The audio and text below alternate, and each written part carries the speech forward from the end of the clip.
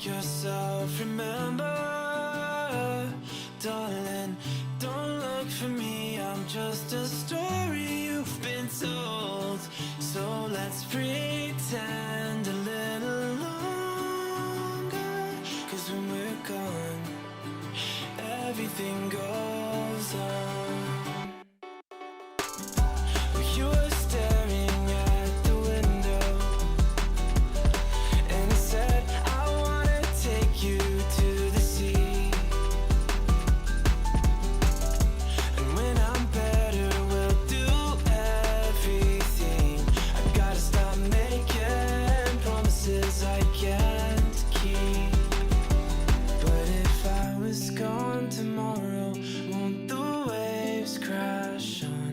Is it selfish that I'm happy as we pass the setting sun? Someday I'll be overcast, but you won't have to cry, 'cause we'll do the grieving while I'm by your side. I said, don't try to make yourself remember. Darling, don't look for me, I'm just a story you've been told. So let's pretend a little longer, 'cause when we're gone, everything goes on.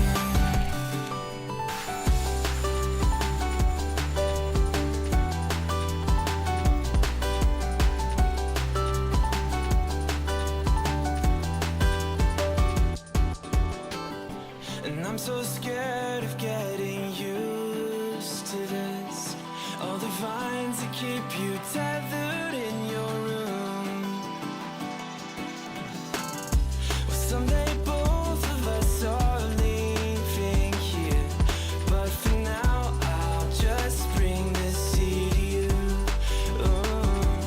Will you meet me in the daylight like we did before? Then I felt you on my shoulder, and you weren't suffering anymore. You said, I'm sorry that you worried, but don't apologize. I told you to forget me, but you stayed by my side when I said, don't try to make yourself remember. Darling, don't look for me, I'm just a story you've been told. So let's pretend a little longer, and when we're gone, everything goes on.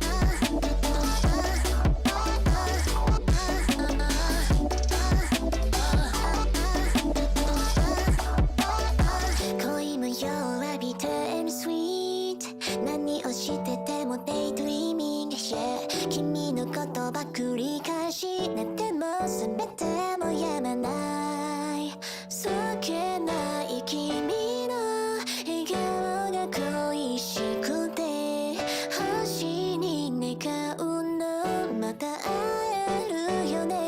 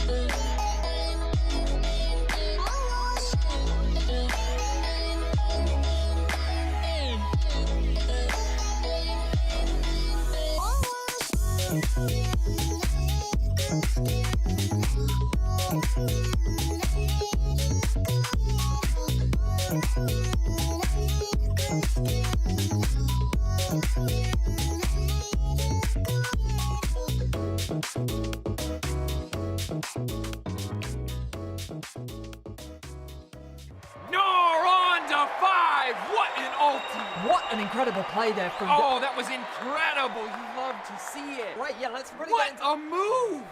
He's just so good. I mean, the persistence, the patience to find the angle. You just don't see that from rookies. He's got it all. He's got the pizzazz. Have a break. Have a Kit Kat. Ooh, that looks good. Do you want to maybe share a little bit? Yeah. What a move!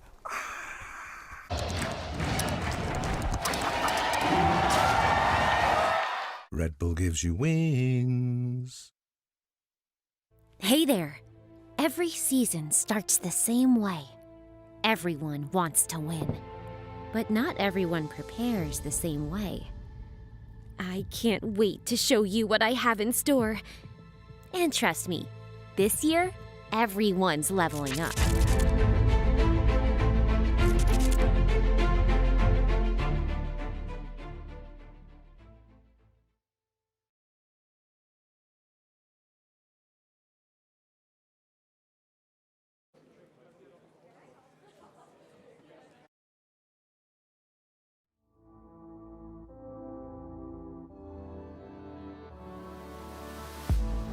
If you had it all, would you look the fall in the eyes? Could you walk away this time? Will you realize, recognize it's never over? And the flame that once had died, awaken. Will you rise above the days to come? Will you be enough? Will you walk away this time? Look to your left, to your right, leave the pain behind. 'Cause we all face the fires, and we stray from the light. Go leave the pain behind.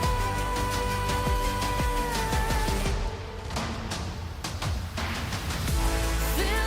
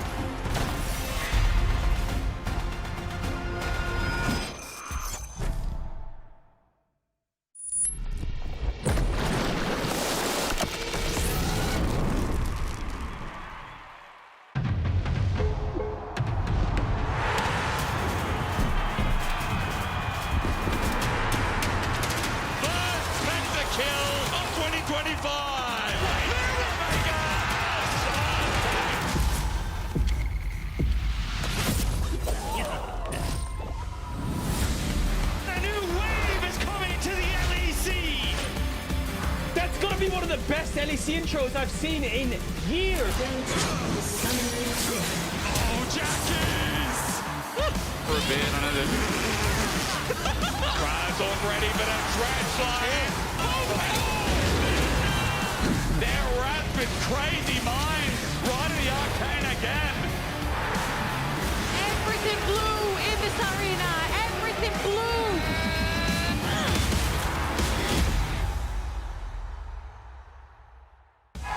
Welcome back, everybody, to LEC Versus for our 5th day of the regular season. Thank you all for being here and for the energy. I absolutely love it. I'm here with Vedius and Finn.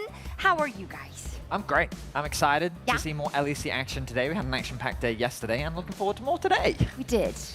I think yesterday didn't really go as I expected. There was a lot of like, not really upsets, but like curveballs in the What standings. about this, Finn? What about this? 2 pentakills in 1 game. I mean, that's unheard of.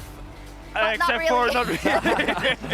What was a record Yeah. immediately became yesterday's news. Imagine being A broken Ice and you record. wake up and you're like, what the hell, Artemis? Like, why? Also, this is how I'm going to judge ADCs from now on. Like, can you get 2 pentakills in a game or not? So the number of pentacles is now the scale that we judge AD carries on? Yes. I think that's perfectly fair, yeah. It's very normal. I mean, it looks very easy now, right? Yeah, super easy on a just failure. pick Aphelios. 200 years. Okay, that's what happened yesterday, but I wanted to look forward a little bit since we are at the halfway kind of point of this LEC Versus race towards playoffs. And I want to give a shout out to Monsieur Yordle, who did a simulation of playoff qualification. So basically the percentage of scenarios in which a team can qualify using 100K simulations. Now, heading into day 2, we had nearly 4.4 trillion scenarios still in play, and Ram's very expensive. But so for maximum clickbait, we've done 1 million scenarios. So that's 0.00002% of scenarios. So take this with a grain of salt. Or Or- we could draw massive conclusions from this data. We So- would never do that. No, I mean, I will. Now, let's look at the top of the table first, Na'Vi. Wow. Yeah. What a team. They're pretty much guaranteed Well, to make it into playoffs. Hold your horses. So basically, because they're at the top here, and that is because they've won a lot of matches against lower placed teams or teams below them that they would have tiebreakers with, which is why they're at the top. But I can also take your side. That sounds very logical. Yeah. However, I am a big believer in faith.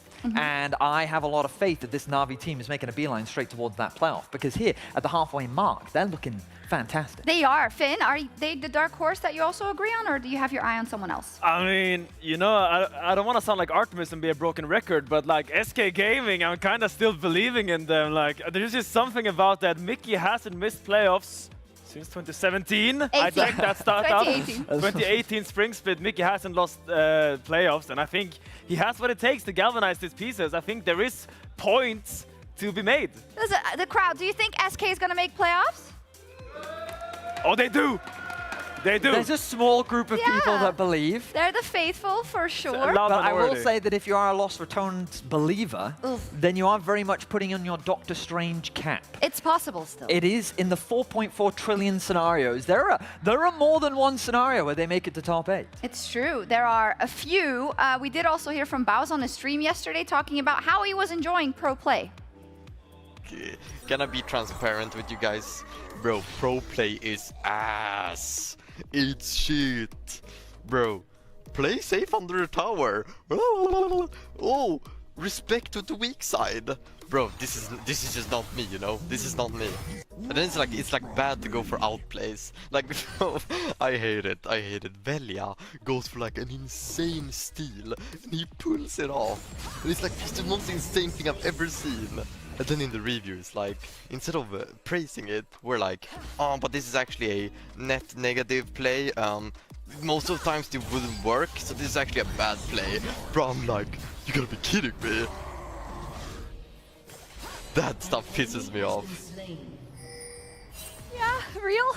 I mean, I don't know. I heard him say it's bad to go for outplays, but when I watch Lost Returns games, there's a lot of outplays happening in those games. So I'm not really sure if I'm buying that argument. Just on the other side. I see. But I think, you know, Baus is also the one claiming after watching Fnatic at Worlds, saying an Emerald Flex team can do better than what Fnatic did at Worlds. He also was talking about like paychecks, stealers, and top laners. And I guess I understand why the arc is now coming to a full circle where there's a lot of people flaming him because of it, but the guy's a content creator. And he's gonna say those things, but now he finds himself in the LEC. I do think it must be a little demotivating. I mean, he's making content, that's Yeah. for sure. And I mean, he's been super entertaining to watch since joining the LEC. But yeah, when you're gonna talk smack, the smack is gonna come back.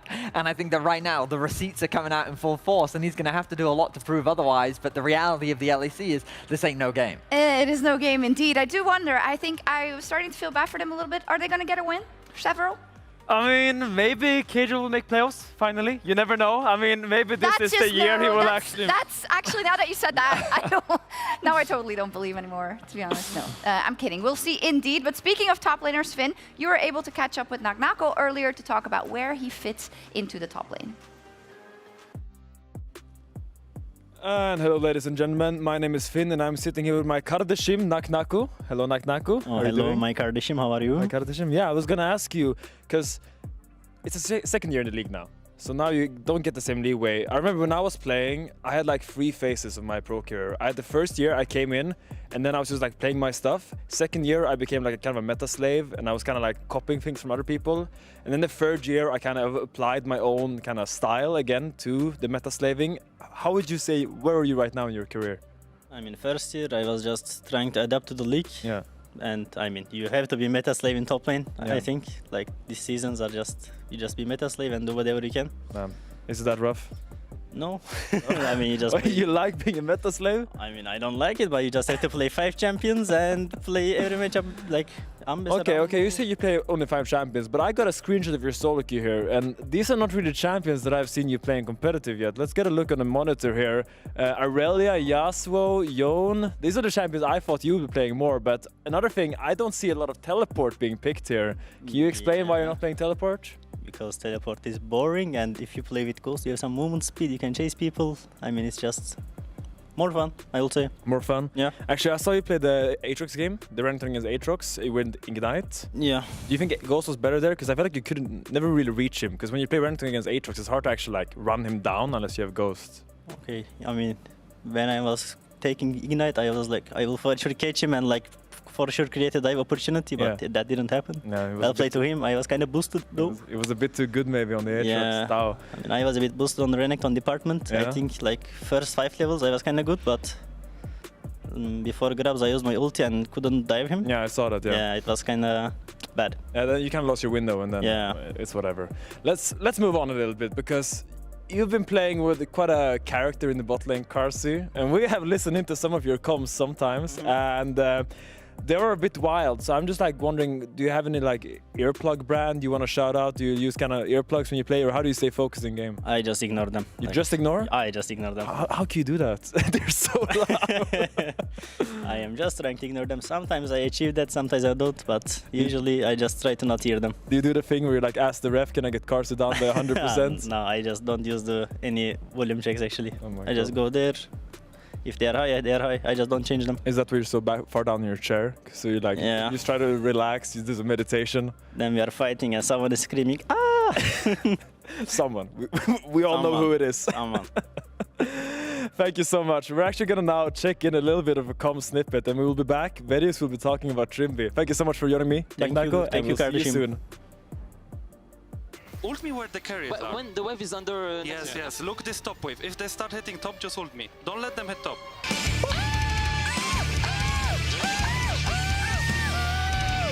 I'll engage. Got it. Okay. Perfect. Look for target. Kill him best.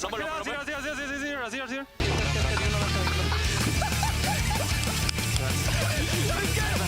Azir CC. Long CC now. Look Azir. No flash. He's dead. Good job. Tower. Next now. Minions mid, next down. Okay, now ICPs. Okay, GG. Easy as Communication is key when it comes to the success of pro players, and Trimby is the man that we're keeping our eyes on to bring that communication to Shifters. A player that, former champion of the LEC, makes his return back here in the LEC to help BDS find that identity that they were looking for. With the rebrand to Shifters, they started their first week at a 2-1, very close to a 3-0. And while today things didn't go the way that they wanted to, today against Vitality, I think things are looking a little bit better. Well, we'll have to see on the Rift if they can pull it off, but the man in the bot lane, Trimby, is finding all manner of engages. When it comes to support engages, providing that communication, and really setting his team up for success, he is the man on the Rift providing that comms, providing that leadership, and providing that identity that Shifters has been looking for throughout the entirety of 2025. Now, as a man, he is providing that leadership, that communication, that solidarity that this roster is looking at. But don't be misled. This man is making plays of his own, as they showed in solo queue earlier this week.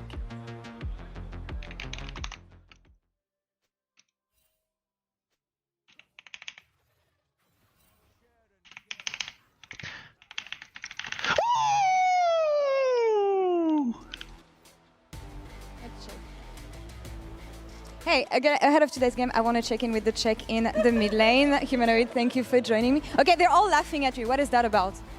They're stupid. They're stupid. Okay, what kind of gameplay can we expect from you today? Is it going to be int or is it going to be good? It's going to be perfection. I will not make a single mistake today, and I will just destroy the opponents. All right, well, just sit down. Fleshy, I love everything you're doing. Casters, over to you for whatever it's going to be.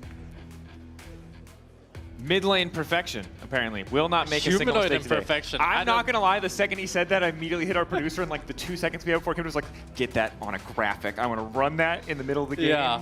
I'll either be running it when the Nexus falls to be like, he called it and he was right, or maybe more likely somewhere in the middle of the game after a quick oopsie. I mean, if Humanoid goes 0 deaths this game, I'm going to be pretty impressed, I think.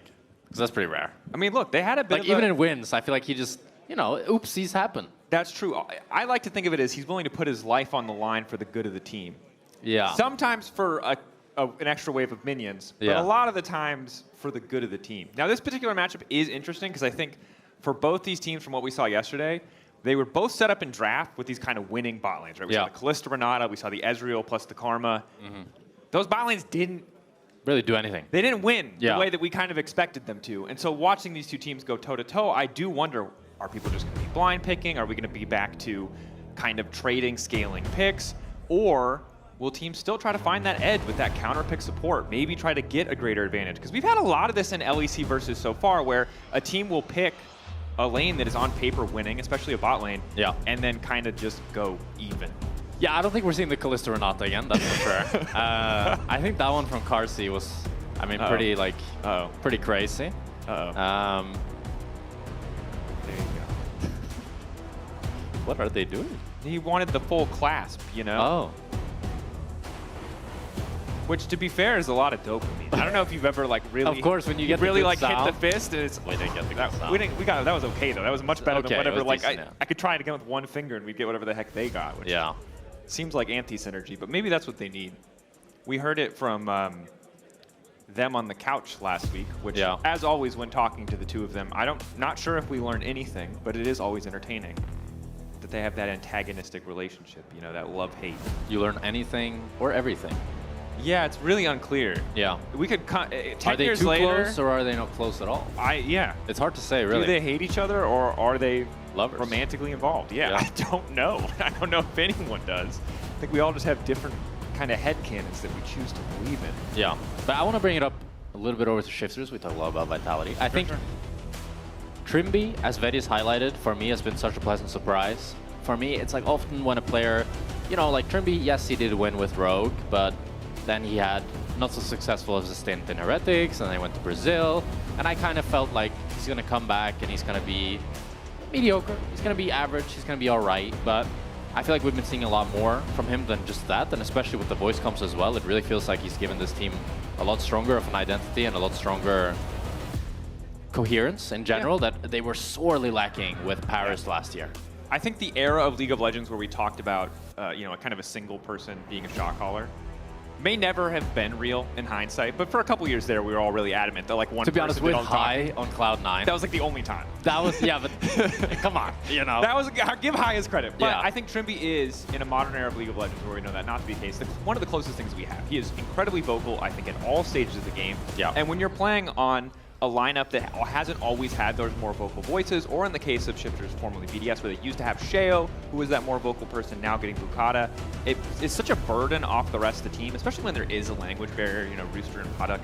Obviously, some level of comprehension, decent language skills, I'd assume. I'm not super familiar, but it's not going to be quite as comfortable as a native speaker or someone who has a little bit more experience with the language. So having Trimby be that voice, have that leadership experience, has been a big boon. We'll see if it pays off on the Rift today, because despite Vitality's chaotic comms, as we saw in the video earlier, they are 2-2, tied score lines for both these teams. Varus, Wukong both taken away, as is the Poppy, Jace, Pantheon, the Renekton going to follow. So some attention paid to the top side. Nako. Yeah, not going to get to play a lot of Ignite Renekton for the rest of the split, I imagine. No, they're really targeting him out seemingly every game, as he's just shown such high dominance. I think yesterday on the Rumble it was, right? He didn't really have... I mean, he had an okay game, but it wasn't such a pop-up performance like we've seen on the Renekton and the Aatrox. Yep. And it looks like now Shifters will be the one to take that Rumble away. And I would love to see Nako answer with something... Well, there's the Corki instead, actually. For context as to why I'm laughing, there's been a lot of pretty heated debates as to whether or not Corki is even, like... Good at all. I mean, he's for sure not bad. He's not bad. No, he's definitely not bad. But is he good? Is he as blind pickable? What do you get out of blind picking has been a big question. And something we can talk more about in game. For now, this is Shifter's first pick. Maybe they have something cooked up for Rumble, so willing to let it go through. Now we have the response into Corki is the Kai'Sa. And you were the first person to really talk to me a lot about this lane matchup. And ignoring supports in the isolated 1v1, Corki should be smacking the Kai'Sa around. But for almost all of last year and this year, it really hasn't been the case in LEC that Corkis get these big advantages against Kai'Sa. Yeah, I do think Corki's early game power has been diminished a little bit, and he's shifted a little bit more into this like mid-game champion. Shit. Yes, yeah. I see. We're shifting all over right now. But Kai'Sa should still lose the lane, in my opinion, but it's just... Kai'Sa can be a hard champion to punish because she has such good wave clear and she has good all-in threat. So you kind of need to always get good short trades, because in any sort of all-in, like an all-in with Kai'Sa and Corki, Kai'Sa can always win it, but it's when Corki can poke her out with the Q, with the ulti, that you can get a big advantage here. What did you laugh at this time? Sorry, they just panned up the striker's face and he looked disgusted, is how I would describe it, but I'm not sure exactly. I'd have to watch the clip back. He did not look pleased with whatever was being discussed or hovered. So now, though, we do have a Vi Rumble. Yeah. So very powerful duo post level 6. Easy way to lock someone up and then Equalizer, get a lot of damage down. Corki as well, going to be pretty powerful around that, first item spike. So you can see a lot of what Shifters are going for here, although they don't have necessarily the big AoE ulti from the jungle in the same way that Vitality do with Elixir on J4. Still a lot of power. And again, maybe not what we wanted from this top lane matchup to see K'Sante versus Rumble, but this is very quickly becoming our most popular. I think it is probably our most popular top lane 2v2, because we've seen this matchup, I feel like every single day. It feels like every game, although I know that's not true. I think especially as well with the Vi locked in, like if you wanted to go something a little bit more spicy that's ranged into the Rumble, it makes it a lot harder because you can always look to target you in team fights. While if you have something like the K'Sante, that's one less target for Vi to ulti, and he can just defend his carries much better than a more wacky pick could. So it makes a lot of sense here with the K'Sante pick. And as we head into second phase, Nautilus banned out from Vitality. Bit of a curious ban, because normally the Kai'Sa, I mean Kai'Sa not, classic, big streamer as well. That was good. I was not ready. The Kai'Sa not combo. Got it. There we go. And then the Rakan banned away from Shifter. So both teams are prioritizing pretty heavily to ban out supports here. Even though no mid laners have been locked in, I think either side are kind of like fine with just trading. Azir is open, Orianna's open. Yeah. A lot of these kind of standard control mages that people have been trading. I mean, the Azir Orianna trade is immediately what kind of speaks to my mind. Definitely the case. Final ban here. Blue side in this phase. Not the final ban, because they, of course, have swapped sides, as I'm still getting used to. Yeah. Here taken away. Okay, so actual last ban here from Shifters. Do they want to limit that mid pool again? Do they feel like they have to respond with an Orianna now that the Azir has been banned? I think it makes a lot of sense. I mean, the Jarvan as well sets up that Orianna ball pretty nicely, and you can get them in the Jarvan ulti and then get the Orianna ult, so it would make sense if they decide to take it away, which they do. And now you still have champions like the Ryze on the table. You have Taliyah. I think Taliyah for Shifters sounds really, really nice with the Taliyah Vi combo, always a classic. And then maybe a Ryze here for Vitality makes a lot of sense, and then looking to last pick support. That's at least the type of vibe I would go for with this draft, because that way you ensure that you have a good lane for the Kai'Sa. You could choose to just go something like the Nico, as that has always had a pretty good laning phase with the Kai'Sa, and that's what they end up doing. Like, Nico doesn't really have any counters. There's nothing that really beats it. They banned out the Nautilus because that's like the one thing that can actually get on top of her. But with that Nico, you have a really good laning phase. And Nico after level 6 as well has a really good engage. We saw Prime yesterday, finding a lot of good angles. And I still just stand by, I think Nico is one of the most broken supports that has ever existed in competitive league. It's like the only range support that can face check up rush for free and also has a relevant team fighting ultimate. Yeah, and like scales for some reason. Like, it's really wild. Yeah. And don't get me wrong, you can get comparable impact out of other champions. Nami certainly one of those champions. It's just harder to do. Yeah, I mean, one team has the most broken support in the game according to Dracos, and the other has the Fish. So we'll see how it goes for Shifters as they luck. I don't know the Nami lore. I wish I did. I would Fish Queen? I don't know. Is that a crown? I don't know. Really can't keep up with what the hell is going on with Nami. Why is she I don't think much things have Is she changed with Nami. constantly She's like drowning? 10 years old. Does she have lungs and gills? It's really just hard for me to understand. Now though, the final lock-in. What are we going for here? Ooh. All right, Spice here in a the middle little lane. bit of spice. So he ends up going for the Swain, trying to think through his thought process here. So Swain, traditionally, is very good into kind of low DPS, low range comps. I think Kai'Sa can melt through him relatively quickly, but the thing that Swain really loves is when champions enter his range and he can just suck them and not die. It's going to be a Zoe for Humanoid here. So he really wants to try to bring some of that range to the composition to try to counter that Swain, but I mean, it feels a bit weird because like his Humanoid's whole team is going to be all diving in, but he's going to be like poking. Yeah, but he doesn't really have that much It's one thing if you follow-up. get like that Varus or the Jhin or kind of that utility AD carry to pair with the Zoe where you're both playing at a... But everyone except for Humanoid wants to dive in. Yeah. And I don't mind this in the context of Swain. As you so graciously described, Swain just wants them all to be in suck range, you know? He just wants to be getting as much health as he can off a lot of these low damage melee picks, the J4, the Cassante if they don't pull ahead. The Nico as well after that initial burst, right, doesn't offer a whole ton. So you can see the vision from the side of Shifters and certainly some really good team fighting ultimates, the Tidal Wave, the Rumble Equalizer, a lot of power there. One real source of like reliable engage though. And in the Vi, I think could make things a little bit tricky. Yeah, that's definitely what I have my eyes on as well, because with Swain wanting such prolonged fights, you'd really traditionally want more engage around him to make sure that that fight is continuing. But with the fact that he only has the Vi as really his front line and as his one source of engage, Nami much more serving that disengage purpose with the big wave. I think it might be a hard game for Swain to not just get kited out and for Vitality to really be setting their pace with all their engage, but we'll have to see. We're gonna have to find out. Time to get into our first game, day 2, week 2, LEC Versus. Both teams at 2-2 on day 2 of week 2. So some nice symmetry here. Not game 2, sadly. It is game 1. Oh, we got a cheese. Let's see if it works. Maybe a flash burnt if Humanoid gets to eat. A little Emmentaler? Oh, they don't even use it. A little cheddar? No. Just wanted to say hi. Sometimes you just gotta show up and wave to the opponent. Yeah. Oh, a Ghost for Humanoid this game. I don't know if I've ever actually seen Ghost on Zoe before. It sounds a little bit like counterintuitive because most of your poke is done through the ultimate, but I could definitely see him like kind of running around being annoying in team fights. But also the Ghost for Nuke as well, so maybe he was thinking that Nuke would take the Ghost, so he wants to match it to always be able to either run him down or escape. Yeah, I mean, getting out of the range of Swain ulti is really important. Yeah. In situations where you're under kill pressure, right? Out of range of the Demon Flare. The ulti does fade really quickly if you don't have champions in the immediate vicinity. So I see the logic. And if it was just a blind bet on what summoner spell Nuke is going to take, then a good prediction from Humanoid certainly pays off. Early game. What's going to happen, Jack? Because to me, it looks like maybe not a lot. I guess Linsis is the one guy who maybe wants to get active on the map pre-6. Yeah, I think for me, bot lane is the only lane that I could see stuff happening in because it's double range. Both of them are going to be poking each other out. You can see the trades are going back and forth here. Trimby is able to slightly sustain Padak, but it's still Karsi and Fleshy that are getting the better ends of the trade here.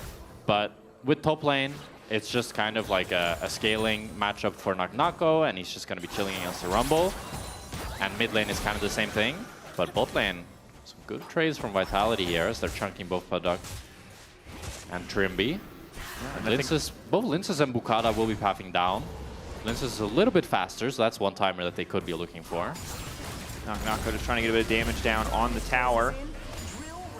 Naknako has a big push. I'm quite surprised that he was able to get such good prio that he can already proxy this early on in the game. And of course, the top lane matchup. Unfortunately, I think we are hoping for more of a fist fight when we talk about the champions that we're going to get picked here. Because these are two guys who have been very explosive, and Knock certainly having a pretty stellar year individually thus far. The removal of Teleport, the addition of Ignite, his Renekton, it's doing a lot of work for him. So we thought this would be important, but maybe instead we need to focus on the bot lane matchup as they continue to fist fight. Overall, though, top lane picking the Rumble Cassante matchup. I think the fact that Knock is proxying has brought it back to a stage where there's something to be learned, something to be studied. Otherwise, it would have been pretty just, bog standard top lane. Yeah. Linces finds Bukata here, flags and drags in. Doesn't look like Bukata will win this. Oh, Breaker flash what the hell? past. The team's on the way up, but what? Hey? Oh, okay. The first blood. Now they're going to go for more. Trimby's in trouble. Guys, I'm dizzy. I don't know what to say about that particular sequence of plays other than it's working out incredibly. Flashed in. Carzzy, well played. I'm so bamboozled. I mean, maybe this was... Yeah. What I think did we just watch? Bukata tried to predict Linces' flash, so he wanted to queue the other way, but then he realized his team was not moving first. Or he thought he wins the fight, even though his team is not moving. I'm not sure. Big mistake from Bukata there is going to cost Paduk and his own life. So we'll watch the replay here. I mean, so Bukata could be thinking one of two things, I'd say. Either he knows that Linces wants to flash to cancel it, so therefore he queues in, or he just thinks, I'm going to queue onto Linces. Which doesn't really make sense, because why would he think that he's going to queue onto Linces when Linces is winning 1v1 and his team is, both his mid laner and his bot lane is moving first? It's definitely a questionable play there.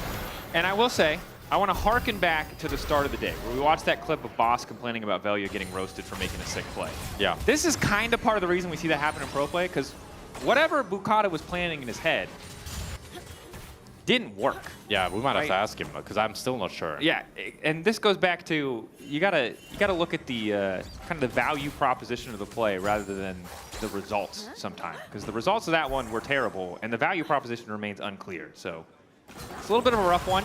Has put the team at a decent early game deficit.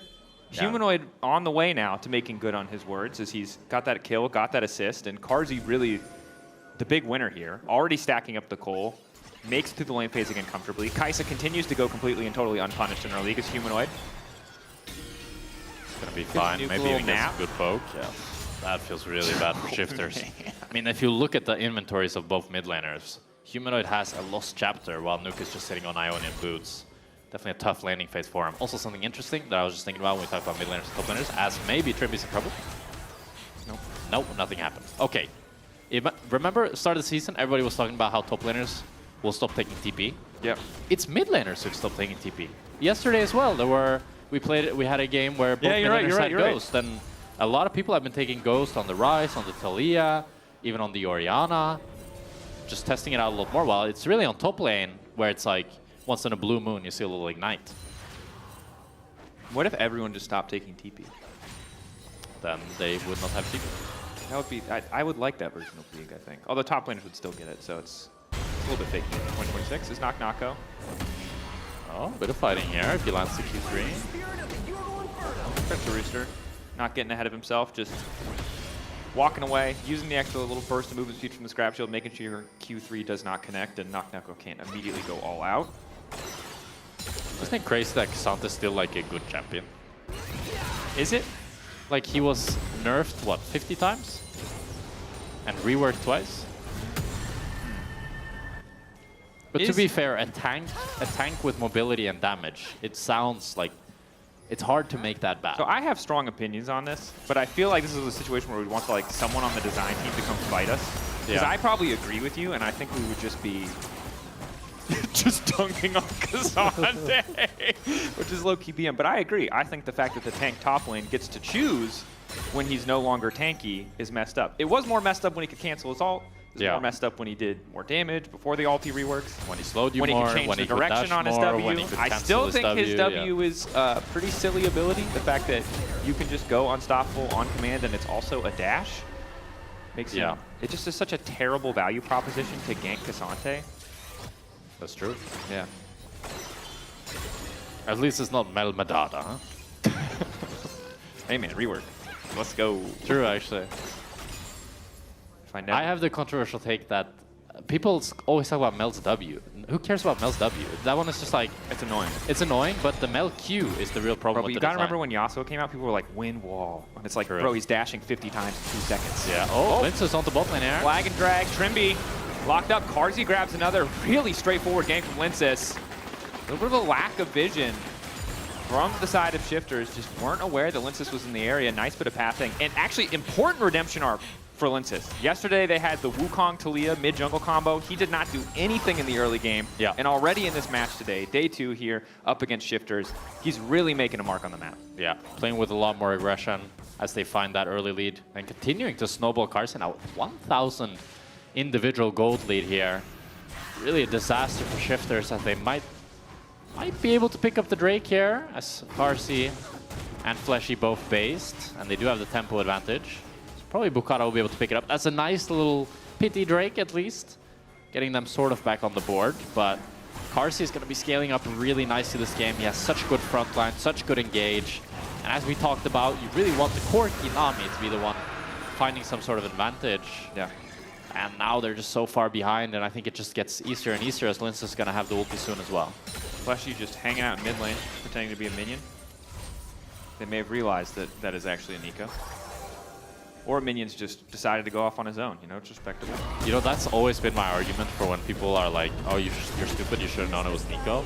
Yeah. Like, sometimes Minions in League, they do They weird just things, wander bro. off Yeah. for no reason. Like, I've had some, you know, sometimes like the wolf just starts hitting you. Yeah. And you're like, what is going on? It's Nico. It's not though, it's just a wolf. Like, what's it doing? Do you think that Nico will be a little bit worse of a champion if they like fix everything so the minions work as intended 100% of the time? Yeah. I would never die to Nico She's them. There you go. That's Kappa, I would still die. Me too. I'm not counting minions. Yeah. You gotta look at your lane opponent. You gotta check the shop every once in a while. Good news again for Vitality. They already had a massive gold lead. Yes, they did concede to Drake, but 3 kills, 2,000 advantage, and now 3 grubs to boot. So essentially full control of the game. And I gotta say, I feel especially bad for Nuke mid lane. Because not only did Humanoid just talk about playing a perfect game, which is just, you know, he's gonna do it against you if it's gonna happen, which is, you know, puts a little more pressure on, but his jungler put him a little bit behind. Enemy bot lane wildly far ahead, and the one champion that can for sure out DPS him and make all that healing irrelevant is Carzzy. Carzzy's already got a Kraken Slayer. Yeah, definitely the worst person for Shifters to get fed. As Carzzy now should be pretty easily able to weather the storm of this poke, but looking for a gank here through lane. Does have the ultimate. Fleshy crucially has no flash. I think that's a good target to look for because Carzzy has both the ulti and the flash, so it's hard to lock him down. Through immediate instantaneous ult. He's going to respond with all of his own, and well played by the side of Shifters. Beautiful execution. Simple as they get the Vi ultimate into the Nami tidal wave. And Fleshy ends up going down. Knock looking for the solo kill. Going all out. Quick flash back from Rooster. So just a flash advantage for Knock. That's really going to be rough. Especially if Linces pays attention on the top side. But yeah, that is a Cassante classic. That is a release Cassante looking sequence there. It's an Ebby classic. Oh, Humanoid might be in trouble. But Bukata's no ulti, so I don't think he's in trouble. But he gets those 3 autos. Boom. Bukata's like, damn you. The third hit with the excessive blows is... What if Bukata's dead though? Super dopamine. He's not dead, he's fine. Yeah, he was I will... What if he's dead though? What if he's dead though? No, he's flagging. Oh, he didn't hit! Trimmy's away. What if Lince is dead though? No, okay, he's fine. He could. I think he would have killed him if he got the flagging drag. But I guess that's a different timeline, so. Why? How did this just happen unconsciously? That Betty talked about Doctor Strange earlier. True. It continues to just be in the back of our heads.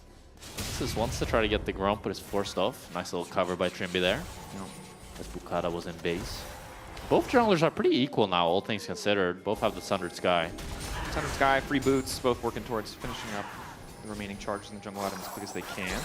Again, I do think it's easier a bit for Vitality to play the game. One of the things we talked about in draft was like, how does Humanoid fit into this composition? Yeah. And on paper, in the world of, you know, RuneScape duels, front-to-back team fights, that we're going to line up Revolutionary War style and just shoot at each other with muskets. He doesn't.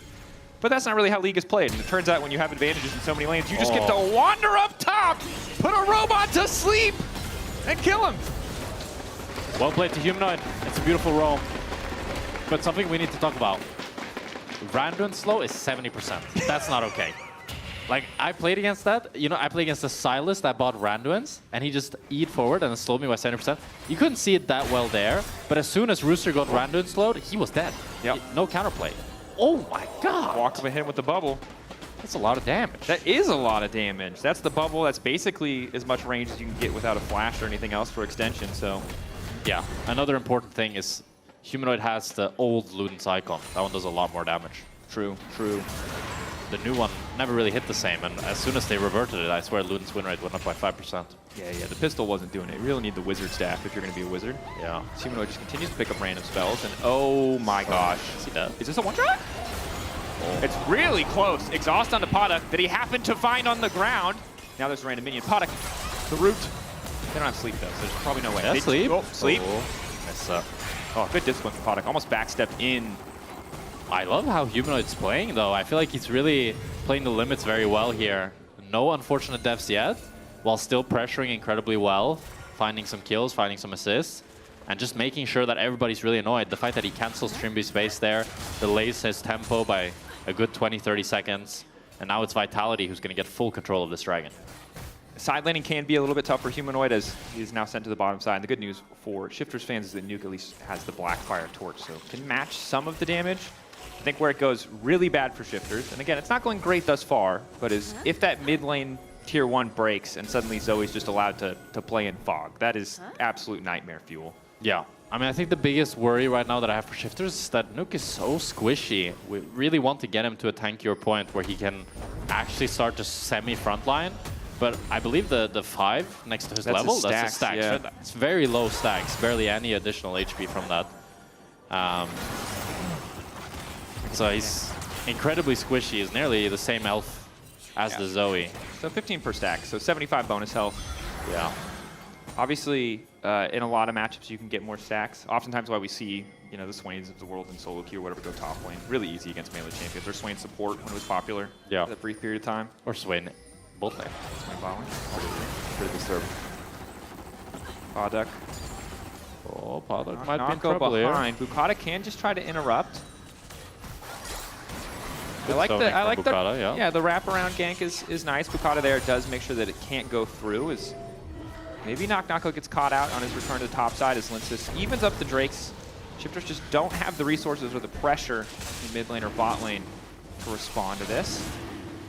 They're not going to get anything out of the potential attempted punish on Knock after he roams mid. So he's back top in time to catch a wave, and all things going pretty swimmingly for Vitality at this point. Yeah. Just a free Drake for them. They get to deny any sort of cross map from Shifters. Now the next objective is this Herald. Crucially, I think Carsey should have the Rage Blade. No, looks like he still doesn't have it. So both Poduk and, oh my god, Trippy is dead. Trippy trying to get away with some additional movement speed. Bukata is there. Flash backwards. So much fall-off damage onto Linsis. Immediately the Vial coming out as well. The cease and desist. And the shutdown for Poduk. You can see why Linsis went for the play. But Trimby just happy to have the team right behind him. Yeah, with how fast Trimby's HP bar went down, I thought for sure he would be going down regardless of the flash and heal. But he ends up finding his saviors in Bukata and Poduk. And it's actually Linsis that ends up falling. Still though, it's not going to be a Herald for Shifters. So they don't get much more than just the gold bounty from Linsis. That's Humanoid. Oh, he knew. Him. Oh, and the Eagle, oh, he's just dancing on him. Bukata is going to back up as well. There's a lot of damage coming in from Rooster. Humanoid, though, taking his sweet time, and Fleshy going to take the kill. Humanoid's presence of mind here and his awareness is really, really nice as Fleshy is able to rotate and help him pick up that kill. I've been really impressed by Humanoid this game. Very, very happy with him. Yeah. It's kind of what you want to see. Again, we know anyone who's watched Humanoid over the years knows that his performance kind of waxes and wanes. Yeah. But it's good to be reminded of what it looks like when he's having a good game. It's Carsey taking a lot of damage. Poduk is going to get caught out here. It's a little bit deep. Big shield coming in from Carsey is good. Poduk flashing out barely living. Q flash from Bukata. Bit of redemption after the fumble earlier in the game, and now Fleshy's in trouble. Linsis can try to save, but I think Fleshy still drops here. They're debating which one's real. Almost trip him up. Bukata grabs another. Actually, Nuke takes the kill. Nice to have. A really nice flash Q by Bukata there, but I feel like it's a classic Vitality mistake. Carsey and Fleshy, they're fighting while Linces is doing the Herald. So, of course, they're going to get outmatched. You know, they're going to have numbers on the other side, and Fleshy's still looking for this play, while Carsey is so low. He tries to get him, but Paduk just barely lives with the flash and barrier. But then the problem is your jungler's doing Herald, while the enemy jungler has nothing else to do, so he can come and kill you. And 2 kills going over to Shifters, and the gold lead that Vitality had built up is slowly dwindling. That it is, but they do have the Eye of the Herald. I imagine they use it mid here. Yeah, they're certainly grouping up for it, as Linsas is going to place it here. And Nako is level 14, very tanky. I don't think anybody's really going to be getting through to him just yet before Nuke or Paduk gets their penetration. Tower, Nuke going over the wall. Claw not gonna hit, no root, so no real chance to follow up. This Fleshy just throwing down a little bit of poke here. Turns invisible, but Bukata immediately collapses. The tidal wave to follow, Nuke to grab another kill, and Fleshy overconfident again. Some big mistakes from Fleshy here. They engaged on mid lane, where he spent his flash, and now he has no flash for this play. They end up overstaying. Another kill going over to Shifter, so even though they placed the Herald, it ends up being a pretty gold neutral play. And now we look ahead. Chemtech Drake spawning in 1.5 minutes. Both ADCs on pretty much the same items, and same can be said for pretty much every role. Nako with the only one that has a considerable lead. Yep. And he's really the man to look out for, as he is so tanky that he can buy a lot of space for Vitality's carries. But then it's up to Fleshy and Linces to find that sort of engage that Vitality really needs. Yeah, Nako, someone who can rip Paduk out of the fight, someone who can take Nuke out of the fight as well is big. Nuke finally getting a little bit more HP. Looks like we're going to have a Rylai's second here. So once he gets into the thick of it, will be pretty difficult to get away from him, especially with the Ghost running. I just realized Nuke has 2 kills. Yeah. Did he get some of the kills on Yeah, he used W, Fleshy? the Vision of Empire, just came through on... Actually, he's just killed Fleshy twice, yeah. Oh, yeah. Wow. That feels so strange. Yeah. But he is with the CS lead and now with the 2 kills as well. Ahead of Humanoid. Yeah, very strong. But ooh, mid lane down. Bubble still hits from Trimby. That's a nice bit of poke back. Humanoid has to be careful. But not going to be too concerned. No real flanking wards here. So Vitality, while they don't have perfect understanding of where enemy vision is, they're pretty comfortable just to continue fishing as... Oh, there's another W connecting. A bit more HP for Nuke. Linces trying to look for something here, just forcing them out. They really want to have control of this Drake, but since Nako was forced to head top, it's Rooster with the first move. So Humanoid B caught out, tidal wave to hit a couple, but he's going to take a quick nap. Quick trip back to the fountain. Supports the #1 target for both teams this game. Should be way too far forward. Yeah, both teams have such good pick potential, and both supports are just too damn squishy. It's really easy for both teams to look to pick them off. As Trimby makes a mistake there and ends up going down, that's going to be Dragon going over for Vitality. Picking up their second. Of course, for either side, Chemtech, you know, solid to have. The Soul, really, really good for Nako or for Nuke on the opposite side. But in general, a decent amount of value is most of our games. To be honest, the heal, well, now that I think about it, the individual Drakes this game for Vitality is so useless, actually. Like, heal and shield power and tenacity.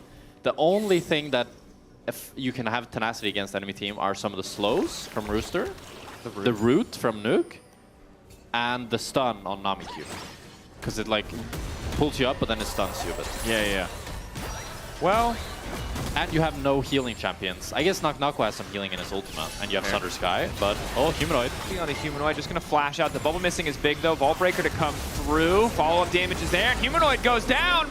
I told you, he would die. Prophetic. It's never going to be a perfect game, as Shifters are now running away. Paduk is caught. Fire. Another decent engagement. Paduk is still living for now. Big Corky follow-up damage. Q-flash again from Bukata. Carsey goes in and dies. Didn't really have a better option.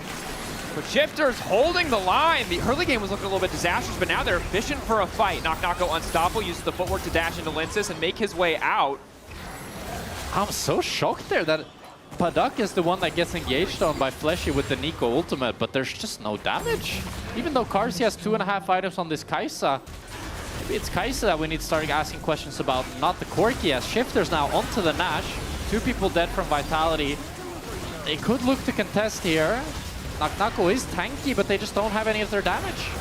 There's a lot of damage in that pit. If Knock-Knocko goes all out, he's going to get killed really quickly. Fleshy, pretending to be humanoid. No ulti of his own available, maybe just hoping his presence will scare him off. Real humanoid there now, and Lince is on the flank. I think they should just be happy that the Baron got stopped, but they're debating. Maybe feel like they can push, extend the play. Yeah, Knock-Knocko looking to cancel some bases some more, as it's Vitality are starting the Nash now. Okay, it's their turn. Mom and Dad said it's their turn on the Baron. Good poke from Humanoid. Nuke still hasn't ulted, still has the Ghost and Flash. Just be careful not to overcommit. Immediately going to ult before the sleep can come all the way through, and Lince is down. That's the key to start the fight. The fall up there for Bukata. Nuke refusing to die. Knock-Knocko pulls it back, but might just pull him to his own death. No!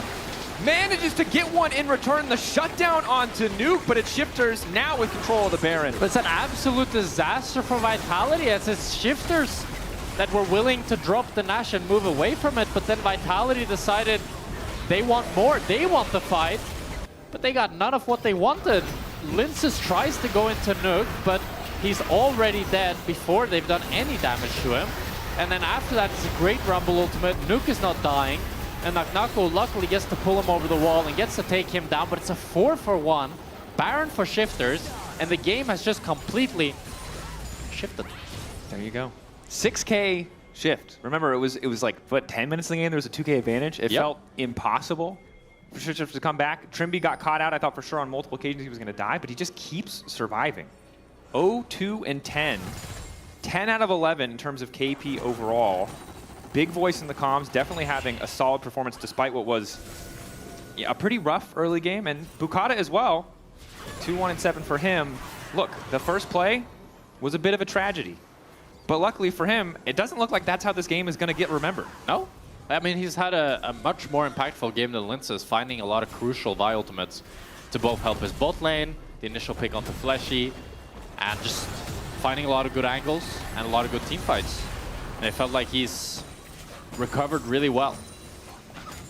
Definitely has. Vitality now trying to hold the line here, but Shifter's happy to just keep mopping up this gold. Humanoid is trying to split push up top. We'll get to see how much damage he does, as tier 2 top was very low and he already got that, and he's continuing to push. Vitality, though, they don't have a lot of wave clear without Kai'Sa and Nico. So and there's keep two pushing. members on the bottom side here. You can see Carzzy starting to hover towards the bottom lane, and Shifters don't have perfect information on where the enemy team is, so they don't want to over push, but Vitality taking some risks and taking some pokes. You can see Knock-Knocko getting chunked there. Yeah, they're getting a lot of chip damage on this inhibitor, but Humanoid is just continuing to split push. It's just playing split push Zoe. Gotta respect it. Electra empowered passive damage definitely feels good.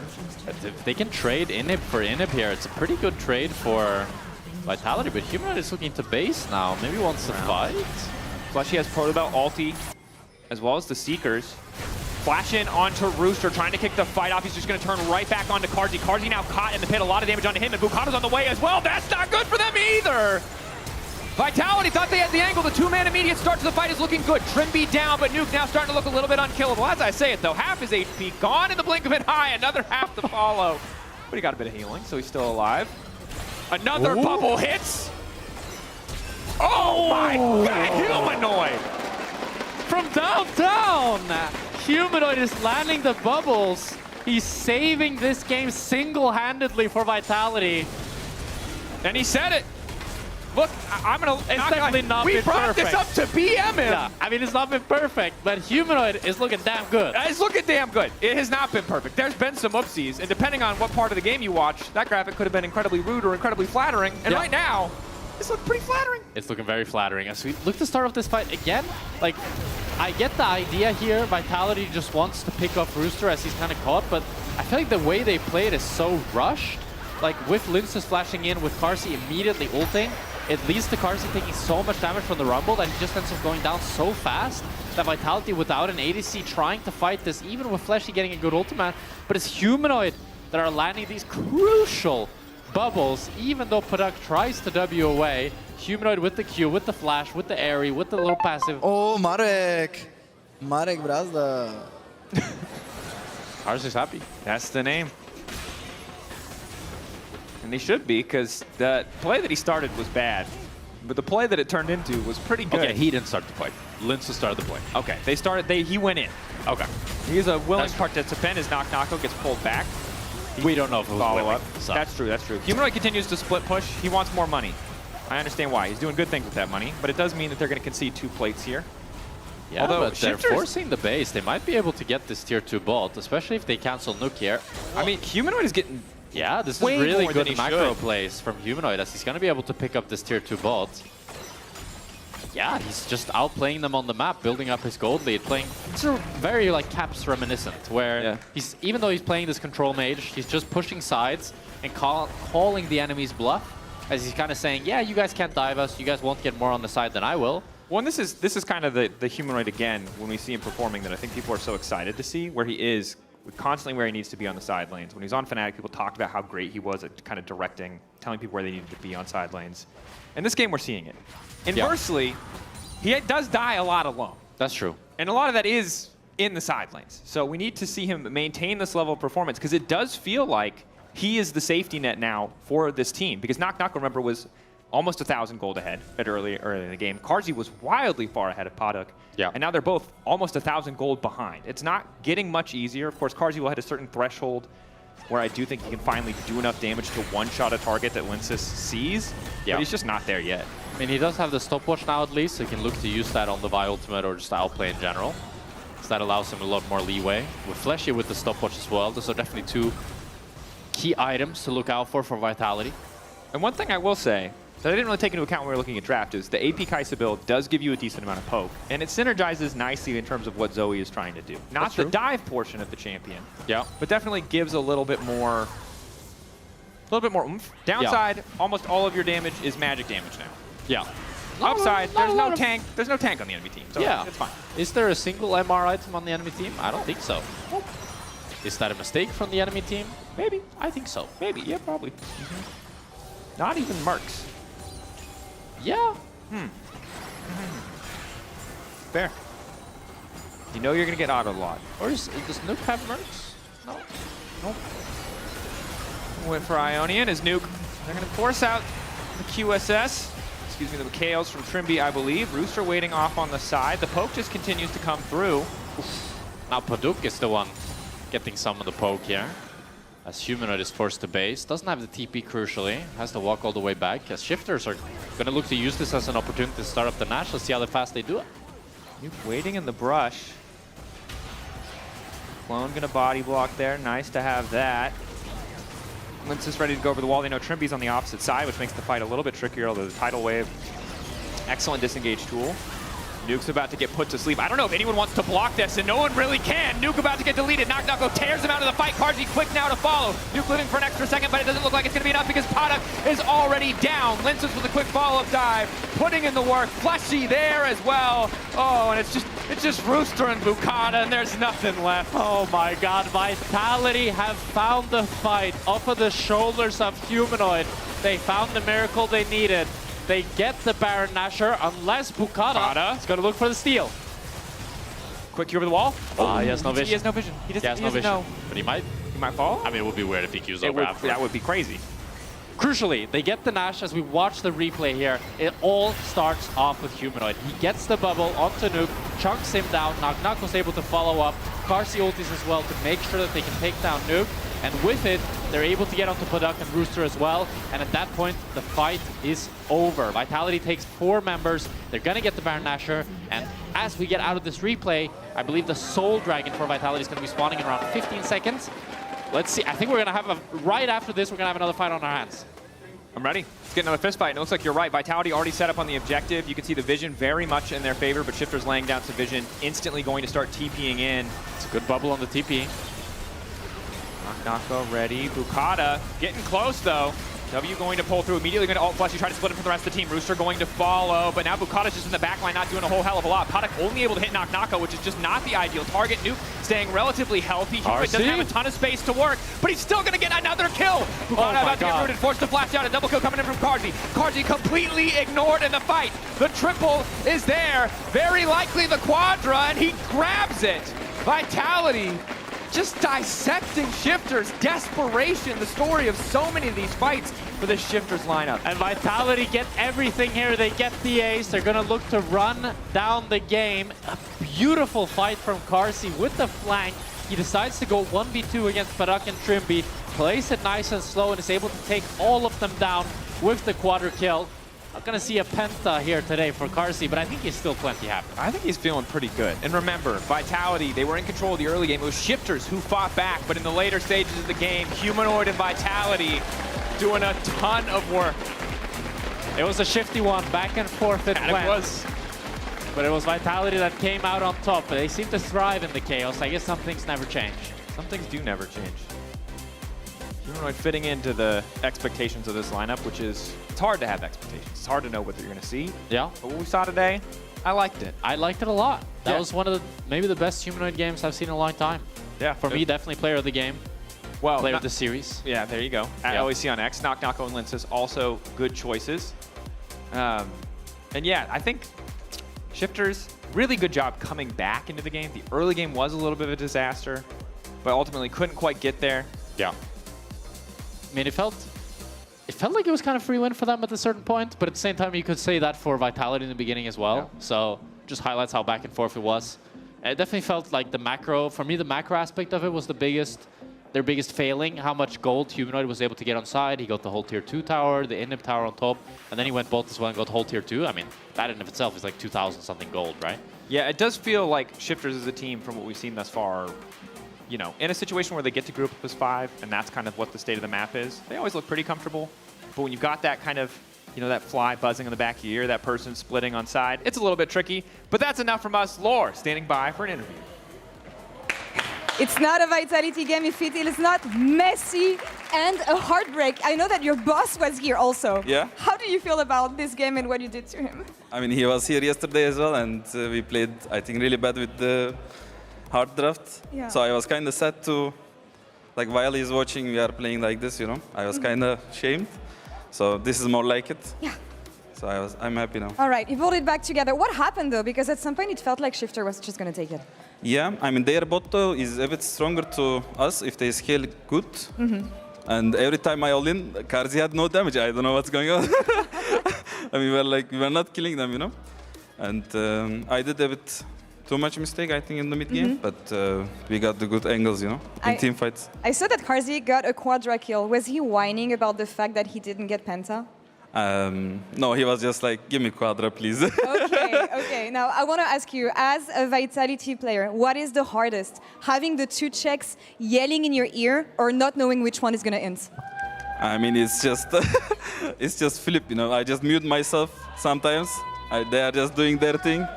Let's go.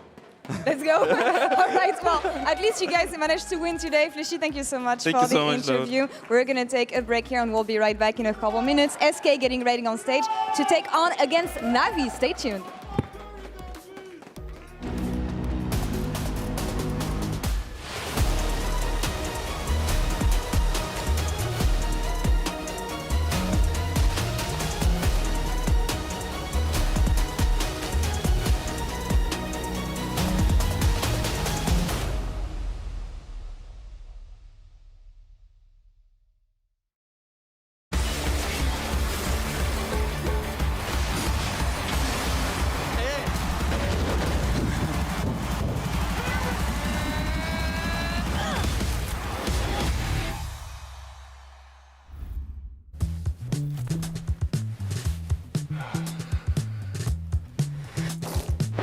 Damn it. Hey, Dragos, you ready for the... Oh, that doesn't look good. Wait, I have a solution, but you have a break. I will be right back. Just wait.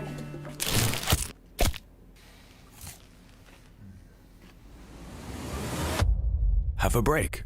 Have a Kit Kat. See? I told you we'd figure it out. I don't think this counts. Come on, let's go.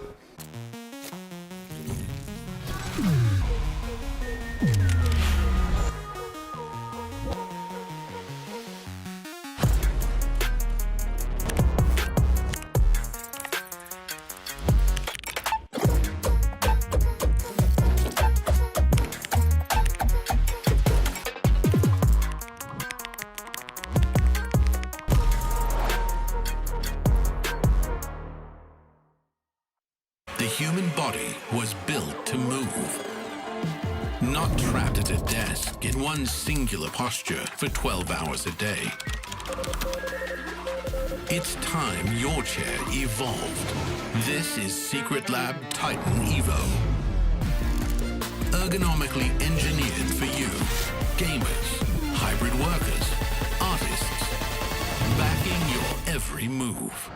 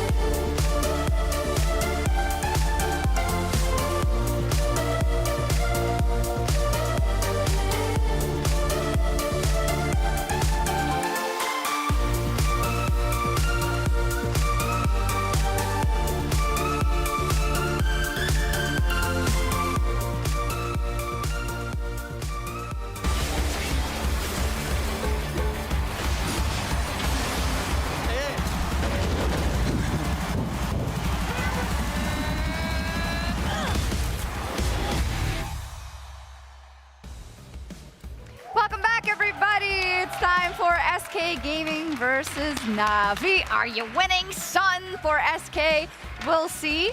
Kind of, maybe. But we have a couple of cool matchups, and one thing I wanted to bring up is that we've had the 2016 trend going a little bit viral, right? People sharing their amazing photos, and we thought perhaps we can look at Mainter and Wonder from 2016 to 2026. Finn, in 2016, Wonder actually went to his first World. Man, Wonder doesn't age, does he? He looks No, very similar. no. I mean, he looks even better. I need his moisturizer. That's crazy. Yeah, we do. And Mainter, of course, was probably looking up to him. It's crazy for me to think that there are so many players now who looked at these players, idolized them, and thought to themselves, I want to be there one day. And now for Mainter to go up against what is a legend of the LEC, I mean, it must be an amazing experience. Yeah, speaking about 2016 memories, Mickey gave an interview talking about Leader last week, and I figured this quote could just as well has been from 2016 or 2018, but he said he needs to try a little bit more in solo queue and work on his champion pool if he can play mages as well. Finn, I have seen this so many times. Okay. I love Leader. I was a big Leader defender, and I have a lot of hope in him, but he really has been disappointing me a little bit. I expected a lot more from Leader coming in this week, and I really thought he would show more. I thought week 1, the Aurelion Soul didn't really work out. Week 2 now, we're back on the Echo, we're back on the melees. I'm gonna see him owning.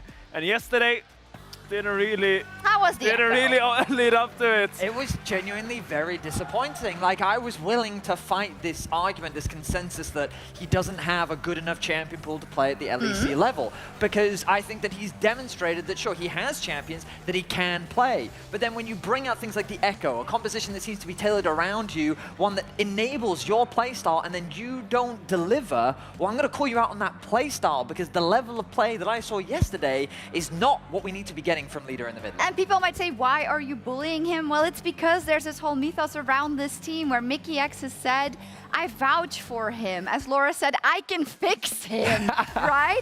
And that's why we're looking at that through such a magnifying glass, because Fetty, he is a pivotal point to the success of this roster. Absolutely. I mean, again, similar to what we said about Bounce at the beginning of the day. When you're going to talk smack, you better be able to back it up. And in the same instance here, Mickey has put a lot of faith and a lot of confidence, and he's willing to challenge this idea that the community has that this roster isn't going to go anywhere. But when you deliver results like you delivered yesterday, I mean, that's just going to add more fuel to the fire.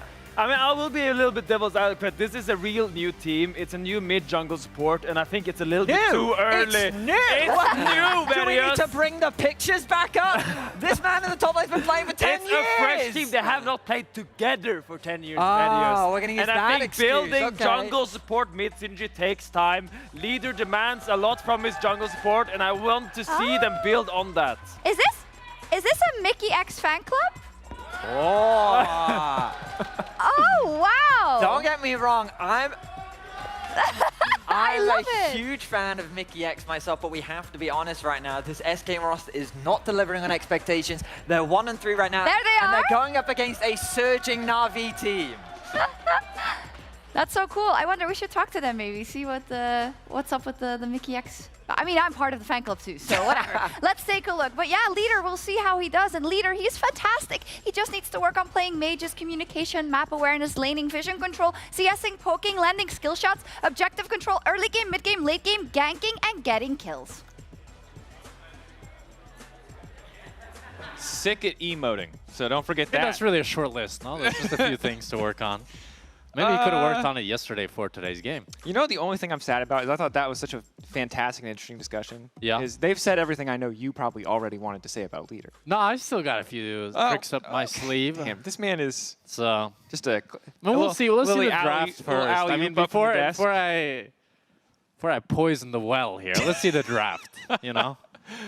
Of course, you know, there's a lot of history here. We talked about the joy, but I also want to say SK Project is so interesting for so many people. Na'Vi also really fascinating and something that we've talked about a lot because they've been a huge surprise for us. Yeah. A lot of that has been on the top side of the map, specifically Mainter and Relech. So speaking of what the draft will bring, I think the two most interesting picks today in Champions Select are going to be what is Relech playing in the jungle and what is Leader playing in the mid lane. Yeah, it's funny because Relech is kind of playing the champions Leader wishes he could. You know, like these kind of crazy melee champions. And I mean, yeah, maybe he should just be playing jungle, honestly. Then he can also play very selfishly. Don't give Mickey X any ideas. Yeah, okay, just just throwing that out there. You can play a lot of wacky picks in the jungle these days. You don't need to touch a mage. This isn't your Forsen roster. You don't have to gaslight people into switching roles, dude. Chill. Hey, calm it down. It worked, huh? All right, here we are. First pick for SK, Rise. Makes sense. I was hoping for, you know, maybe a little bit more time, a little bit more counter pick, but this did look good for Leader. And I think this is a champion that scales fantastically, has a lot of good matchups into conventional mid lane options. So, you know. Yeah. I think it's by far Leader's like best range option. It's a champion he's played for a long, long time. And it's just like, it's like a mage, but it doesn't feel quite like a mage. A little bit of like a battle mage style that has a lot of those similar traits to some of his other melee champions. And he also is then allowed to roam a lot. He has set up for his support in jungle if they ever want to come mid lane. It's going to be Thalia answered here by Na'Vi. So I think that's a really good pressure point for SK would be to try to shut down the Thalia with the Rise roots and with all that setup that he provides. Yeah. And we know from watching this matchup on a few different occasions that even yesterday, jungle pairing is really important. We saw for Vitality yesterday, the Thalia Wukong was absolutely not it. We'll see if the Thalia Aatrox is, however. You do have some CC on the Aatrox, but it's not exactly reliable. Yeah. So this is, if there was an opportunity for Leader to show that lane dominance, to leverage that support that he gets from his team, it is in this 1v1 matchup. If Rise gets a big lead, he is can really just run circles around this Taliyah, as now we also have the Yunara locked in for Yopa. And yesterday, he had a pretty solid game. Like, the map was falling apart around him. Classic Mickey X Nautilus memes. Yeah, I mean, Mickey was 0-9, and Yopa still looked pretty good, so pretty happy with that. Well, I think in that Jinx game as well, he had a lot of threats to worry about. I think with the Yunara, you have a lot more personal agency and a lot more outplay potential. So definitely excited to see what he can cook with that. And it's going to be the Wukong locked in here for Skeens. I mean, with the Ryze providing kind of that CC and utility, I quite like the Wukong lock-in, because then you have a carry pick to match the Aatrox. Just the only thing is, like, I feel like Aatrox jungle should be pretty good into Wukong, because like Wukong doesn't have that much burst. He's kind of playing slow, and he's also dashing then into the Aatrox and tanking all of his damage. And we'll see what I presume that Navi's going to lock in ADC here for Samdi, and we'll see what they want to answer this Yunara. We're such a fanboy, Des. We're like, Yunara, whatever. Aatrox jungle, fine. Cool. Oh, Aphelios. He has 5 guns and he can't talk. Oh. Yeah. Well, it could be interesting. We'll see. I like double scaling bot lane, mostly because I also think Samdi has been playing really well. I like how aggressive he's been. I think I got used to so many generations of EU AD carry, not flaming anyone in particular, kind of just hanging out bot lane. So I'm really glad to see so many people playing for every single auto, even in situations where maybe you don't have the kill. Are you referring to KDA players right now? Yeah. Wow. Well, I'm not going to say what their motivation is. Maybe it's KDA, maybe it's fear of being outplayed. Who knows? But there was a time where I felt like only a couple bot lanes really went for those big explosive 2v2 moments, and I feel like this class of bot lane, this year of bot lanes, has been a little bit more explosive, a little bit more spicy. Yeah, I think Paduk and Samdi both have been pretty impressive, and I'm pretty happy with them thus far. And we'll see what they end up in the support role here. I really like the Bard ban. Bard is super obnoxious for both Taliyah and Aphelios, as they have no way of avoiding that ultimate without the flash, of course. Yep. So I like that a lot. I think they could definitely use the second ban here for support, just to make sure that they have a good laning phase for this Aphelios. I'm always thrown off a little bit by before it was so easy to do draft, because you just saw red side, you knew that they were going to pick on 4, but now you need to use your brain a little bit more. And I don't want to do that. Yeah, I don't want to do that. I don't. So I don't know who's going to pick on 4. We'll see. We'll find out. Yeah. No, it's going to be red side, because blue side is banning. Yeah. So let's see what last ban is here. They decided to ban the Gwen. Hints at maybe a sort of like tank top blind pick. That's something comfortable, I guess. Yeah. Now, I really like Wonder on the cannon, but not much else, to be honest. It's going to look like it's going to be the Scion for Mainter here. Mainter. Bit of a this is the Cassante. first time in my career that I've ever think we've hyped up a player who's exclusively played Scion and Cassante this much. That's true. And he didn't look that good on the Scion. Nope. But a chance at redemption up against Wonder. As Wonder, this would be cool. That would be cool. I mean, it's a double immobile carries. I think it's not a bad Cho'Gath game. And he locks it in. Okay. Cho'Gath spice. I mean, Cho'Gath, I really like as a champion. It provides a lot of crowd control, a lot of utility. The only thing is you need to hit the Qs on CC targets. Not referring to anyone in specific. Not referring to anyone in particular. Got it. Yes. But as long as you're doing that, and you're able to lock it down this Aphelios Taliyah, there's really not much for them to do. And with the tankiness that he gets from just feasting minions all the time, he's going to be a match for Scion while having a lot more longer range utility than Scion can provide. Yeah. And one thing that I really like about both these compositions is there is so much individual agency, so much individual playmaking. It feels like every single member of both teams has a relevant piece of CC. Yunara excluded, although ulting, hitting that long range kind of laser W is a really good slow to kick things off. But playmaking potential abound. It's not going to be one of these slow, nothing no happens, no action. Yeah. I definitely think mid lane is the lane that we're looking at with Poby on this immobile carry. I think both Skeens and Mikix will be looking to make a lot of plays around leader. I think Wonder is just going to kind of have this kind of sausage fest in the top lane. Nobody's going to do any damage. What? Like, you know, the two top laners, they don't do any damage Just to each hang other. out? Like the wet noodle fight? Is that what you're looking for? Wet noodle fight. That was, yeah, that's not... that's not right. Sauce very different. Yeah, that's like, yeah. Probably lore accurate, but you don't need to worry about that. That's not everything Wet you noodle learn. fight, Okay, yeah. not everything you learn in your Discord with your English-speaking friends is safe for LEC Air. That's all I'm going to say.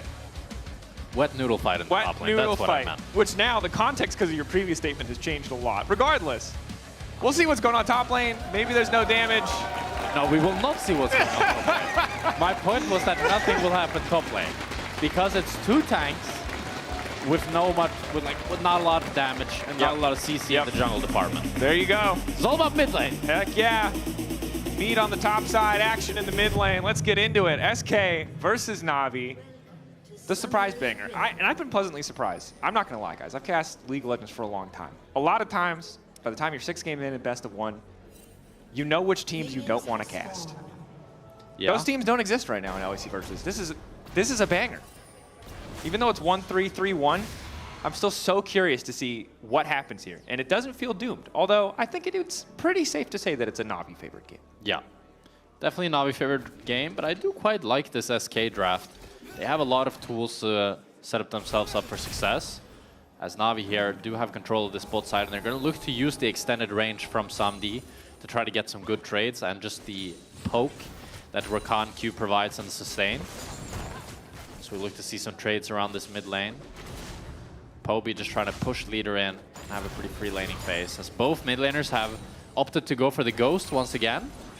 Yeah, I said it last game. I mean, it's mid lane that is the lane that's no longer taking TP, not top lane. So both top laners have elected to go I for feel like TP they here. probably finally won the fight against coaching staffs. They're like, look how unplayable it is if I take TP and he takes Ghost. Because I feel like coaches just love having extra TPs. That's the dream. That's also because players love to fight when enemy has TP and they don't. You know. That is true. Quick level 2 for Major. We're going here anyway. The observers don't care about what you said at all, Jack. They want to see what's going on. Let's see the meat. Okay. There it is. They continue to trade blows. Just grass procs in this case. See the grass proc tally after this game. Let's keep an eye. You look like you're in game, bro. I am in game. I can check. But I mean, right now, there's not going to be much that has happened now. Bot lane, interesting, but probably not explosive quite yet. Doesn't sound that interesting. Did I not sell that? Bot lane is thrilling, exciting. Farming. We're just hanging out, and this is one of the things that I don't like about Aatrox jungle being a thing, is that sometimes you're going to get an Aatrox Wukong matchup, and you know what's going to happen for the first 7 minutes of game? Yeah. The only thing that's kind of curious is that both junglers decided to path top, both towards their tanky lanes and just ignoring bot lane. Yeah. I mean, I think there is some kill pressure early game, as you see that Mainter is pretty chunked in the top lane. Jack, you just got to go back and think about what you said before. Is 2 people really a party? No, you need 4 people up there. Yeah. Come together. That makes a lot of sense. There you go. Not for now. All is quiet. Fist fight to the death. Leader, no. It's a 1v1. It's honorable. Leader's No, ghosting. he's not interested. Flash over the wall. Full committal to Reletch. Okay, Reletch living longer than they wanted. He's still got Q3. Dashes over the wall. Oh, blinking health bar. I've seen all I needed to see. That's embarrassing. Well, 2 flashes burned from the side of SK. It's going to be a crab for crab trade. As Leader invested the Ghost and the Flash, but they just barely don't have the damage. Really nicely played there by Reletch as he gets the Qs to get some of that healing and gets the dash over the wall. Buys the time hitting the sweet spot on one of those Qs as well. You know, gets the extra Deathbringer stance auto in, it looks like. Now Skeen's going top. Goes down. Flash. Forced to flash top. Okay, so small advantage back for SK in the kind of extended play, but still, again, really rough that they didn't get that. Poby also now pulling ahead in gold. Leader burning so many of his resources makes the lane pretty free for Poby to play. Yeah. It's a nice TP by Mainter to get back to lane. But as you highlighted with that mid lane, could you pull up the leader stats? Bro, now? Do it now, please. Yeah. Yeah. All right, so this might seem like flame, but these are numbers. They technically mean nothing. If you think this is rude, you're implying something. We're just showing numbers. I mean, that's true. I think crucially there as well, what's very important is the jungle proximity.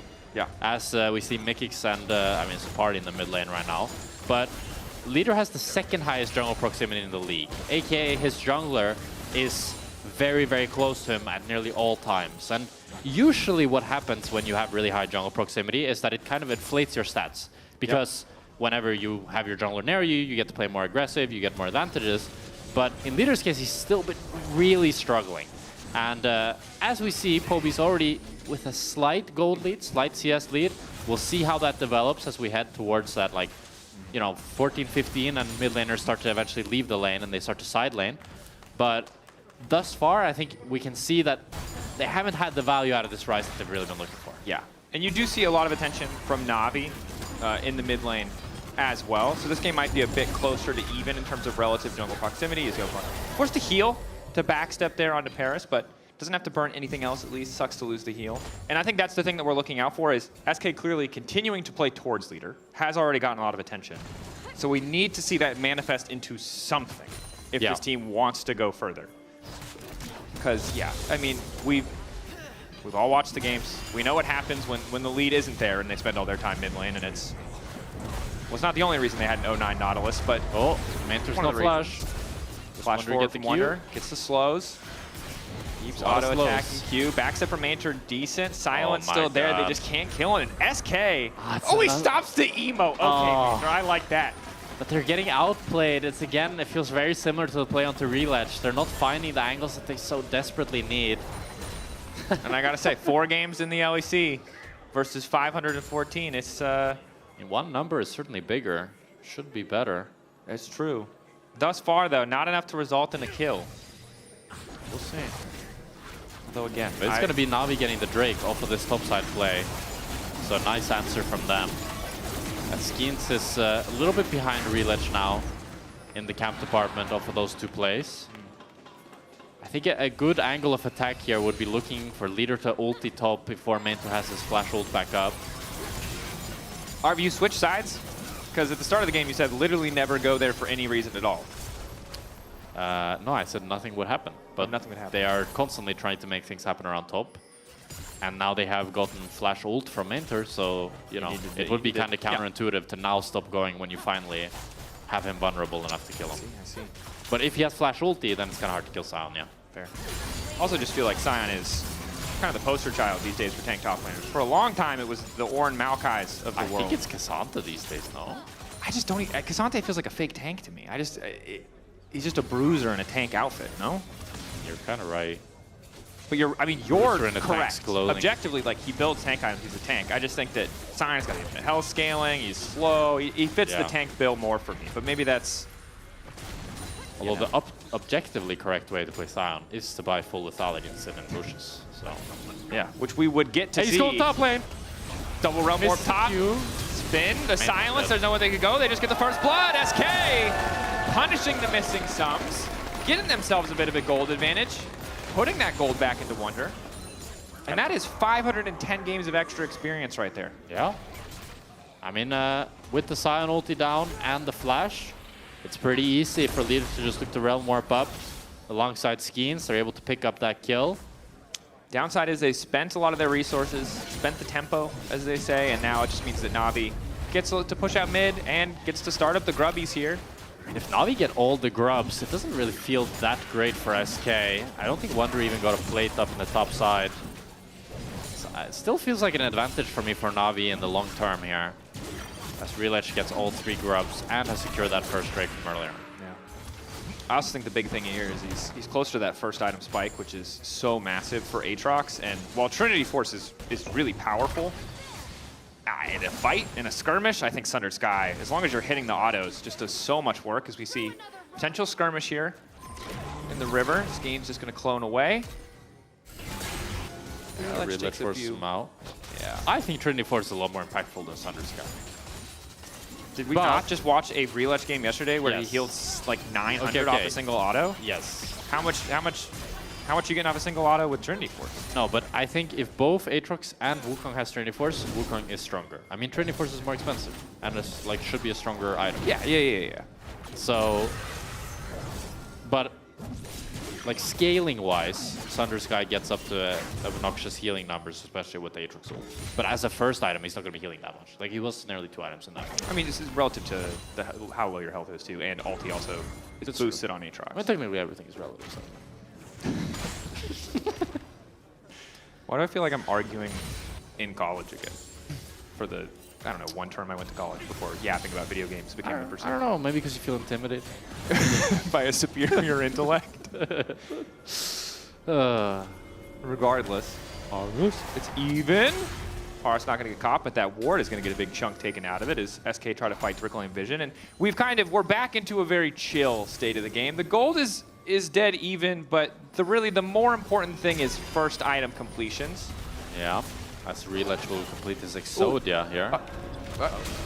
Mickey, I mean, is like mind games, you know? He was thinking that as soon as he casts Q, Reletch is going to get scared and E.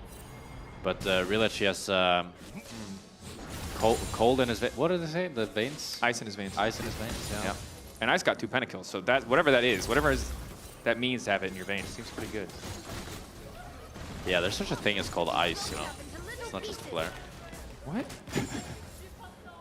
You mean like frozen water? That's where you're going with this, right? Just to clarify. Okay. I was like, Jack, stop quoting your Discord friends. It's not looking good. No, I meant the real object that is currently all over Berlin. There you go. Well, that could also be interpreted. No, it's fine. We're just going to stop. Stop. Ooh! Poby. You know what I saw just now that's making me very happy? Is it Poby hitting the flick and getting another plate for free? No. It's Samdi's inventory. He's going Storm Racer.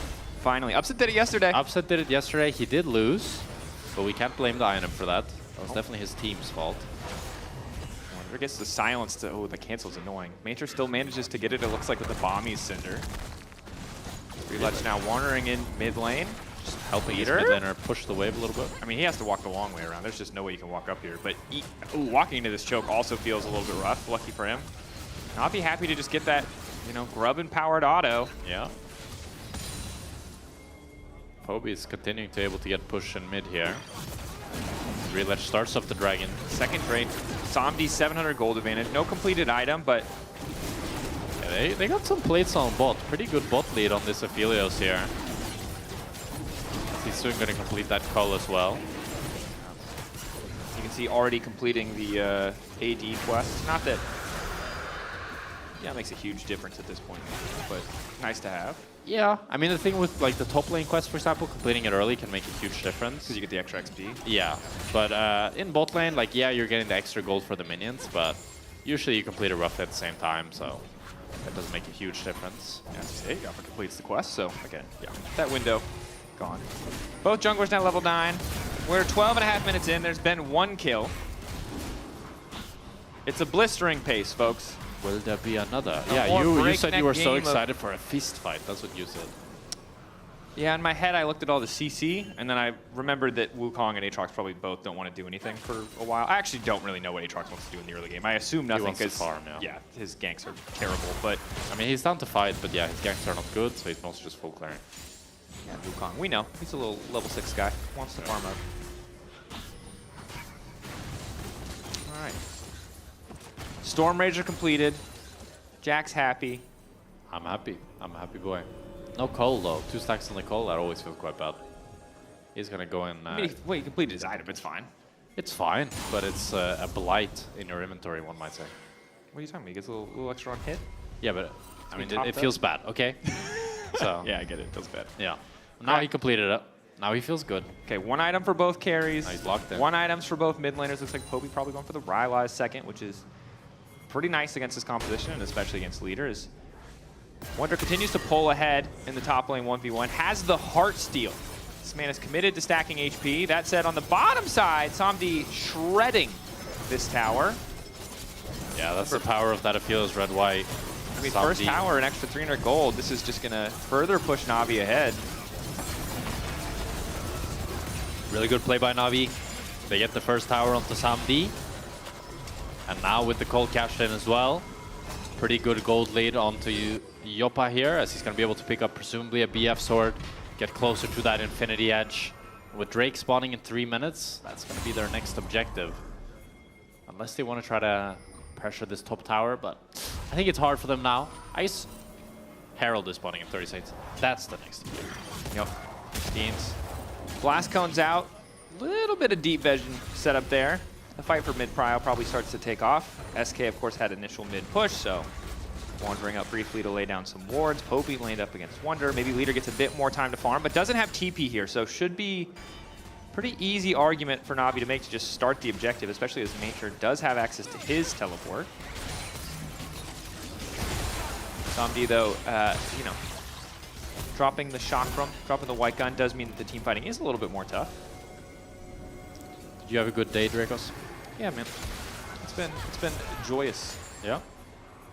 I hope the Na'Vi players and the SK players have a good day. I hope so too. I think it'll be hard for both of them to have it as Realm Warp comes in. Flash the for flash flash out of Somdi as well as the cleanse.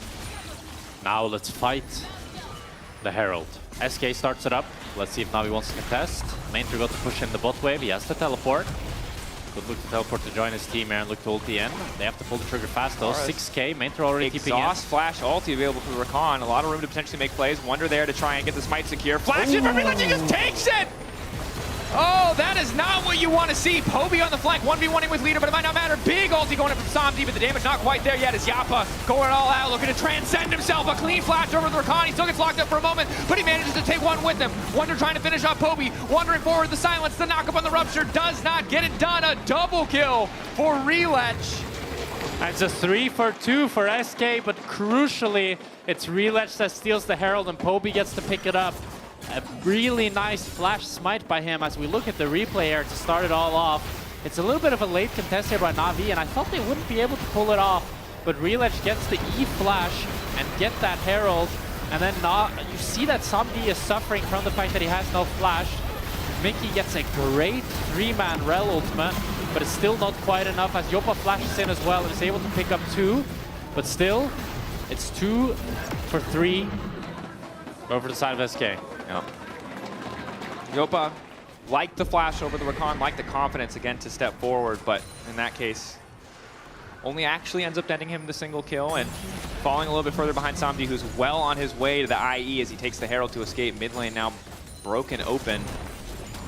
And I feel like Relech can't keep getting away with it, bro. Yeah. We were so worried about the Aatrox yesterday when he wasn't involved in any ganks, and there was a lot happening on the map, and he just had a small camp lead, and then he had that fight around Herald. Yeah. This time it's the same thing as Mickey now. Caught out a bit, but Aftershock makes it really hard for Relech to justify committing any cooldowns there. Na'Vi trying to take control of mid. Yeah, trying to push in this mid wave. Somebody has that red-blue. Relech is off on the flank here. They're just trying to push them out. Yopa crucially has no flash as well. Going into that choke is really tricky against the Scion Talia. Realm Warp available now if they want to reposition and look for a flank.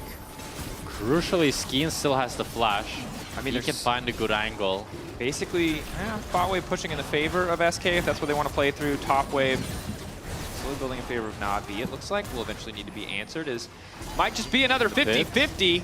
Realm Warp in. It looks like only Mickey X going to get delivered. Instantly goes in on Somdi trying to find the ball, but there's just no damage there. Wonder finally getting involved in the fight. We'll get away from Decimating Smash. Another ulti for Somdi doing good damage. Down goes Skeens. Only gets a tick of that ulti before he drops a triple kill for Somdi. It's a disaster for SK as they're being chased down. Na'Vi are routing them. Poby with the ultimate. Relech is going to find leader as well. He has the flash. Trying to sprint out to safety. Yopa trying to outplay it as well. You just can't out-damage Somdi. The red-white. Leader just barely gets out, but Na'Vi are getting absolutely everything here. It was a pretty goofy play, to be honest, trying to Realm Warp Mickey in. Kind of 1 versus 5, but he just doesn't have the tankiness to pull that engage off, so he just ends up going down immediately. And the rest of Na'Vi run them down as we see it here in the replay. I get the idea of having Mickey try to flank and engage onto Somdi who has no flash, but there's just not any follow-up, and Mickey just dies so damn fast. And then Somdi gets a great 3-man ultimate. And after that, SK are just easily picked off and ran down by Na'Vi. Yeah, that was such a frustrating fight for SK. I wonder if they really needed to commit as much as they did in the position that they were in, but decided they wanted to force, thought they had an angle. They were wrong. Yeah. I mean, it feels really scary to always give enemy team soul point, because then you know all they need is 1 smite to get that potential soul, and that's where SK find themselves. Down 3 Drakes, down 5k. It's a very tough position as Somdi is closing in on that LDR as well. Comfortably ahead of Yopa. Very comfortably. Armor penetration there. It's going to make Wonder's life that much more frustrating. Also, I like the Fiend Hunter bolts. They are solid, but in terms of long-term raw DPS, yeah, IE, feels better. say. Now, especially with the arm penetration, we'll see what the next items are going to be. Is Relech 1.2k gold advantage. Just continue to be impressed by this guy's consistency more than anything. So Yeah, we've had a he's lot of really shown up. junglers. Yeah, we got a lot of junglers come onto the stage, play a comfort pick, and then have one good game. To play exclusively what I would describe as comfort picks, at least compared to the conventional pool, and have almost exclusively good games. Yeah. But it's interesting that I feel like other junglers are not doing the same thing, because like, yes, Relech is playing well, but also the champions, like, Aatrox jungle to me just looks strong. But no other junglers seem to be willing to play it. Same with the Ambessa jungle. I think Ambessa jungle just looked great. Yeah. And with the power of it being a flex pick as well. I don't want to, like, go, you know, too hard on top laners here, but why are all of your champs busted? Yeah, I mean, it's true.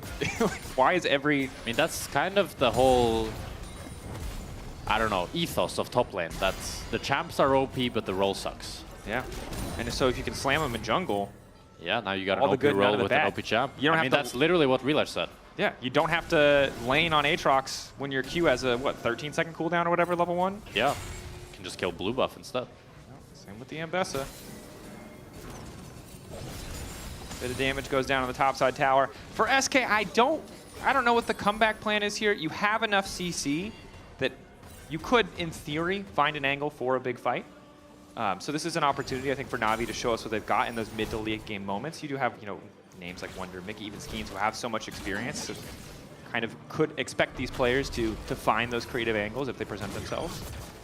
Yeah, definitely Mickey is the man to look out for, I think, when it comes to some sort of creative engage. The problem is just now that Samdi has that flashback up and available, and now that he has the LDR as well, it's just Mickey's gonna get melted. He's gonna die so damn fast that it's really, really difficult for him to find that angle before he dies. I mean, he's down 5 levels on Samdi, 6 levels to Poby. It's just, it's not a good time to be a support right now. No, it is definitely not. And I think you need that instantaneous follow-up from your team, but it's pretty hard to get through the Scion, to walk past the Aatrox. A Rakan who can force a counter-engage. Makes it quite tricky.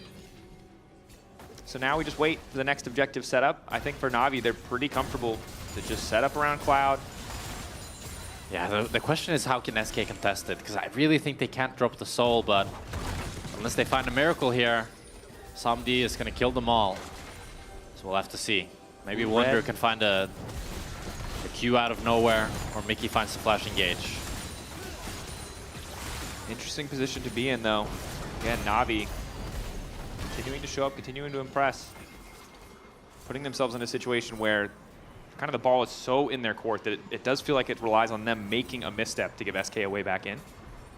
SK looking to contest through bot lane here, as they realize that they lose the mid prio. But this Drake will go down very fast. Now he wants to try to finish it. Obi laying down the wall. Wonder split from the rest of the team. Skeen's looking for an angle into the backside. Paris initially going to kick things off, but the Drake is already gone. Na'Vi now starting to peel back. Ulti from Samdi is huge damage, but the follow-up CC is there. Down goes Samdi. A hope for SK as they try and turn the fight. Relech healing up big. Has the Cloud Soul. He's so damn fast. Skeen's going down, but I don't think they can kill this Aatrox. Yopa forced back. Relech again taking over. Already got 2. Looking to make it 3 as Poby takes the final kill. SK got Samdi, but it's Relech and Mainter that are the unkillable raid bosses, just wrecking havoc in the back line. And even though SK had a great start to the fight, it's not enough. It's 4 members down from SK, and it's Nash for Na'Vi. As we watch how it starts off here, Poby gets a great wall to zone off the SK members, but still Mickey is able to find this great flash engage onto Samdi alongside Skeens with the Wukong, and they take down Samdi so fast. The fight looks pretty much won for SK.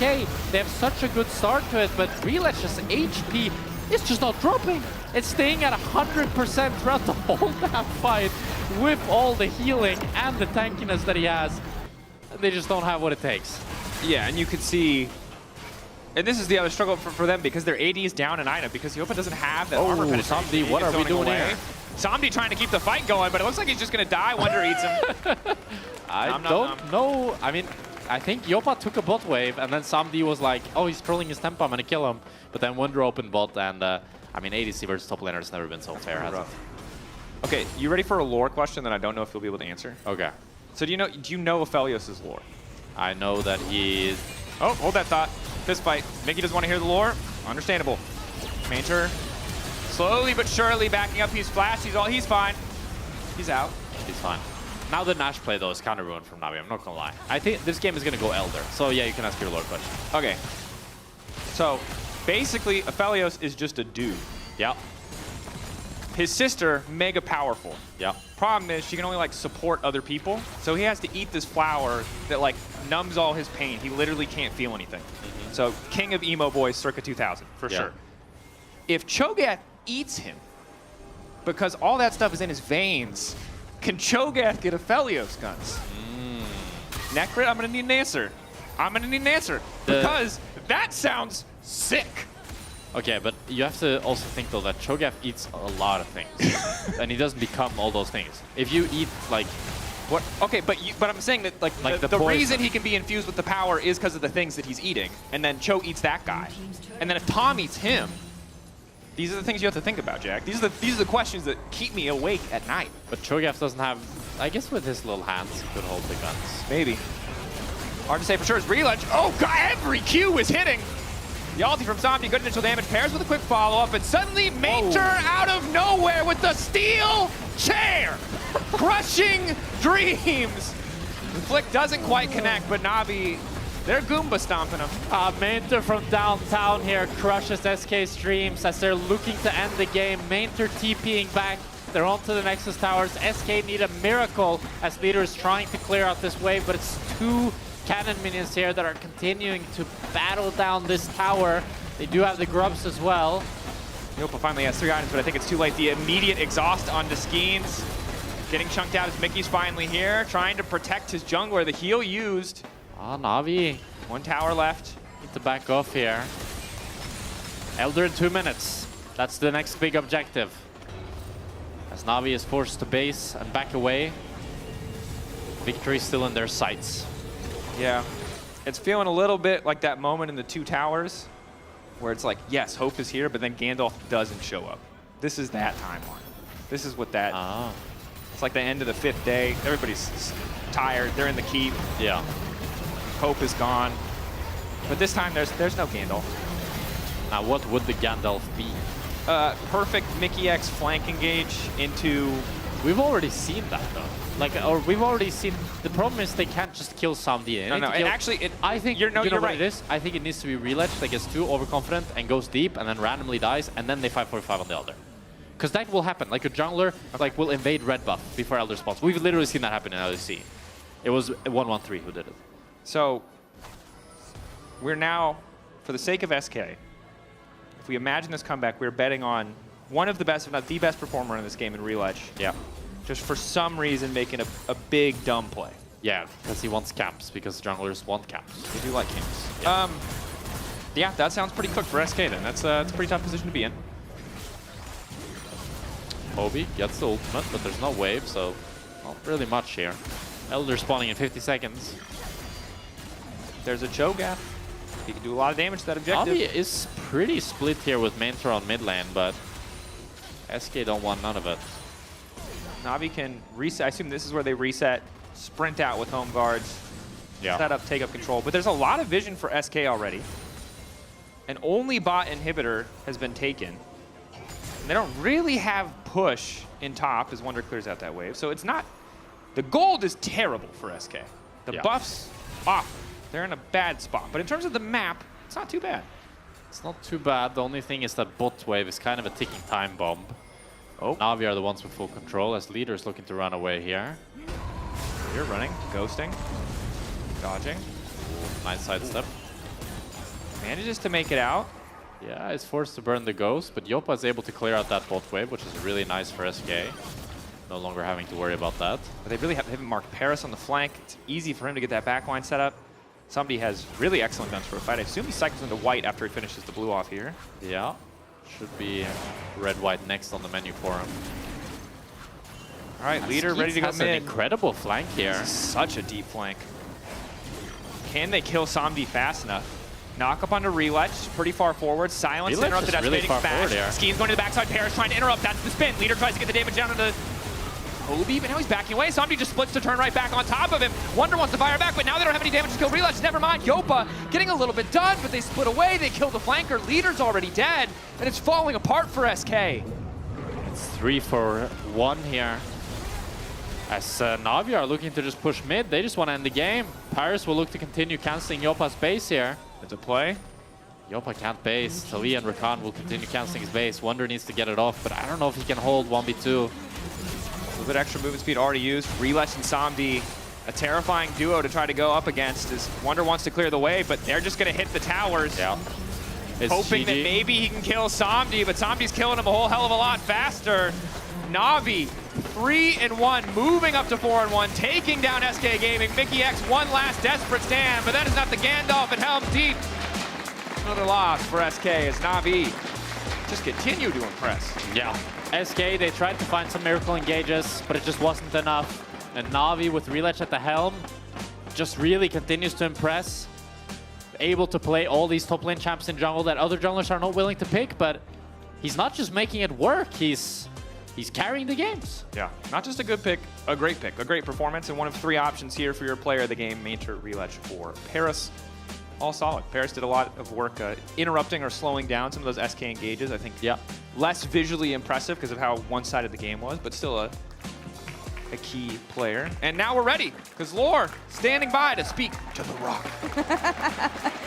The Rock ready with me once again after a victory, once again, but much more clear and convincing than what we've seen yesterday. Yeah. You tweeted last night it was a reality check, but with a win. What did you guys realize? Okay, so basically that was Paru's quote. I have to give credits to him because after the game he told me, you know, we got a reality check without actually losing. And I thought about it and I was like, oh, that's actually so true. So we sit down like today, like in the morning, we actually review the yesterday game, what we did wrong, what we can do better, and I think today it was much, much better. It was really clean. How do you rate the improvements from the team? What do you think made them better from week 1 to week 2? I think everyone is like so committed, everyone is so ready like to improve, so ready to, you know, do the extra thing, try to understand us as a coaching staff as well, and try to understand like each other. So basically it comes by the fact that everyone is listening to each other and everyone actually respects each other.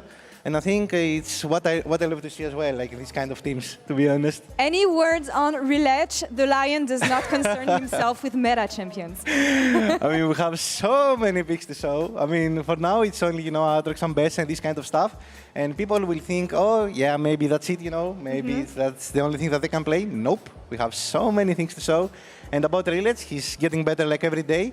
He needs a lot still to, you know, to do better in order to be like top 4 junglers in the league, but step by step. Actually, he is going to be on the desk in just a couple minutes with his top laner, Maynter. So what would you tell them after today's performance? Okay, I think I will tell them, stay humble, keep grinding. We have to improve every single day.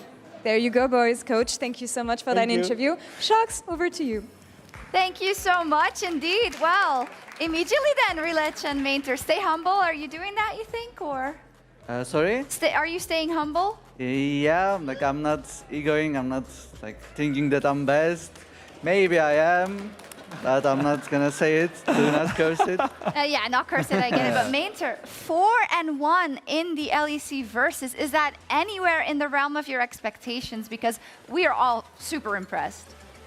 I mean, you always aim for good result, right? So it wasn't my expectation, but I couldn't like bet on it on my life, right? So yeah, it's good to have 4-1, but it's still 600 game, right? And 2-7. So nothing crazy from my side. Okay. So one of the things that's really impressed me about your guys' play is mainly your coordination and how you just work together in team fights. So I wanted to bring up one of the team fights from your game, one of the first ones that kind of decided ultimately, that gave you that initial edge. And I want you to just talk me through, how do you execute these type of plays? You've got a monitor here as well, if that's easier. So talk me through it. What's the logic here approaching this Rift Herald? I mean, in team fights, we know like how to play, kind of we are talking how to play from before. So if they come into us, if they engage, we have Aatrox, we have Aphelios, we have Talia, we know we will win. So we are kind of like letting them to engage into us. Yeah. And like it's all about the synergy with the team. Everyone is on the same page in the team fight. That's the most important part. Yeah. Yeah, basically we just use like red carpet. Yeah. And like they're like crazy going forward, non-stop, and you just peel from this point. You just step up, and you act like you wanna fight, and they go into you, and at this moment you just click back and they're all dead. So you baited our 2019 MSI champions, Mickey X and Wonder. Is that what you're saying? Yeah, that's kinda what happened. Wow. I mean, the execution is super impressive. When you guys came into the LEC, did you feel this extra pressure, or was it just like another game of League to you guys? Kind of. Okay. Like, first of all, I don't have much arena experience, like just some LFL days from before and Italian League finals. Like when I came to stage, play against this like crowd, like it feels amazing actually. Like hearing people in game, like hearing their, I don't know, like clappers, like the voices for you, yeah, cheers, like everything. It feels amazing. It actually boosts me to play better. Like I want to see myself in this winter finals in the, where was it? We're going to Barcelona. Yeah, but in Barcelona, I want to play against like 10,000 of people, maybe. Like it's gonna be really amazing. That's awesome. You're also, I just want to say, you're Kia Player of the Game for this one. Congrats. Oh, thank you. I wanted to ask you about, you take a different approach than a lot of our junglers. You've played a lot of champions that a lot of our junglers don't play in these professional games, and I was wondering if you're, I don't know, is that just your personal philosophy? Do you think these are just better, or do you also try to count on the fact that they might not know it that well, the matchup? Like, firstly, it's hard to play against a new champ for everyone in the enemy team. But if you are, as team, if you play good around it, it's also like extra advantage for you because enemies doesn't know the limits. Like first of all this, and second of all, like, I think when Riot bring these junglers to meta like 1 month, 2 months ago, I was like really happy. Okay, not Sejuani Maokai all the time. We have like Riven, we have Aatrox, Ambessa, this kind of new stuff that's like also fun to play. When I'm having fun, I'm playing also better. It's also really It's a win-win. Yeah. And you're stuck on Cyan and Xanthi. Yeah, I was a bit upset when they changed this Maokai Sejuani meta. I was going to say, he's stealing all of your champions. Yeah, like my Ambessa, my Aatrox. Unfortunately. We're out of He's time just here. jealous because I'm better than him. Aatrox performance so good. Let's see it next time. You can play Ambessa maybe, and we'll then get you guys back on the couch. But thank you so much. Congratulations. 4-1 for Na'Vi. We'll see if Los Ratons can get their first win when we come back as they're up versus Team Heretics. 1, 2, 3, 1, 2, 3, 3. Forward the silence, the knock up on the rupture does not get it done. A double kill for Relech. I gonna swing from the chandelier. Was in on Somni trying to find the ball, but there's just no damage there. Wonder finally getting involved in the fight. We'll get away from Desmond Fast. Another ulti for Somni doing good damage. Down goes Skeens. Pairs with a quick follow-up, but suddenly Mater out of nowhere with the steel chair. Crushing dreams. Flick doesn't quite connect, but Na'Vi, they're Goomba stomping him. So good, Poppy Sansa.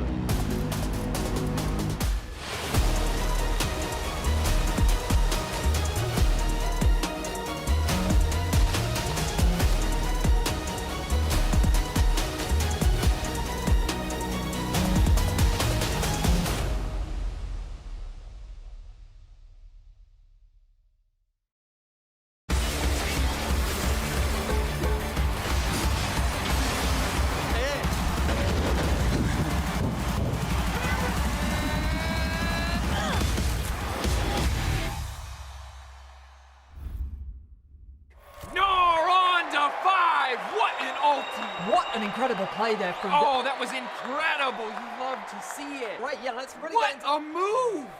He's just so good. I mean, the persistence, the patience to find the angle. You just don't see that from rookies. I think he's got it all. He's got the bad. Have a break. Have a Kit Kat. Ooh, that looks good. Do you want to maybe share a little bit? Yeah. What a move! Hey there. Every season starts the same way. Everyone wants to win. But not everyone prepares the same way. I can't wait to show you what I have in store. And trust me, this year, everyone's leveling up.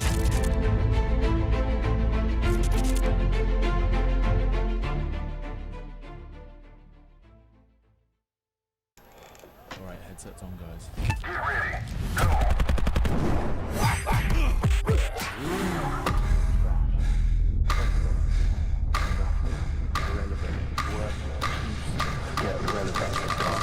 Just give up.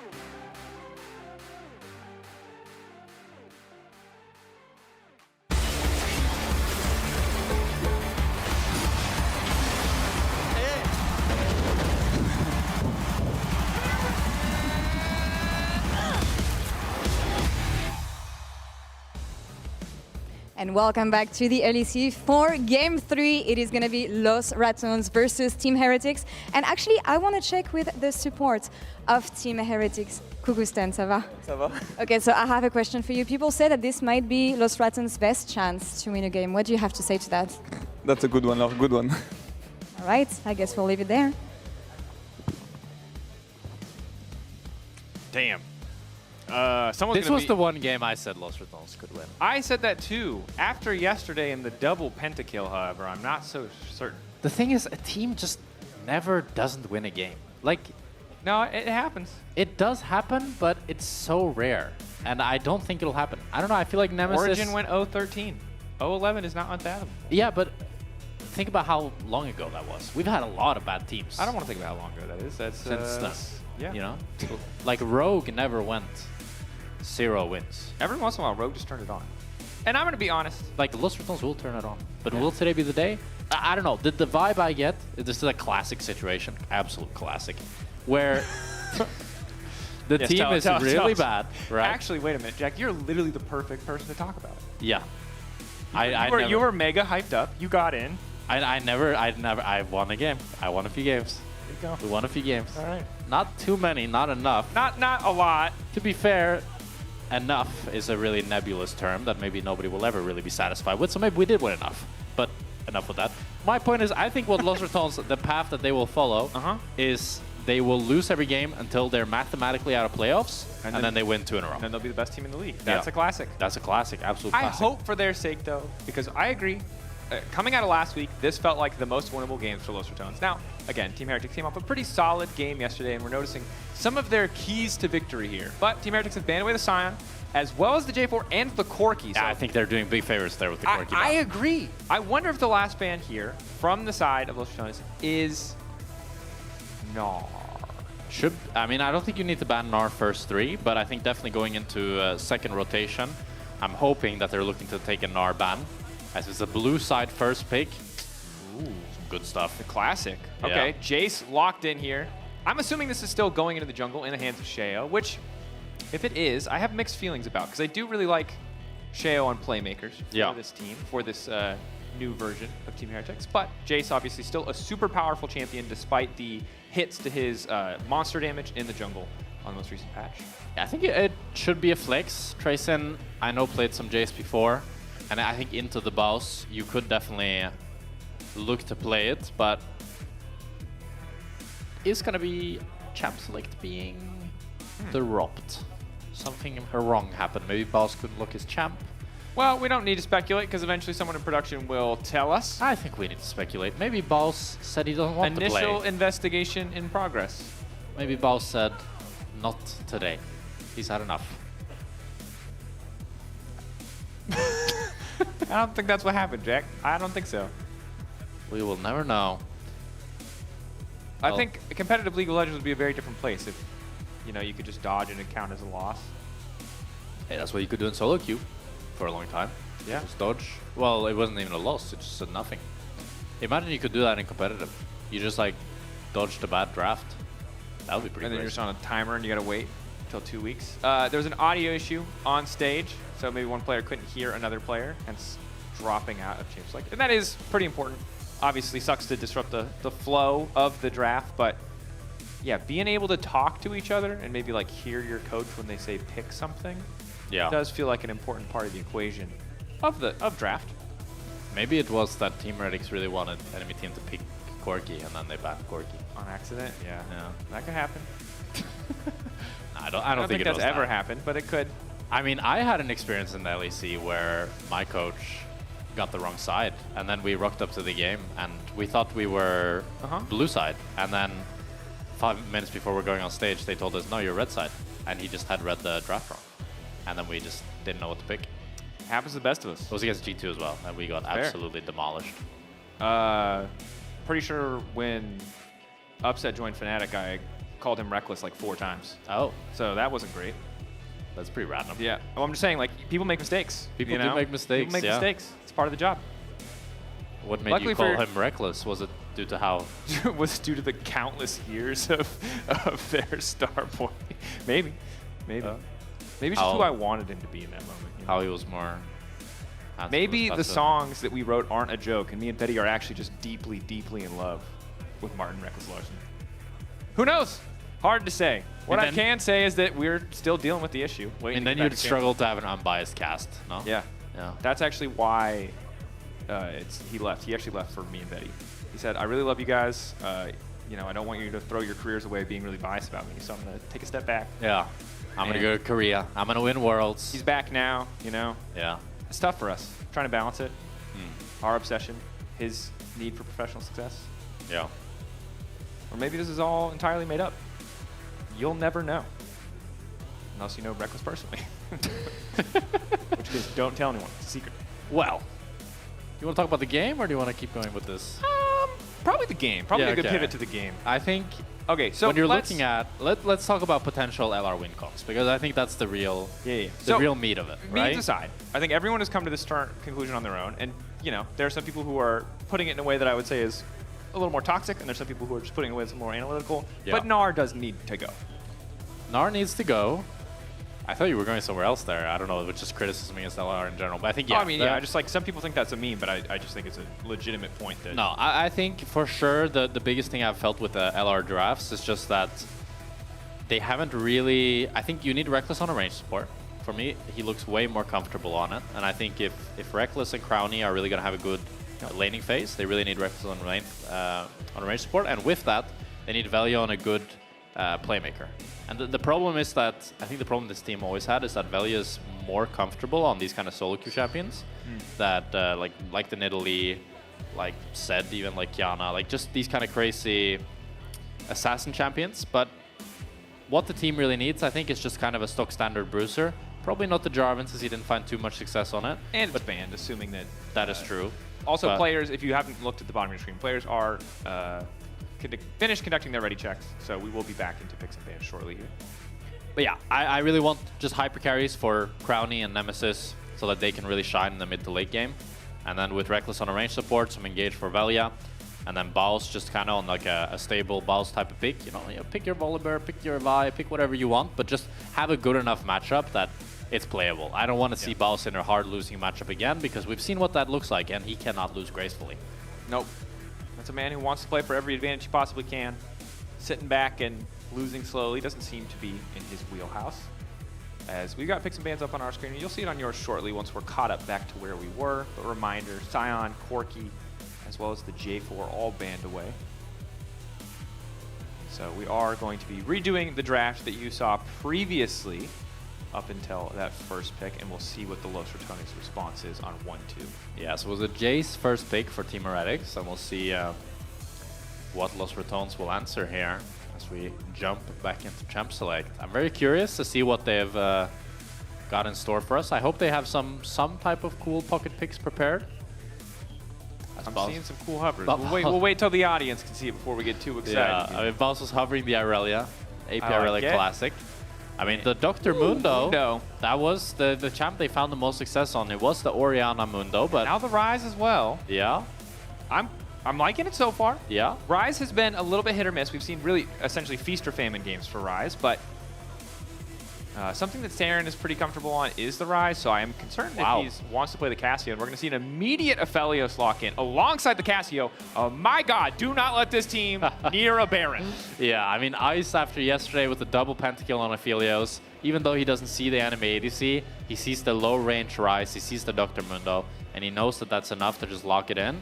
And then the Cassio, much the same. They have an incredible DPS here built up for Team Heretics, and we'll see what Crowny wants to counter with. I mean, Caitlyn is a great matchup into the Aphelios. Also sets up Reckless very nice for a range support. It's a hard combination to execute. Many teams have tried, many teams have failed. True. But something like the Caitlyn Karma, something like the Caitlyn Lux can definitely do some wonders here. Yeah, nice to have access to those traps. If you can get first set up around the objective, makes it a little harder for enemy team to approach. Although the range here from the side of Team Heretics with that J-Shock Blast will be a little bit tough to contend with, as we see an Aatrox banned away for now. What else is going to follow is the big question. And I like that we're seeing the Caitlyn as just something new.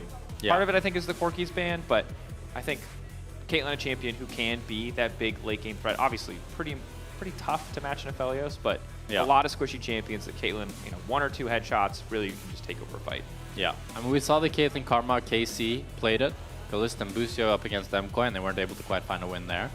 It is a bot lane that you have a lot of power, but it's really hard to execute on because the power is, it's slow stacking. You know, you're slowly poking them out, you're slowly getting advantages, and all it takes is one play to go bad, one gank that the enemy gets off on you, they shut you down and they kill you, and then suddenly all that advantage is gone.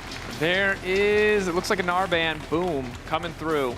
Narban. Double melee topside matchup would be pretty exciting to watch. I would personally love that, although you can see that Team Heretics, aware of the range champion pool of Reckless, trimming the Bard away does make sense. But you highlighted it so well. Part of the reason that Caitlyn is so infrequently popular in the LEC, even when she's good internationally, is exactly what you said. It is, you have to play really perfectly. And while there were some small eras in days past, it's just not something we see a lot of, Caitlyn plus a range support.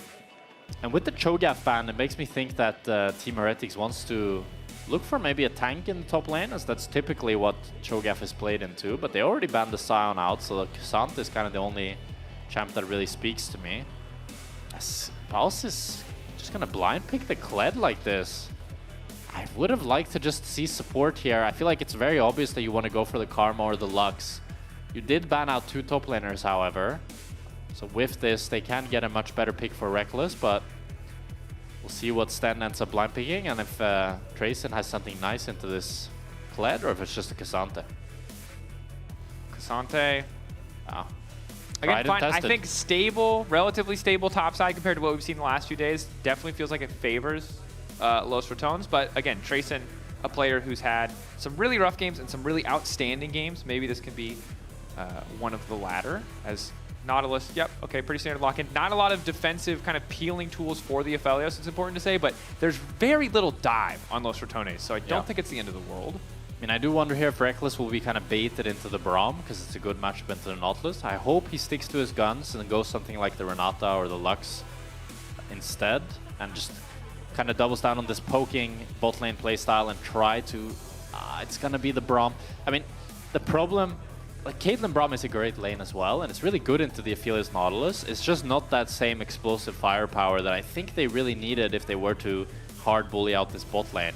Now it's kind of like Sten can never hook in, but it's mostly just Ice and Crown who's going to be left to the 1v1, and neither supports are going to have that high pressure. Yeah, and it's tough for Los Ratones to start a fight. The range with Caitlyn is good, but the range of the Jace Shock Blast is also really solid. It's easy to see a world where, you know, depending on who is ahead in this game, they can kind of just either back away or maybe in the case of the Mundo, rush full tilt into the enemy team.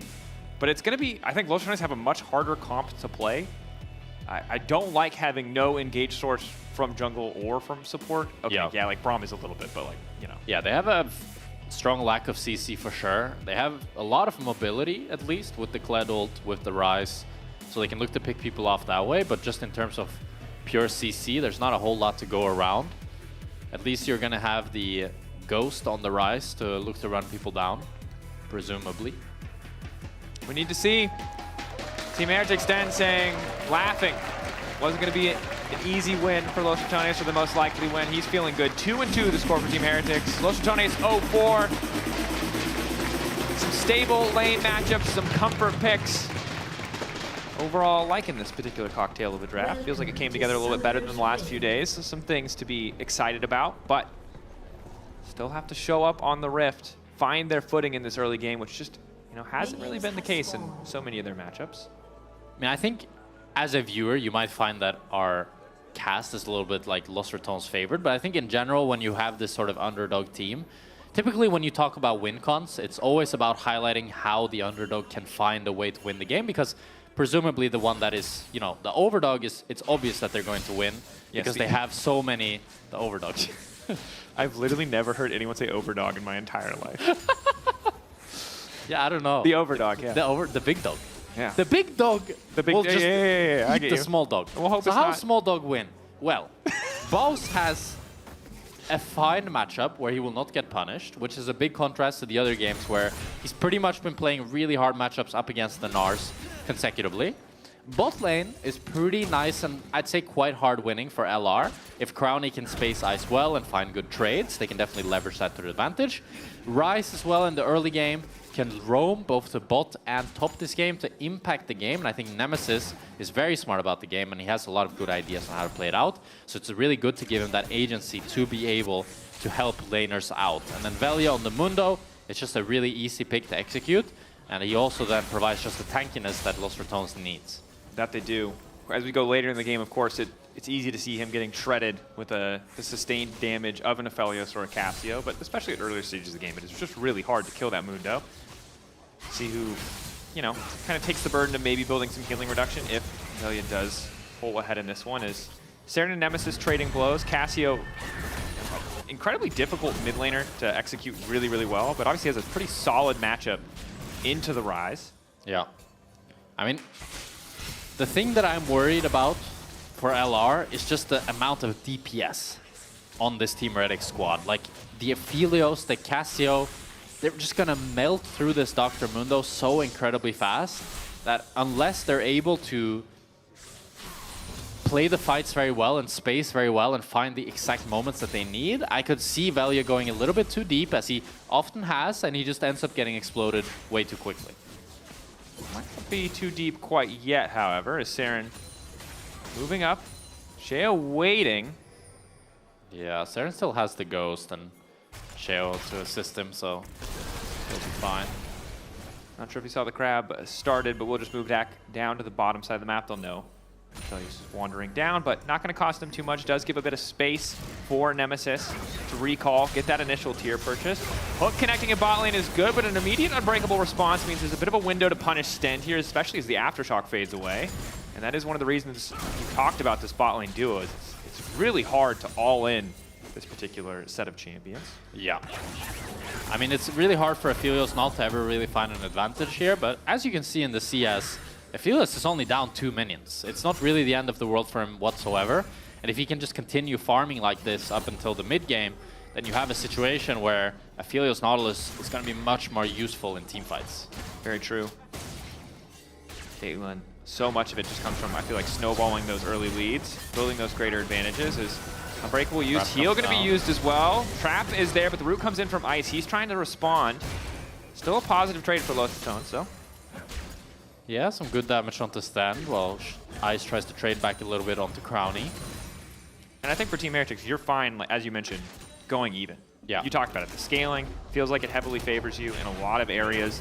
And again, you have much more of a reliable CC package. So in an even-ish game state, you just have better tools, I think, to set yourself up for success. It doesn't mean you'll execute better, but the options definitely feel more abundant. Yeah, for sure. I mean, you have a higher DPS while having a similar-ish frontline to Los Ratons, while also having a little bit more of a guaranteed engage with that Nautilus ult. So as the game progresses, you're really looking for Los Ratons to be the initiator, to be the proactive one to look to make something happen, as some hooks are flying in bot lane, but not much action in general here. Yep. That said, decent gold lead starting to brew in mid. 178 is... Oh, a bit of a cheese. On the way down, forward, marking Ice, 2 stacks. Crowny gets 3, but they don't want to overcommit. Worried about a potential turn there.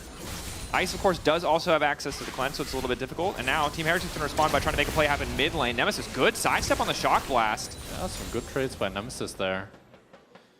Still, though, it's Saren with the slight gold lead and the early CS lead onto Nemesis. Blind little briefcase over the wall. Now the briefcase going to hit. Jo struggling with the Shock Blast, and with the first strike, you'd really like to get that. You know, it's not a ton of gold, but it's nice the to dopamine, really. It's the mental warfare. This is pure mental warfare going on right now. As Veli is going to look to secure the crab, as is going to spawn. The Stand is here. And Saren as well chose to stay. Veli needs to get this crab and get the hell out of dodge. He gets level 6 from the crab. Has the Mundo passive to get out as well. And that is one of the beauties of the composition. Mundo passive, you know, blanks so much of the initial CC, and really the 2 things you're looking out for is, 3 rather, is kind of the hook in from Nautilus, the Felios Gravitum snare, or the ulti from the Nautilus is the big upfront pieces of CC. Cassio ult as well. So really easy for him for a lot of this game to just walk away unscathed or walk even further into the fight if he so chooses. Crowny has the BF sword, Ice with the boots too, so as long as Crowny can get in range to auto attack, but Ice just trying to play on the edge here. Sheo starting to wander down to bottom lane. The last 2 Shock Blasts have gone awry, mayhaps the 3rd. See ya. He wants the money. No. He misses. No. Does get the ward though. Pressures Los Ratons out a bit. But crucially, Crowny has the BF sword. Probably gonna go into Storm Racer. While Ice, I'm assuming, will probably go Collector again today. Decided to go for the Berserker Greaves rush here. It's pretty uncommon to see, but it's a good tactic when you're up against an outraging enemy bot lane, as you can always then look to space them, as it might be a solo kill on top here. Mounting, looking to remount now. Trayson is going all out. Bear Trap on a rope. Q3 ready to go for Trayson. Trayson just going to accept this. His boss slowly waddles away. Another Bear Trap. D-mounts as he gets the ulti off. Trayson full committal here. Flashback from Boss, and that's first blood for Trayson. That's a solo bolo as Boss ends up falling once more. Saren, though, forcing the ultimate. Nemesis trying to back away. Yeah, that's 5 for 5. Solo killed every game. Boss better this time around in the initial stages, but still falling short in those all-ins post-level 6s. The good news, at the very least, for Los Ratons is that they have set up now around the Drake. Has he been solo killed every game? Oh, wow. That's a Kind of a crazy statistic. I mean, don't get the Drake though. The man is committed to trying to outplay, which that's true. Cool, but obviously does set you up to look silly sometimes. It's Velia. There's no play here. The wave is already gone. It's too awkward, I think. Dan already hooked the wall. Q flash. Ulti goes in completely wide. It's just so overforced. It's really hard to make a gank work like this when enemy team has already gotten the wave. And now you're in such an awkward position here. As Velia ends up wasting a lot of time, and those Void Grubs, all three of them go over to Team Heretics. Comfortable spot to be. Dragon stacking, nice to have for Los Ratones. Maybe means they have first setup in the future. But yeah, definitely not an ideal sequence of play there. The death on the top side as well as the overforce on the bot side is Trayson no ulti. Oh, Boss. Okay. Boss is gonna remount. Not a whole lot of damage on Boss's Kled this game. Reckless going in. The root immediately connects. They want to burn through Saren. They know that he has no ultimate, but they don't commit any further. Hook in, and they're going to take down Velia. Velia's going to ult, but he ulted too late. Sheo grabs the kill. Didn't respect the Jace damage output there. I'd love to get a replay there. I think Velia misplayed. He didn't get the auto reset on his E, it looked like. Because they for sure should have had the damage to take down Saren there. Ends up being a disaster for LR as Nemesis flashes forward for what looks like a good play, but it ends up being just Velia falling. They continue to fall behind all across the map. Difficult. Both the plays they forced on the bottom side of the map, bot lane and mid lane, have just gone awry. First one, just not an efficient use of spells, right? Just trying to overforce the mid lane, another overforce, but this time costing them the life of Velia. Let's see here. So Nemesis gets the E spread onto Saren, flash W's, and then Velia, he doesn't get the E auto reset. He needs to do auto tech E, but he just used his E. And that's why he doesn't have enough damage to take down Saren. Bit of a mechanical misplay there. They fumble that kill and fumble their chance at the game. That's a tough one. Crowny and Reckless do get a bit of time alone on the bottom side to help start to balance out the gold. Most of the gold in top lane and jungle. So if Los Ratones can find another fight where those two players aren't involved, Shea or Trayson, there's some hope here, but it's a tough one, especially given how heavily physical damage focused the Los Ratones lineup is between the Kled and the Caitlyn, and Trayson really doesn't mind just continuing to stack armor. Yeah. And Trayson is going to be very, very strong in this game, and Caitlyn and Ryze are not exactly the best tank killers. Caitlyn gets to a point where she does an incredible amount of damage, but that's like hyper late game. Yeah. She has this interesting power spike that's kind of like a V-curve, essentially, that she starts off incredibly strong, then gets kind of weak in the mid game, and then towards the later stages of the game, once she's like nearly full build, then she's suddenly Exodia again, one-shotting everybody with headshots. That could be a win con that LR could play towards, but at the same time, if it's 40 minutes and both Aphelios and Caitlyn are full build, I think I'd rather have the Aphelios. Yeah, again, the ease of execution. Aphelios, a good ult, good sequence when you got the white gun is just enough to just end the game, whereas Caitlyn, you need that setup, you need those opportunities with the traps, which are often hard to come by. Unless you're first on the setup, and unlikely to happen now that Los Ratones find themselves in this deficit, although Velia is going to make sure that he gets the crab.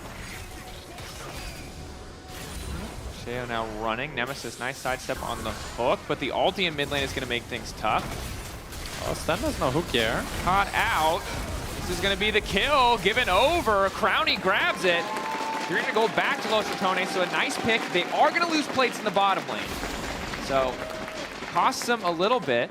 Yeah, Ice is able to pick up one plate there and deny one wave from Crowny. Crowny? Oh, Crowny? Uh-oh. Well, nope, that was not it.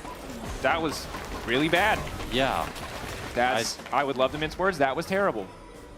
And that sucks, because he did just get that kill. I get the dopamine of wanting to push for more, had the rest of the team on the way, but I feel like he didn't mean to press ulti there. Because it was kind of weird. He like walked nearly in auto attack range and then started ulting him. Maybe meant to E backwards, accidentally pushed ult. Yeah, I'm not sure. Well, that was a pretty big mistake for Crowny. It's going to end up costing both his sums and his life. And kind of mitigating any sort of advantage they got from that kill earlier. Damn. Well, first item, hopefully on the way to be finished. Something to look forward to, but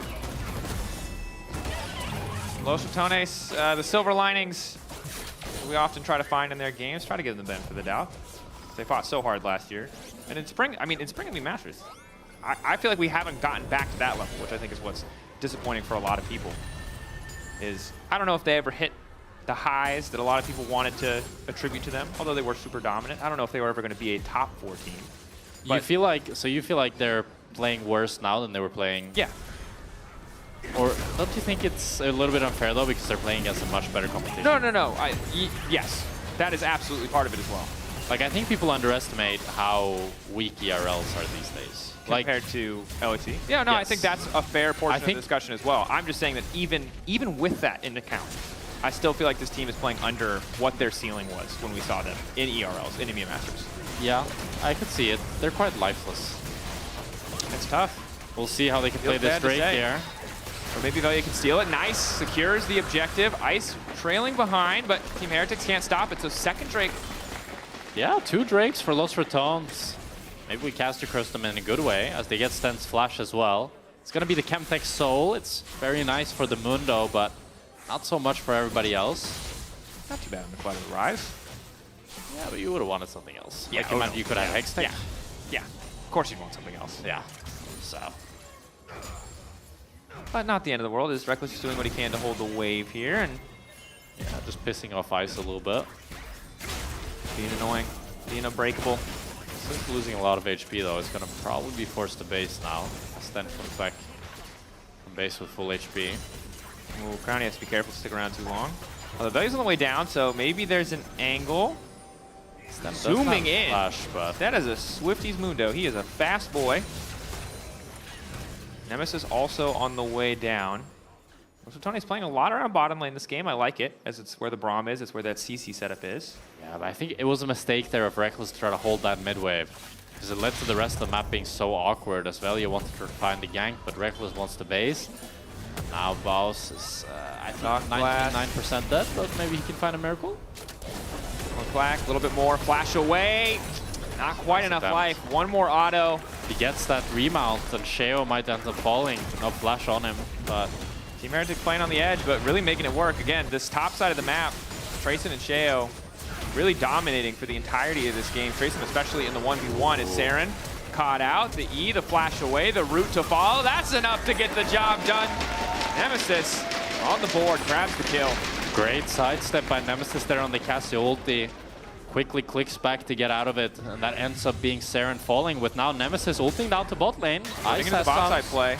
W forward from Reckless. Immediate cleanse going to come out. Ulti doesn't hit, however. Ice now going to try to turn things back with an ult of his own, but he just doesn't really have the damage. And Los Ratons grab another kill. Yeah, they're making some good plays back to back as they get Ice's sums. They take down Stand. Now Crowny can finally get to hit the spot tower, which he's been really wanting to do as when you're playing this Caitlyn. Ulti hits onto Ice. Ice still not too concerned, however. Keep in mind, on the top side of the map, Sheo has just been doing Herald this entire time. Yeah, I mean, Team Heretics are getting some great cross-map plays. You see 2K lead now from Sheo over Velia. And nearly 2K on the top lane as well. It's really the jungle and the top lane that are pulling ahead here from Team Heretics. It's going to be really scary as we approach these next fights. We'll just need to track how much of a problem Sheo is for Los Ratons in these fights, because he's going to be a pretty big one. As long as the Shock Blasts are hitting ideal targets, it'll be good. As Baus now running. Ulti hook. Ooh. Stand if it hit the wall or the Kled would have been enough, but in this case hit neither, so Baus just barely able to make it out. Yeah, I think if it hits Balls, he's still out, no? Because he's unstoppable and he wouldn't get in front of him. But Ice has no flash here. Ice caught out again. Great play by Los Ratons. They find Ice on mid lane. Finally, Crowny getting some redemption. So they're able to now hit mid tower as well. They might be able to break the full turret here. Sten wants to Hex Flash over. Nah, not the best Hex Flash angle. And again, for Sheo, if he can connect the poke onto Crowny or get into range of Crowny, it feels good. But this is one of the reasons we talked about the Braum earlier on is as long as Reckless is in front, as long as Velia's behind him, it's hard for Sheo to do much more than throw out the stray Shock Blast. Yeah. Some great plays from Los Ratons here to try to close this gold gap somewhat. It's still the top in the jungle that are a bit of a problem, but you see Nemesis building a lead of his own, and Crowny's doing the same. These are really the pillars that Los Ratons needs to play around. They carried them and played so well last year. And one of the things that we were looking for, and I think a lot of fans were looking for, was the scaling options for Nemesis and Crowny. Rise scales pretty fantastically, as does the Caitlyn. Although, again, execution on the side of the Cassio Felios. It's a bit easier. Yeah. Well, I shouldn't say that on the Cassio. Cassio's really hard to play, but she gets to, you know, build. She can run people down a bit easier. She can run people down, yeah. It's an interesting build from Ice here. He decided to go the Collector into LDR.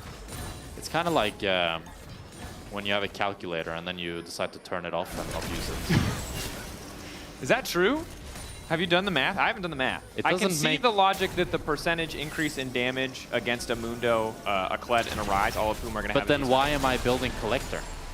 Like, it doesn't make any sense. If I think they will be so tanky that by second item, yeah, then don't make this about the LDR. Okay. It's about the Collector. You just want Stormraiser. No, but I'm fine with Collector. But you should only buy Collector if you think they're not going to buy armor. They've rung the bell. It's time to fist fight. Okay, fight. Down the barrow. Ready to get things going as he's going to demount. Reckless is in the area. Trayson unstoppable for a moment as the stun manages to connect. Good follow-up damage. He's dead. Trayson still lives for a moment. Flash backwards into the footwork. Some good follow-up poke from Sheo, but Los Ratones take control of mid lane, shift their sights now down to the third Drake. Oh, this would be huge for Los Ratones, but Trayson has the TP. It's crucial that they weren't able to kill him there, as they can look to retake now. Poke only connects on Develia. Might come down to the 50-50 smite. They're going to get up. Managed to take it and walk away. Well played. 2K gold at this stage of the game. It's not negligible, but it's not unplayable, clearly. So Tone sticking around bot lane, however. It looks like Ice, in the meantime, is going to be able to knock down that mid lane tier 1. Okay. Okay. We got a 5, you know. There's some life. Couple minutes until the soul. I gotta say, after you said that, what do we see? Multiple back-to-back 3-man groupings of Crowny, Reckless, and Velia just playing for kills, finding the angle. Very true. Also, did you get the Collector LDR thing? You understand my gripe? I understand. I mean, I understand your gripe. Yeah. Thank you. I'm not like a Collector super fan or anything. No, I'm not a Collector super fan either. It's just there are times when it's okay, but if you think the enemy will buy so much armor that you buy LDR second, then it doesn't make any sense to buy it. But have you felt the dopamine of buying a serrated Dirk on your first recall? Yes. Yeah. Obviously, it feels good. But he didn't do that. He bought Berserker with his first recall. True. Oh, but Nemesis doesn't have the ultimate. Trying to get tricky on the side steps here, but again, you talked about the Cassio so good at walking Wait a minute. opponents down, trying to get tricky onto Sheo. Nemesis still living for an extra moment. Oh, good response damage. Here, though. Velia's here, and they don't really have a whole hell of a lot of CC to stop this Mundo from doing what he wants. Ten wants to make the difference, but that Mundo's unstoppable. Saren running for his life. Crowny is here to pick up the kill. And Team Heretics, they're getting overconfident. They've underestimated the Reds! Los Ratons, they still have some life in them, and it's Nemesis at the helm that's leading the place, outplaying. He baits and buys so much time for his team to pick up the kills.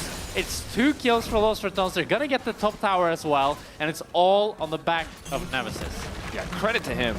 Just outplaying in the 2v1, living way longer than he should be able to. Now the gold, only 1,000 difference between the two teams. I mean, it's just some great sidestep here on the Cassio Qs. Dodges the first one, gets hit by the second one. Dodges the Jace Q here, flashes the melee Jace Q. Dodges the Cassio Q, sidesteps the Cassio ulti. Then eventually ends up going down, but at that point he's brought them both so low. They've used so much that Velia can flash forward, take down Sheo, and Crowny can take down Saren. 2 hard steel procs as well, just the cherry on top. Maximum dopamine. Team Heretics starting to struggle a little bit in these side lane plays. Haven't been able to leverage Trayson's advantage as much as they would like. And ooh, Boss is in trouble. Also, yeah, you highlight it. Might be the victim. Unstoppable now. Sheo trying to get in range to get the target. Will not be targeted as wants to run for his life. Demount. Sheo continues. Yeah, there's nowhere for him to go. Down he goes. Oh, it's a bad death. That is a bad Nemesis is going to get some plates on bot at least, but I'm worried that Team Heretics could look to start Nash here, but maybe with Nemesis pressuring on side. We said it in the draft too. That is a Cassio Aphelios. If he's got the white gun and Cassio shows up, that objective will die. He doesn't have the white gun though. Yeah, he doesn't have crazy good guns for the Nash. And Baus will be up in 20 seconds. Oh, he's cycling as quick as he can though, and Blue's about to run out. So, okay, he's going to have white gun. He has white gun. All right. Velia has secured a lot of objectives this game. They're going to need him to secure this one. 5K, getting lower. Nemesis waiting over the wall. Crowny now going to get locked up. Baron at 3K, getting lower. Team Heretics sets to finish with the health bars.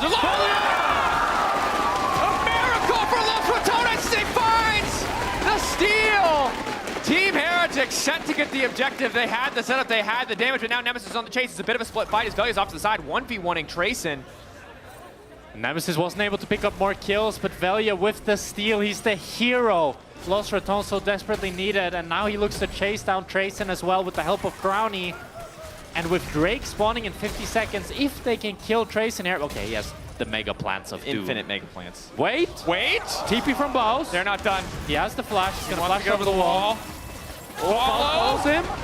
Unstoppable mega cone! Okay, oh my god, the mega. There was so many plants. That's a lot of plants. Yeah. That man is a plant enthusiast. Well, as we watch the replay here, it's Velia that's able to use this Mundo passive to get unstoppable. Trayson doesn't get the W on him, and then he just barely smites it. A perfect smite at 1390. He gets that objective. You can see catharsis for Yamato and the rest of the staff behind the scenes. I assume for Cage as well. I can't tell if he's popping off. I don't really have the angle. But he's for sure popping off. This is winnable. You wanted life. You said no life. They give you life. Keep smack talking them. This is I don't know if it's your curse, but it seems to be working. There's a lot of life. Drake is up. This is a big one. Boss is off on the side.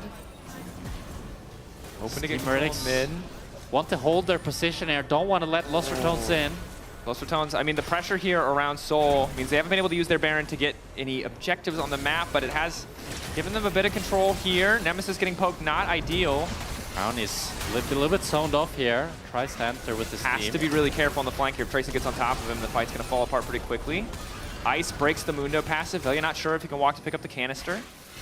Forced to enter through bot here. This feels really bad as a team with Baron Nashor. Crowny's just a little bit late. This is the struggle. You really want to have a trap line set up, but he hasn't really been able to put too many down. Hoping to punish. Boss on the flank.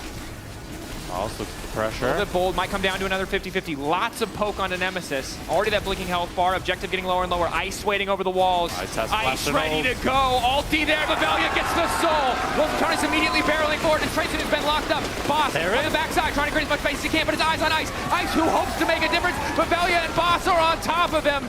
Holding on to a bit of hope now as Nemesis takes out Sheo. Crowny keeping it going.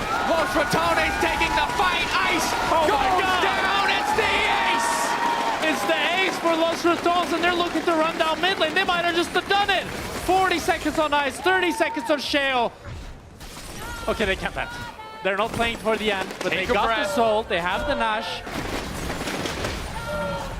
Los Ratons revitalized in their 5th game in LEC Versus. Their fans as well. The streamer, a booth down from us as well. Job is not done. They need one more fight. But seeing signs of life, seeing more of what people wanted from this lineup and this roster. It's a beautiful ulti here from Ice, but it doesn't quite land onto the key LR carries. And this fight looks so good for Team Heretics when Saren gets this 3-man ulti. But it doesn't matter because it's just not enough and there's no follow-up on it. And then Ice is able to pick up Baus as he runs away, but Nemesis TPs into the back line, and he's an absolute monster this game with the amount of damage he has in these fights. As he takes down Ice as well, he gets a triple kill. And credit to Velia for the smite secure around Baron, the steal, as well as the Drake there.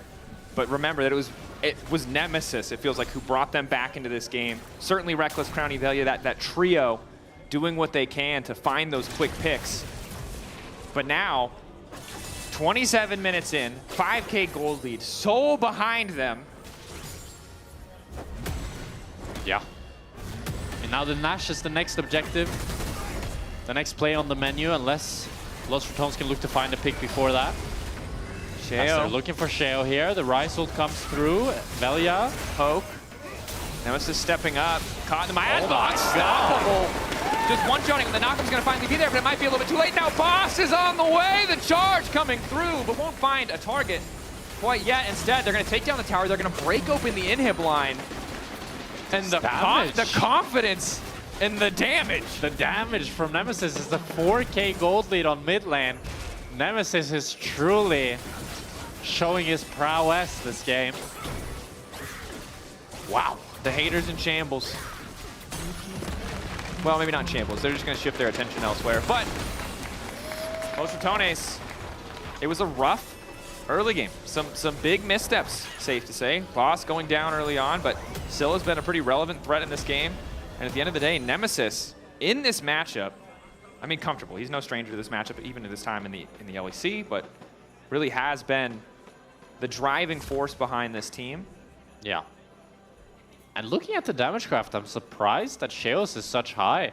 I mean, it makes sense as he's playing this poking Jace champ, but I feel like he hasn't really had the impact that I was looking for with how big his gold lead was on Velia. I suppose Velia's smites have also done a lot of work this game. That they have. Mundo, tough to just obliterate that health bar. It gets easier now that Ice has 3 items, to be certain.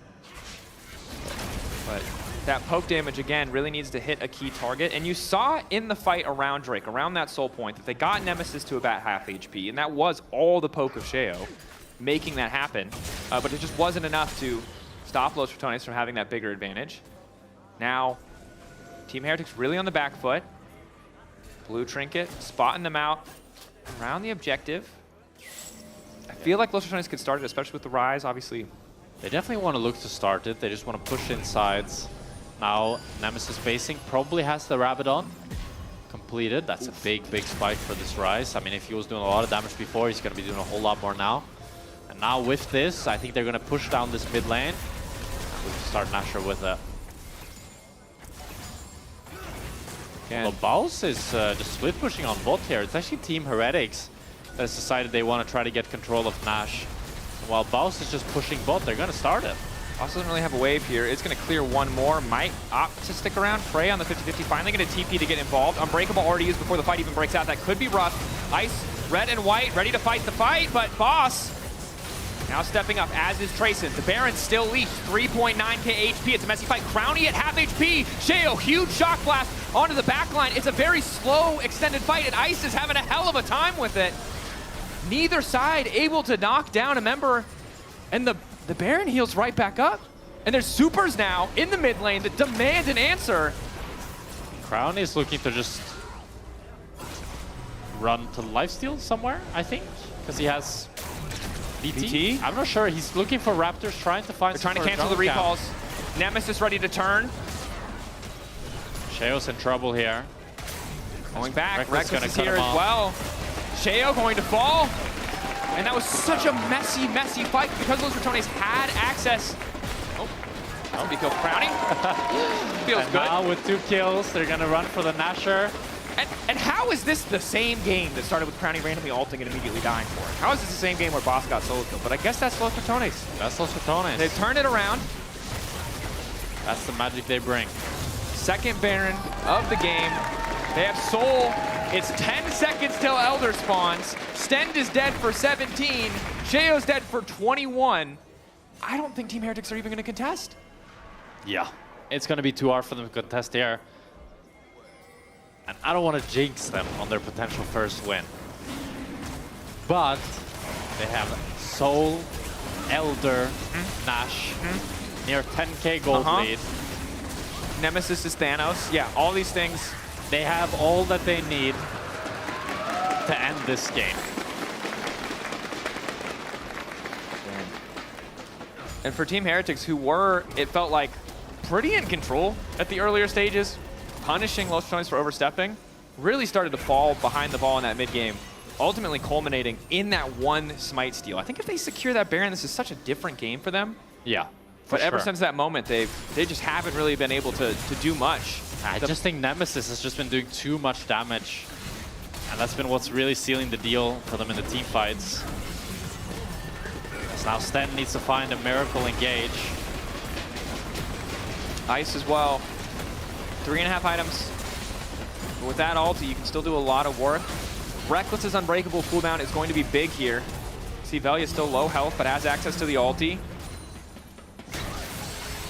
Pops the maximum dosage. Boss isolate upside. Flash forward from Saren. Immediate follow. Huge damage and trace it into the backline. But Nemesis still stands. The Elder still there. It's beautiful from Team Heretics, but it is too damn late. Los Ratones on the board. And Nemesis is not going down without a fight as he continues to carry team fight after team fight on the rise. Wow. Nemesis and Valia, just a standout performance from them. And a brilliant game from Los Ratons. I mean, yeah, again, some fumbles in the earlier stages, but a well-earned win. The steal on the Baron, the countless 2v1 maneuvers, the skill shots dodged. Nemesis completely on fire. You can vote for your player of the game, Valia, Nemesis, or Crowny at LEC on X. All solid options. But here we are. Here we are. Los Ratons, you said at the start of the cast, will Los Ratons win a single game? That was the question. Will it be today? And the answer, it was today. Yeah. Sten won't be laughing no more. No, that's a rough one. That's going to be a... Did not age well. Yeah. But it has to feel good. A bit of relief for Los Ratones after a pretty, it's a tough start. Yeah. They have always been under a spotlight in a way that I think a lot of teams coming from ERL just wouldn't be, but they're of course a different breed, right? Yeah, but I think today was really nice because you get to see very clearly like the strengths and the weaknesses of Los Ratons. You get to see Bao solo getting solo boloed and struggling, but you get to see also the creativity of some of their plays, Valia smites, and just Nemesis and Crowny, how well they can play these team fights, how much damage they can dish out, and just the stability of their core carries. Fair enough. That's enough from us. Let's send it down to Lore. Let it be known that nobody beats Los Ratons 5 times in a row. Baus, thank you so much for joining me. The whole arena was chanting for you. Thank you, guys. Thank you. Tell me about today, especially after the rough start that you had. Did you have a feeling that it was going to be different? How did you guys feel, and how does it feel to finally grab a win here in the LEC? Well, personally, I was feeling not the best after yesterday because I felt like I played really badly. And I didn't feel like I played that well today either, but, you work and you improve. But as a team, we've just been, after these losses, we've just been working really, really hard to try and get our stuff together because we want to prove ourselves and we want to show up good. So we've just been working day in and day out, pretty much. Yeah, and it shows, and honestly something that I've been talking about too with Kajol before the tournament started was that it's so much different playing from your room, playing not together and then being all of a sudden in the office, having to show up at the studio every week. How has been your experience adapting as a pro player so far? Tell me about it. The good size and bad size. It's a big difference for sure. I like being in my own little room and where I feel comfortable. And here, this is a lot of fun as well, though. Having everybody in the audience cheering for you, it gives you a lot of energy, so thank you, guys. I do hope this win is gonna make you feel better and give you guys hope for the rest of LEC Versus. I gotta ask, though. I remember you 1 year ago, inting left and right, playing your Sion, playing your picks. Sure, it's banned right now, but I don't see the Baus that I would see before on stage and that I would see in game. Did you lose yourself? Are we gonna see this one again, especially here? Well, it's a complicated issue, I think 2 years ago the game was a lot different as well. I had this thing Baus and Law, it's been changed so much. It's really hard to pull off. I can do it with Sion because you get a passive when you die, right? It's really hard to do it. Have I lost myself? I try not to. I'm just trying to play as best as I can, and I don't want to let my teammates down. So I'm just doing my best I can. It's a team's game in the end, and you earned that W today, Baus. Thank you so much. You can applaud again, guys, ladies and gentlemen. First win for Los Ratons in the LEC. And Shots, over to you with Reckless and Valia. Thank you so much, Reckless and Valia. Congratulations as well. Thank you. Reckless, I'll go to you first. You have had many victories on the stage, many of them. But how does this count up, knowing that you've been working towards that with this team and the struggles that you've had kind of in the previous games? How awesome does it feel? I think I'm most happy for my teammates. I know we are in a stressful situation with a lot of issues to tackle at a short time span, much shorter than for other teams. So I know the situation is not easy, and when we keep losing, I think everyone slowly also loses hope along the way. We try to keep it, of course. We're gonna fight till the very end, but for every loss we take, it's harder to stand back up, I think. So a win like this, I'm just most happy for my teammates because I know it will give us a lot of energy moving forward, and we still have a few games to go, and I think some games we put ourselves in a bad spot, but also some games we are in a good spot and we can actually win. We're 1-4, but I feel like we might as well have been 3-2 if some small stuff went better. So it's just important we keep the hope, and a win like this goes a long way. Absolutely does. Velia, for you then, I know you might not have had the best time in some of the games, but again in this one you have a super important steal. You're just a raid boss for your team. How important was it for you to have a game like this where you can definitely say, it's because of me also that we won? I mean, I think I was having a great time since it's my first split in LEC, and it was my dream to play on the stage. A bit unfortunate games in the start, 3 losses in a row, actually 4. It hurts a bit, but you know, there's still hope. We got one today, and as long as we try every day, I think we can make it. So yeah. Hopefully tomorrow another W, and then we have a really good chance of reaching playoffs. Absolutely. I mean, the reality is that you started off with not an easy challenge ahead of you, but in a very short time period, you've already showcased tremendous growth, which for a lot of players is very difficult to do under the stress. And I mean, you've got a lot of veterans surrounding you, and they know what it's like to be in this situation, be in this pressure. But I think you should be very proud of the fact that even under this much pressure and in this environment, you're still able to grow in the way that you have. So I think you should be very happy with the performance that you had today, because I mean, those Mundo steals, your objective control around the Dragons as well was fantastic. I mean, I am happy with the performance I had today, but I'm happier that we actually played as a team, because I think League lately, like maybe last couple of years, became not so much of a 1v9 game, where like one player can just carry the whole game. It's just a team play, and if everyone is moving together and having a plan on what should be done, I think that's the only way to get to a win. So I think we all had a good game, and we were all moving like as a team, and that's what brings us this win. First week was a disaster. We were not playing as a team. I think today, in the match against KC, we were playing as a team, and we showed that we can put up a good fight and good matches. Awesome. The Kia player of the game was Nemesis, as voted by our audience. Reckless, what do you think of that? I mean, he also had some great games last week, so it's a great honor for him as well. I think a player of Nemesis's caliber should be in the LEC minimum. So it's just a pleasure to not only play with him, but also to watch him play. I feel like he's a genius when it comes to League, and it's just an honor to be alongside him and to watch him play. I wish all these years I could watch him play more, and hopefully in the future we have a place in the LEC for someone like Nemesis, because I think he deserves it. That's absolutely awesome. Wonderful win from Los Ratones. Thank you so much. Before we go though, you said they were going to go 0-11. I did. So, I did say that. Unfortunately, gentlemen, I have to apologize. I was a doubter. I did not believe, and I have to eat my words. So I'm very sorry. I hope you guys continue to win, and you can prove me and many of the other doubters wrong. Congratulations, gentlemen. 0-11 is crazy work. Thank you. I'm sorry. That's fair enough. Thank you so much, and we'll be right back for KCB versus Movistar KOI. D mounts as he gets the ulti off Trayson. Full committal here. Flashback from Boss, and that's first blood for Trayson. Elia. Come. Yeah, but maybe 80 is here. They're really low. I can ult them. I just need a clean angle. Really low. Cassio has splash. Cassio. Has splash. Cassio in the bush. I kill it. Yeah, give it to Crowdy. Go into it. Nice. Slow. We win. Kill everyone. Yes. Kill everyone. Kill. I'm dead. Careful. I think you win though. Nice. Nice. Let's go. Good job, guys. Good job.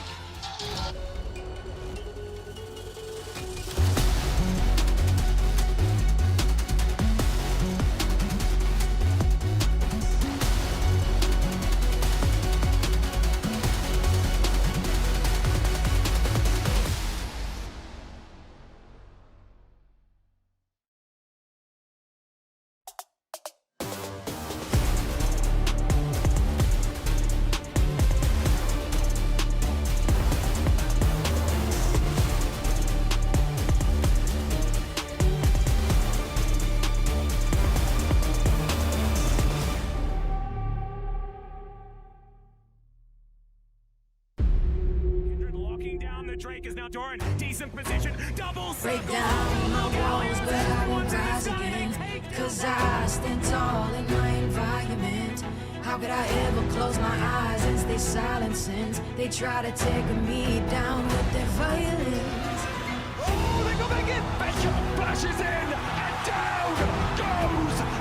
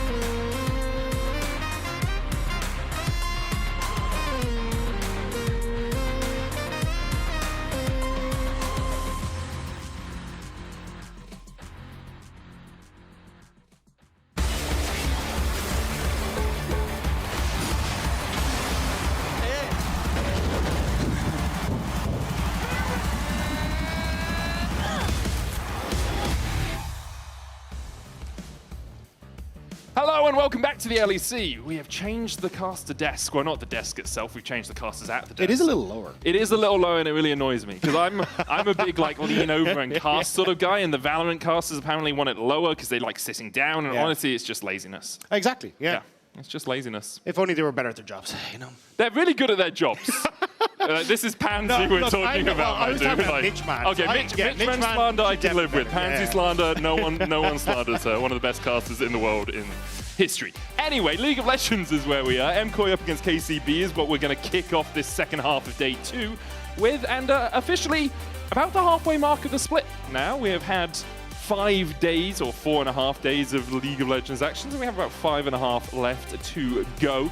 So let's see what these two teams want to draft. KCB, one of a couple of teams now in the league with only 1 win so far. Los Ratons is obviously joining them there alongside SK at that 1 and 4 mark. But KCB, if they can knock down MCOY, it would be a massive scalp to claim. It's even just the fact from KCB's perspective in general, they've been performing exceptionally. True. I've been really, really impressed with this roster and what they've managed to achieve, even if some of the wins haven't gone their way in some of those matches. But you can already see Jojo not going to get his hands on that Akali. It's their own ban that they're going to take away. But yeah, I really want to see if KCB can just kind of cause a bit of an upset here. I think day on day, week on week, KCB continue to improve, and that's always something that you want to see, especially with some of these players coming up from, tier 3 over the off-season. MCOY with right of first selection are on the red side with first pick. They're going to lock in the Rumble after banning out Akali, Varus, and Nico. KCB took away the Orianna, the Jace, and the Azir, and take Yunara and Ryze as their first rotation. Yeah, I think Yunara is still incredibly strong in the patch, but have you seen over the course of these last couple of weeks that teams are willing to just prioritize the Aphelios afterwards, and you kind of get that trade of, hey, we just both get late game scalers that can pop off as we go on. And we'll have to see what Camilo can try and do in the Ryze. It opens up a lot for Yukino in the jungle, and the ability to play around Yukino has been something that KCB have done incredibly well in the early stages. So I'm hoping that we get some more aggressive invaders and that kind of playstyle for Yukino. Yeah, that jungle battle really excites me. I remember when Elioya and Razork were coming up through the ERLs. It feels like Yukino is kind of that next generation of junglers that can really take the stage by storm. I did say that MCOY had right of first selection, picking first pick. Actually, KCB had it, and they chose second pick. MCOY then chose to be on the red side, just to clarify that for anyone at home who may have been slightly confused. Vi and Talia, a tried and true combination in the mid jungle there for Elioya and Jojo. One of the matchups that I didn't expect to be as excited about in this game is going to be the supports. Yeah. Prime has been fantastic. His Nico yesterday, I don't think I saw an ultimate that he used that didn't hit at least 3 people. Like, he looked so impressive on the pick. And I'm curious, well, it's already been banned away, but what he can do if he gets his hands on some of these big engage tools once more, and how Alvaro is going to work with Elioya to try and shut that down, because obviously that has been the core game plan for MCOY for such a long period of time. MCOY currently getting rid of an enchanter in the form of that Lulu to try and negate some of the power that Prime can hand out to his teammates. Kai'Sa taken away by KCB alongside the Rakan, 2 dive buddies for that Vi. Makes a lot of sense. Now MCOY looking at their final ban, and then we'll be looking towards their bot lane for their final 2 picks. KCB still have jungle and their support to lock it. So Jarvan going to be banned away. I'm not 100%, like, I think you still got options here as Yukino. You can go towards something like the Zenzel if you want to try and take the early fights, and looks like that might be the cause, yeah, because you've already got that point and click CC with the Ryze, so a lot of pressure that can be put down in the mid lane if you want to try and look there. Also allows you to create this sort of circle of safety while MCOY try and dive onto your backline, right? You can separate the Vi from the Talia, from the Aphelios, and make sure they're on separate sides of the fight, allowing your team to then collapse on Elioya if he dives a little bit too deep. MCOY looking towards that Aphelios you talked about, wasn't banned out by KCB. They're like, okay, you can play someone who has to sit a little bit further back, and we'll try and negate some of that power. I am curious what the response from MCOY for support's going to be, though, because you preemptively banned the Lulu, which says to me you want to try and go for the Braum here, and basically say, hey, look, you probably want a Rel or an Alistar or some sort of engage tool to come through from Prime in that bottom side. As long as we can preempt that and take away that engage opportunity with the Braum, I think you're in a decent spot here. Yeah, I think Braum definitely solves some of those problems. Alistar does a similar thing if you just want someone who can disengage but also can follow up on that engage. And Alvaro's Alistar, to be feared. You don't mess with those horns at all. As KCB now looking towards their support. Like, counterpick support, not something we too commonly see. Does work really well if you want to try and win through that bot lane matchup. And if I'm playing to an Aphelios Alistar and I've got Yunara by my side, I mean, you could even look for something like the Braum yourself if you just want to try and disengage some of the all-in that MCOY have. Yeah, I mean, you probably guessed that MCOY are going to go for heavy engage. My only worry is that you do lack your own engage in that situation. So it looks like with the Aphelios and Talia, 2 immobile carries, they're going to look at the Bard instead just to try and provide that lockdown with the Tempered Fate. I like basically what both teams are bringing to the table, though. KCB, good mid-jungle that they can try and play through, pushing bot lanes that enables them to look for invades off of that strong mid-jungle and see if they can play in towards those later fights with the Yunara. And for MCOY, I mean, it's hard lockdown, lots of CC, lots of abilities to pick off members in a fight and target one down. So we'll have to see. It feels very much like MCOY trying to shut down pressure through that bottom side and play around that top half of the map. And for KCB, just see if you can blow open the game early. Yeah, also if you get to mid-late game fights with a slight lead for KCB, I quite like their composition, the ability, as you say, for that Tempered Fate to lock down the Aphelios on the backline, negating his power in a fight at the start of it. You kill the Vi, you kill the Rumble, who are relatively squishy, and then you can go front to back. It could make a lot of sense. I had a quick look at Prime's Bard history. He has not won on it in 6 years, well, 5.5. Last time he won was LVP 2020 Summer. on Team Queso, playing up against Mad. And since then, he's played it 3 times and lost in all of them, all of those games. So been a little while for him. But, you know. Yeah. Sorry, I'm laughing at the team names. Team Queso, so this cheese, isn't it? Yeah, Team Queso, LVP Job team. Life is one of his other teams as Oh, no, well. sorry, he was playing on Mad Lions at the time, not Team Queso, my mistake. Not my mistake. But let's get into the Rift. Let's get on to the Rift. Prime obviously with a little bit of history against, or with, you know, Movistar Koi. Used to be Mad Lions, then changed into Koi, and changed into Movistar Koi. Did play on that roster for a few years, a while ago, alongside Flackhead. As Yukino and Tao try and get a bit of vision in here. They will put down the ward. Camilo with a bit of a trade there with the spell Flux on to Jojo, using those autos as well, but takes a threaded volley in return. Jojo popping through the potions early. Hazel and Prime trying to step forward here. Ghost coming out from both. Oh, good flash Cosmic Binding from Prime. But the knockback from Alvaro means that Super only suffers half of his health. Still going to be a difficult lane now for Super to play. Alvaro not going to be very useful in the early stages. You're already below half HP. And the ability for Prime and Hazel to just step up past this wave is so strong. I'm curious if Elioya starts to change up his game plan here and see if he can try and support the bot lane. Maybe force Hazel and Prime back a little bit. And the only benefit for Super and Alvaro is they didn't burn flashes. So they do still have that to try and escape the clutches of a Cosmic Binding. And you do have to be a little bit cautious. Elioya is pathing towards the top side, which makes sense. Mirwin should be able to get the push on Tau and should be able to chip that Cassante low before he goes back and gets some magic resist like the Kaenic Rook Gun. That magic as a shield really negates a lot of the power Rumble has in the lane, at least the kill threat that he can develop. Yeah, that's why he kind of does relatively okay in the lane, and just being able to survive and become a mega tank in the later portion of the game. But I wasn't sure if he'd see Elioya change to go from blue into Wolves back out towards his Krug hit 3 from bot, because Prime not having flash makes him, no pun intended, a prime target. So I think we'd expect Elioya to try and get down to this bottom side at some stage. I think part of the risk of that for Elioya is that there is a ward there, and they know there's a ward there. So if he goes blue into Razorbeaks, you know he's there 2 camps too quickly. Like junglers, players at this level, and players at levels below this as well will be able to track those timers, know that the Vi is there way too quickly, and then can readjust how they're playing the lane based on when he can get there. Because Alvaro kept his flash, you could probably go for the late gang. I agree. Which is what I 100% agree it's a possibility. I think KCB should have been wise to the possibility if it had materialized. And that jungle matchup is definitely one we want to focus on through the course of this game. Yukino, one of the stars on KCB. Elioya having a really good start to the split. MCOY generally actually having a really good start to the split. And you can actually see Elioya, he's falling behind in gold difference at 14, but he's actually really involved in his team's kills in the early game and generally throughout the match. Yeah, I mean, especially you could see that yesterday, right? Like, the ability for that Pantheon to move around, get picks in the mid lane, then set up for even that first blood on that top side towards Mirwin, really changed the dynamic of that top side matchup. And it looks like that might be the call here again for Elioya, at least trying to get some vision down to spot out where KCB have started. Yeah, protects Mirwin as well as he gets this push out onto Tau. We talked about the Rumble with that Flame Spitter can just get the push early on. Tau going for the Doran Shield early as Yukino might look for a gank down towards bottom.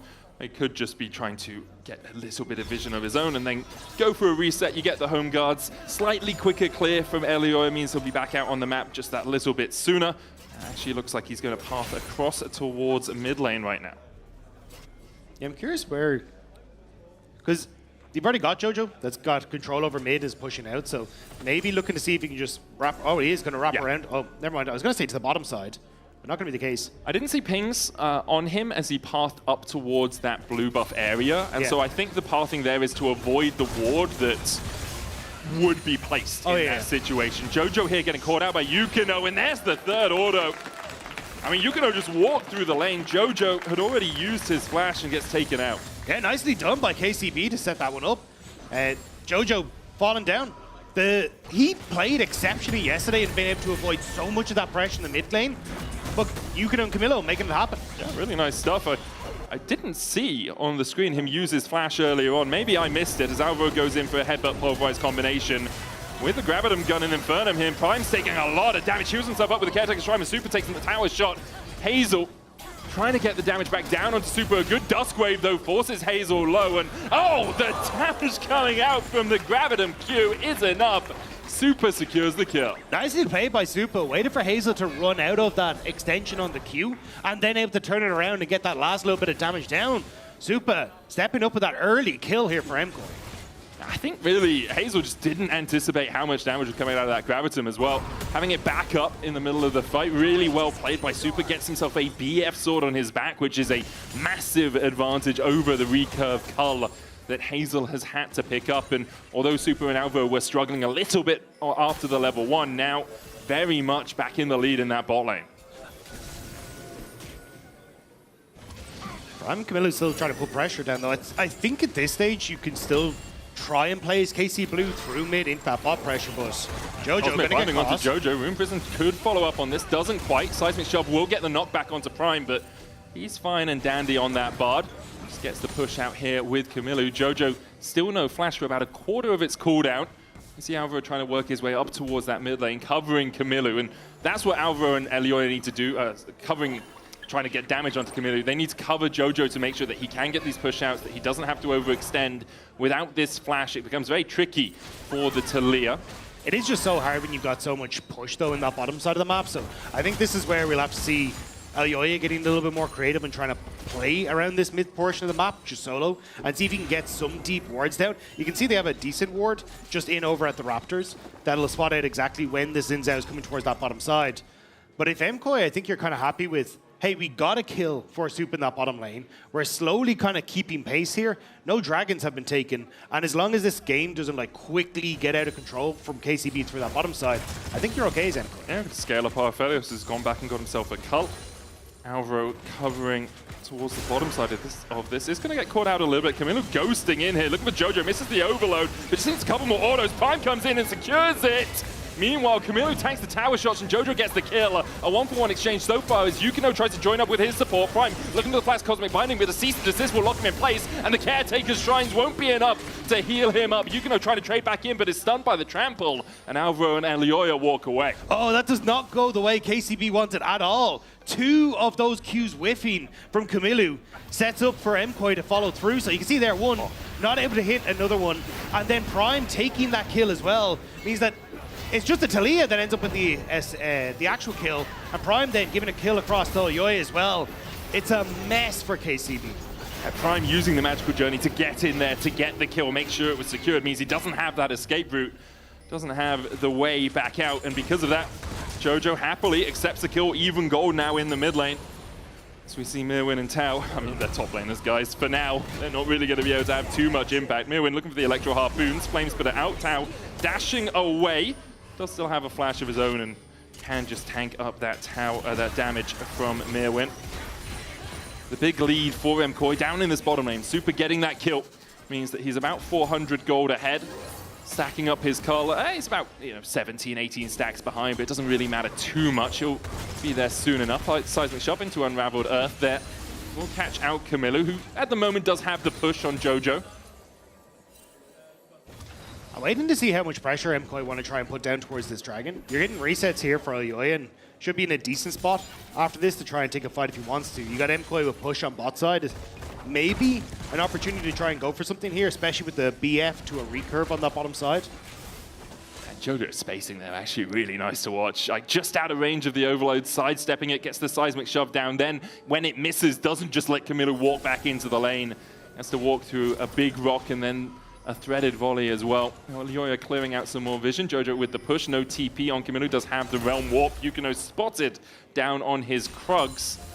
Rise backing away. MCOY can start to set up around the Drake. It's a Scuttle Crab for now for Elioya. As a jungler, he'll be very happy to secure that minor neutral objective, but doesn't look like they're going to go for much more as of yet. Maybe they are.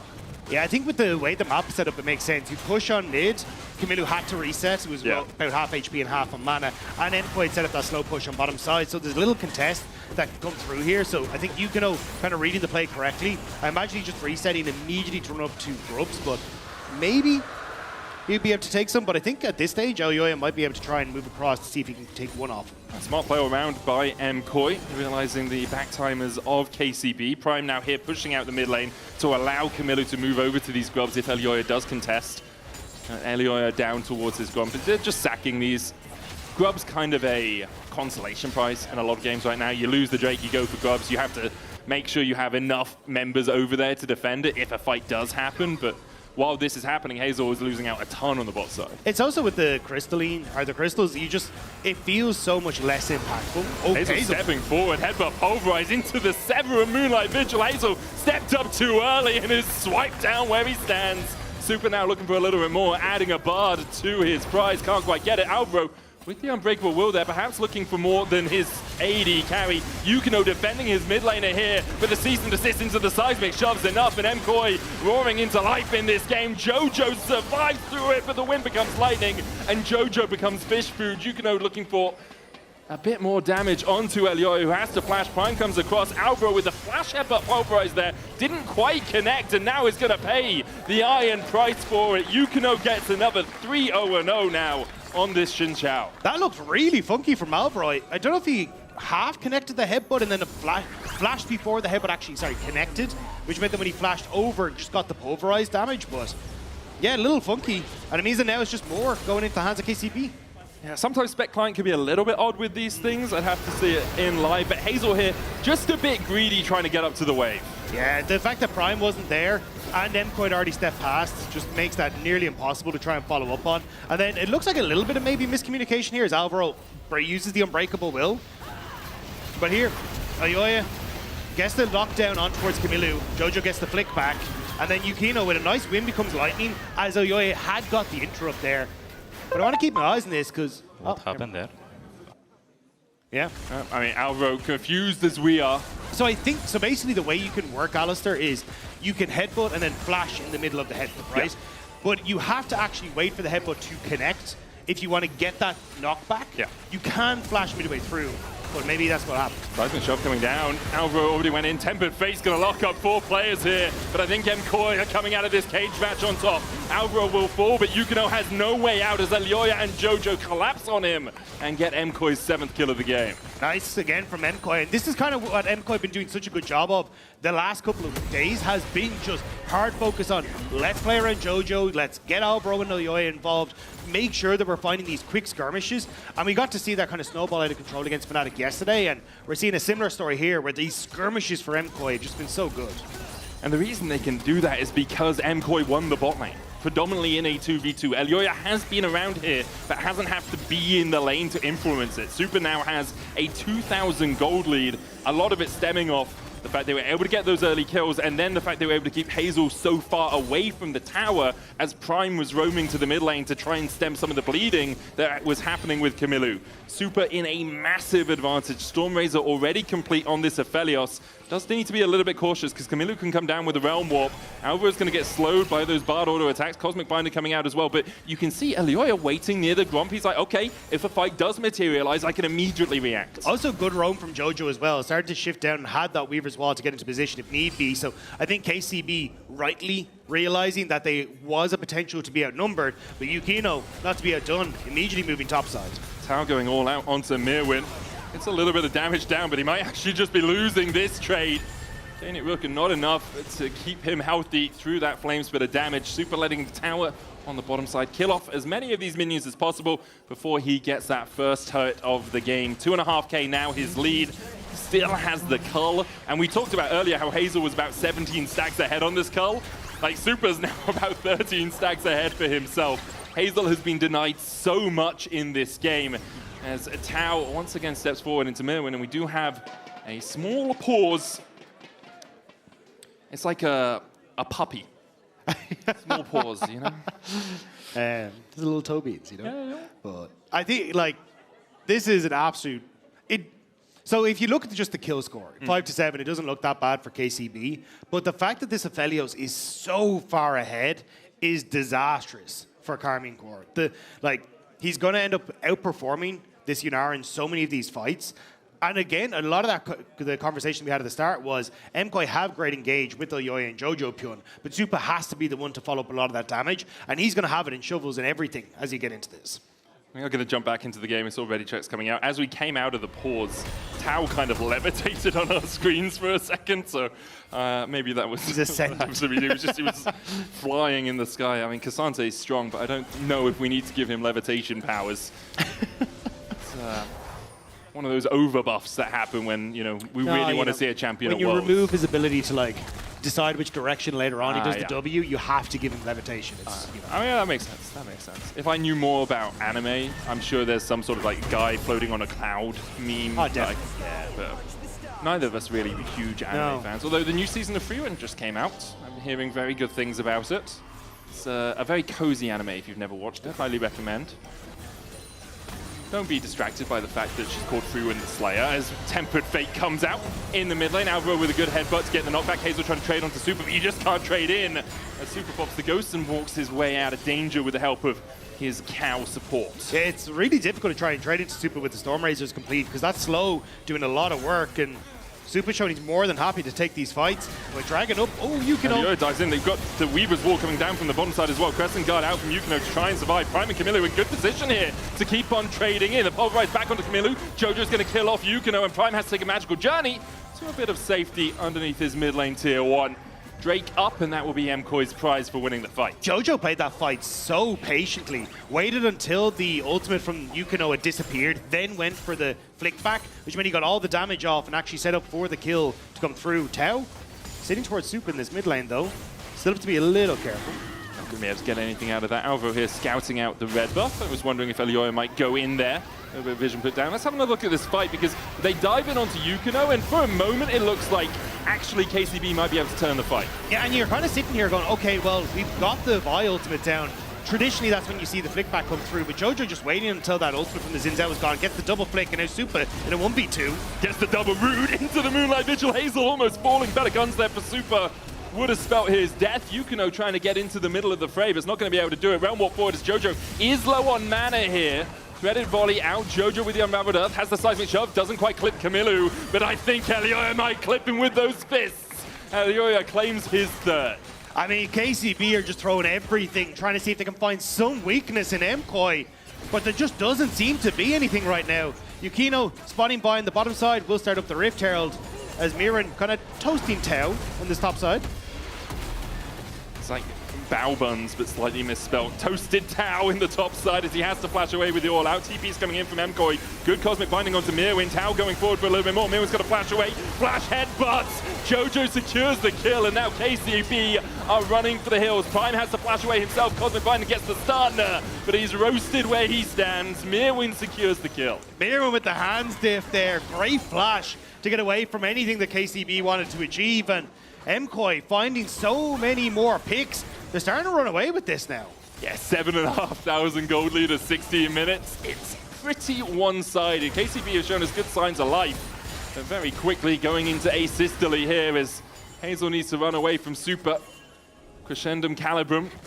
Good guns to clip you off at long range. And meanwhile, on the top side, Jojo should be taking away some of the plates from the tower. Hazel going in. Look at the damage onto Super. Prime coming in from the side as well. Hazel trying to flash forward, but doesn't land the shots as Alvaro keeps them at bay once again. Camilo coming in, trying to find Alvaro, but he can't get close enough. The Spell Flux won't be enough to catch out Elioya. They will get some plates on this mid lane tower, but you need more than a tourniquet to stem this bleeding. Jojo looking to see perhaps if there was a possibility of a flank, but a Weaver's Wall will crochet himself away to safety. Still a decent collapse from KCB. They end up getting some plates. Waves are in positions where they're able to catch them all as well, so they don't actually lose out on too much for trying to make the play happen. And they end up sending MCOY at least back for the moment, but I mean, you've already started that dragon stacking. They're going to be back out of the map, and Mirren may be looking for the Unara, but she's in a safe spot. I was really hoping he'd just like all in. Like, scrap shield, just sprinted him, see what happens. Equalizer was just coming off cooldown. Hazel does still have the ghost. It doesn't have the ult or flash. Tao here, about to be collapsed on by MCOY. Knock up into knock up. Tao tanky enough to survive through it. Pathmaker back. Prime comes in with a Cosmic Binding. Doesn't quite land the stun. The tower's still standing here, but MCOY fighting behind it as Tao chipped away at by MCOY. They'll get another. Realm will bin by Camilo. MCOY now caught out a little bit, but cease and desist. Dives onto the rise, and he's not doing that. He's falling where he stands. Yukino caught out by Super, trying to find a way out of this one. The Dustwave doesn't quite connect on him, but a Vault Breaker finds its man. MCOY once again collapsing, and KCB doing exactly the same, but in a slightly more detrimental way. MCOY just played around that wall so well, denying KCB. Oh, hang on a sec. Oh, Prime almost falling. Hazel trying to protect his Bard. Prime had a wall through, but needed the magical journey, because otherwise Super would have collapsed onto him. Another tower going down. MCOY extend their lead to almost 11k before the 20-minute mark. Yeah, this is a confident play from MCOY. You can kind of see why people are talking about them as the best team in the league right now. Just the ability to blow open games like this is so incredibly strong. But we get to see here, like, Tau in a terrible spot. MCOY are trying to make this play happen. You can see the Rise Realm Warp to try and get in.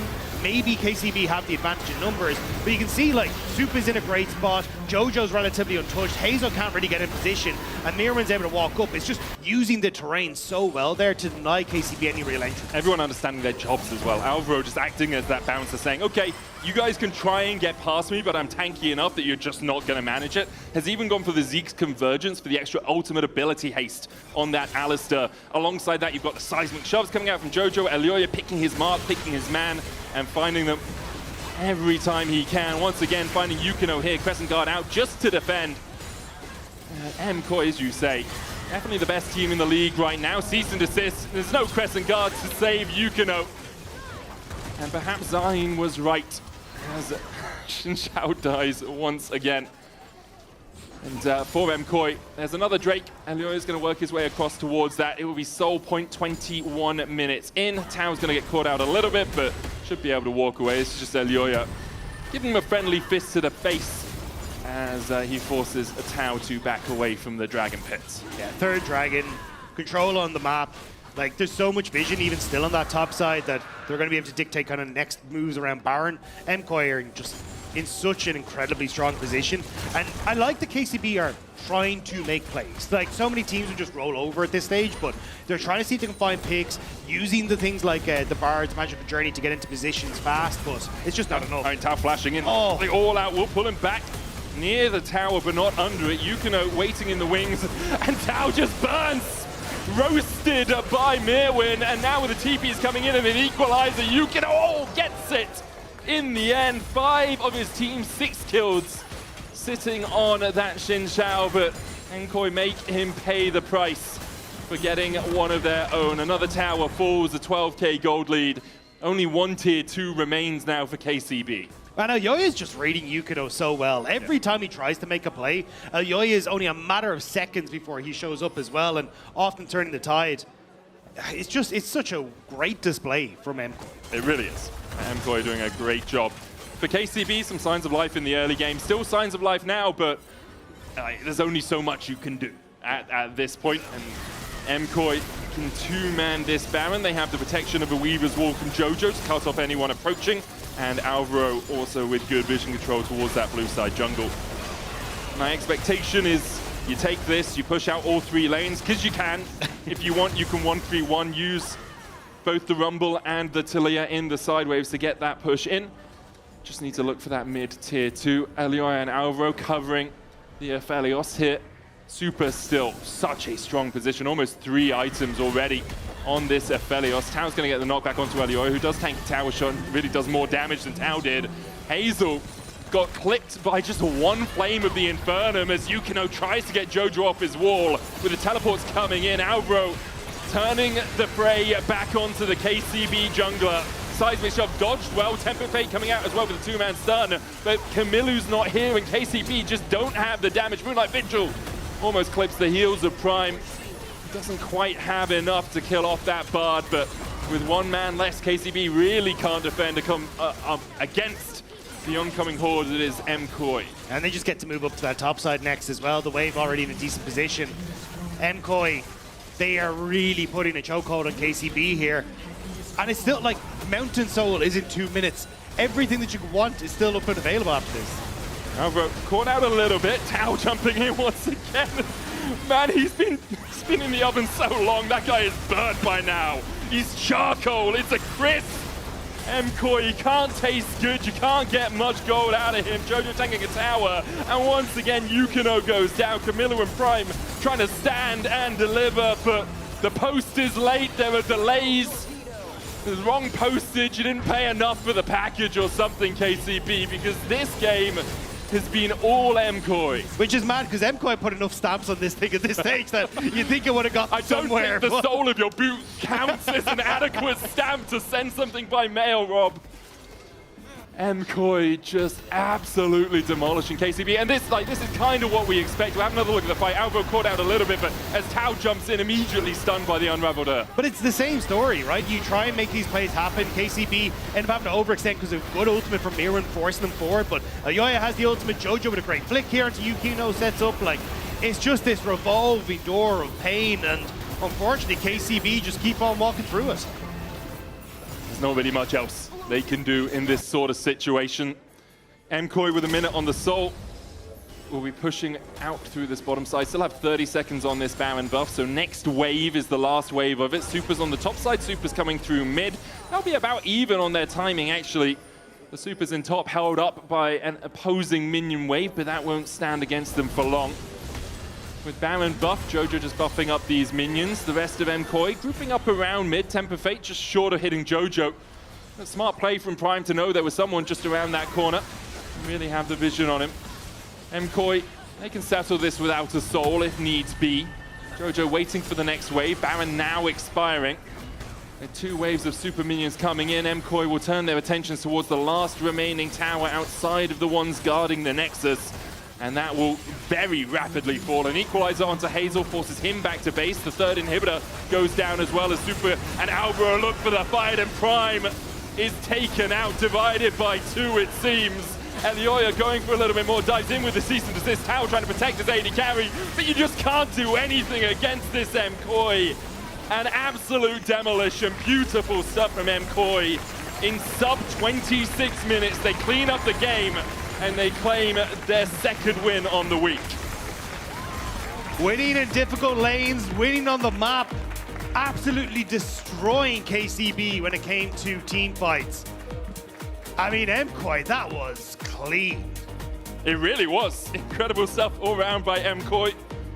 You can vote for one of them in your player of the game. Jojo, Super, or Alvaro are your options. I'm support biased, 100%, but that was really nice from Alvaro. Like, that's the sort of Alistair you want to see in every single one of your games. Yeah, I mean, across the board though, like, MCOY just looks so good. I love the fact that they're finding these like quick rotations around mid lane where they're forcing these small skirmishes, and then also just, I mean, great League of Legends, like good hands in so many of these plays, outperforming across like the weekend as a whole.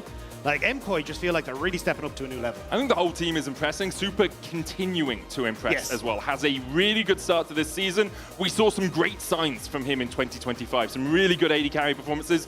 Worlds let him down a little bit on the international stage, in my opinion, but he continues to show why he is one of, if not the best AD carry in our league. I think right now, probably the best AD carry in our league. I'm going to hand it over to Law, who is standing by with Alfari to break down that game. Not quite, but he also works with Alfari, head coach of the team, Melzet. Thank you so much for joining me today. I believe Medic was saying that Supa is the best AD carry we have in the league right now. You're not going to say otherwise, but what, according to you, makes him the best AD carry in the league? I think he's the smartest one in the league.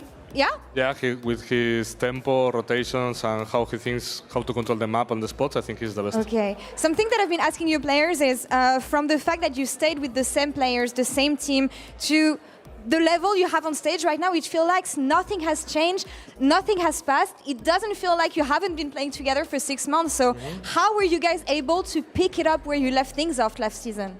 I think it's just keep working on the same things and identify as a team what is important to play.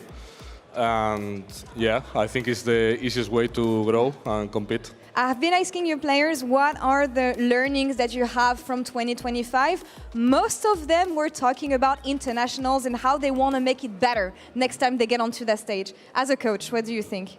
Yeah, the same. Like, it's the same objective. We need to improve a lot, in a lot of areas, but I think we know what we need to do, so it's now a matter of time and if we are able to do it. Now the question is, how do you get better for the international stage with the quality of games, as good or bad as they are, that you have in the LEC? I think you can do the same. You can be more oppressive, you can still work on the fundamentals, then you are going to adapt to better players and small details, but I think that's the easiest way, the easiest part of playing international. I think they have way better fundamentals and good habits. Okay. Yeah. Yeah, good habits. And Talking about the coaching staff, you had obviously to replace a lot of people. You now have Alfari and a new assistant coach. Yep. Tell me how it's been working. How did you build new foundations maybe with this coaching staff, and how is it different from the people you had last year, especially working with Alfari, helping Mirven? I think when the Alfari opportunity was on the table, I took it because it feels so well with one of the players I couldn't give so much attention individually, and I think Alfari is super good at it. And then I took Inde, that I always wanted to work with him. I did an interviews in the past, but he preferred to stay in IRL. So yeah, I'm super happy with my new coaching staff. So I think everything is working so well. Yeah, it does. It is working so well. Something that I keep on hearing is that you guys are one of the scariest teams we have in the LEC right now. At least that's what the other teams are saying. So hopefully it can continue for you guys. Gracias por la entrevista. Thank you so much, Melzet. And Finn, over to you. Thank you so much, Lauren. Thank you from Melzet. Yesterday we actually had a quote from Melzet where he talked about Supa kind of needing to step up a little bit and showing why he's the carry. And I think there's no better game to break down than this game, because I think Showa had an absolute banger of a performance. I'm gonna break down where it started. I'm gonna break down the transition, how we got to the end. So, it all starts here in the bot lane, as it usually does. It's level 4, and as we roll the clip out, we're gonna see a very volatile trader from Alvaro comboing in under the tower. And first I thought that there wasn't really anything here, but in the end, Supa's constant aggression here kind of forced a kill onto Hazel that I didn't see possible, and I doubt Hazel saw as well. So with the Q there from the Gravitum gun gets an instant kill. And this will transition later here from the Dragon that they take with this bot pressure. Now, usually when you take this Dragon, the standard play is to recall and set up the map again and again and again. We've seen it many times, but there are some analysts that are going around saying buzzwords like skipping steps and doing things like that. Now, I think that's a pretty vague term, so I'm gonna try to break down what skipping a step actually means. So what you see here, as we roll the clip out, Alistar is covering his Aphelios, so Aphelios can push out, and then he's gonna recall and open. But now, if you pause right now, Bard is showing on mid lane, and Alvaro, being very quick in his mind here, realizes, wait, they don't have any vision in bot side. That Yunara is gonna be completely isolated, because soon we're also gonna see, as we roll the clip out, that Xin Zhao is showing on Grubs. He's realizing now that Yunara is completely isolated. He changes the plan.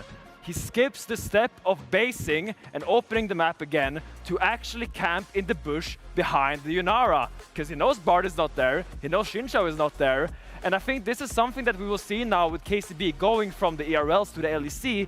Maybe they're not really prepared for, because these teams play so fast. They play so volatile, and Bard is trying to make it here in time. He realizes that his AD carry is in danger, but is a little bit too late. And Supa gets an amazing kill onto Hazel. He drops 2 more waves, tries to push out on Primer, doesn't really get anything. But from this point onwards, MCOY snowballed this into a super dominant fashion. And I think both Supa, Alvaro, and Elyoya worked in perfect tandem in this game. If we can bring up the Supa stats just to highlight once again how well he performed this game on the Aphelios. Look at that damage per minute. The KDA is amazing. And even across that, he got the player of the game. Really well played by Supa, and once again, just like Melzet said, this is the guy that needs to step up this year. I think he's already shown that he's on the path to do so with great perfection. Now, we're gonna go to a break, but we'll be back soon enough.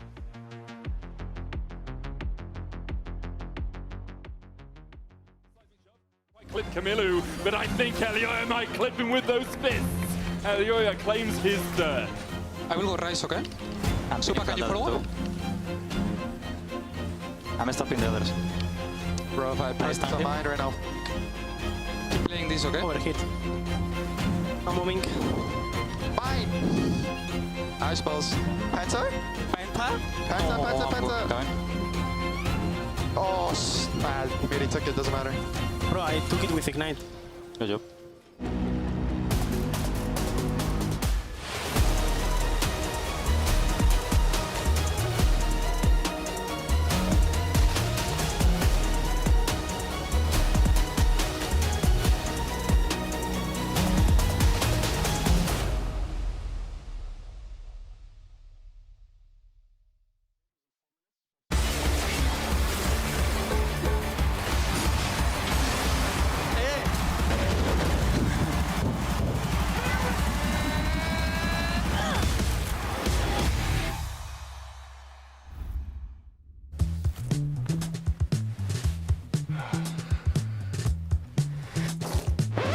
Damn it. Heretics, are you ready for the... Oh, that doesn't look good. Wait, I have a solution, but you have a break. I will be right back. Just wait.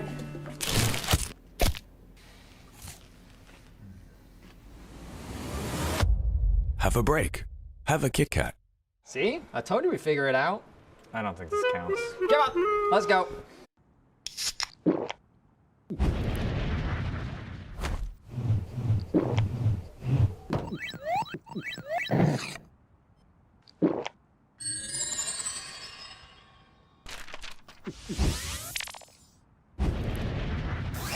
Red Bull gives you wings.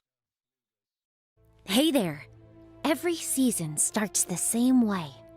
Everyone wants to win. But not everyone prepares the same way. I can't wait to show you what I have in store. And trust me, this year, everyone's leveling up.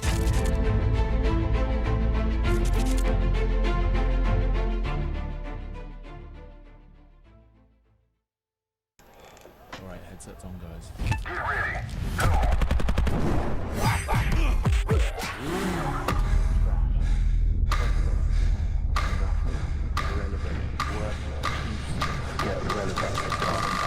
Get up.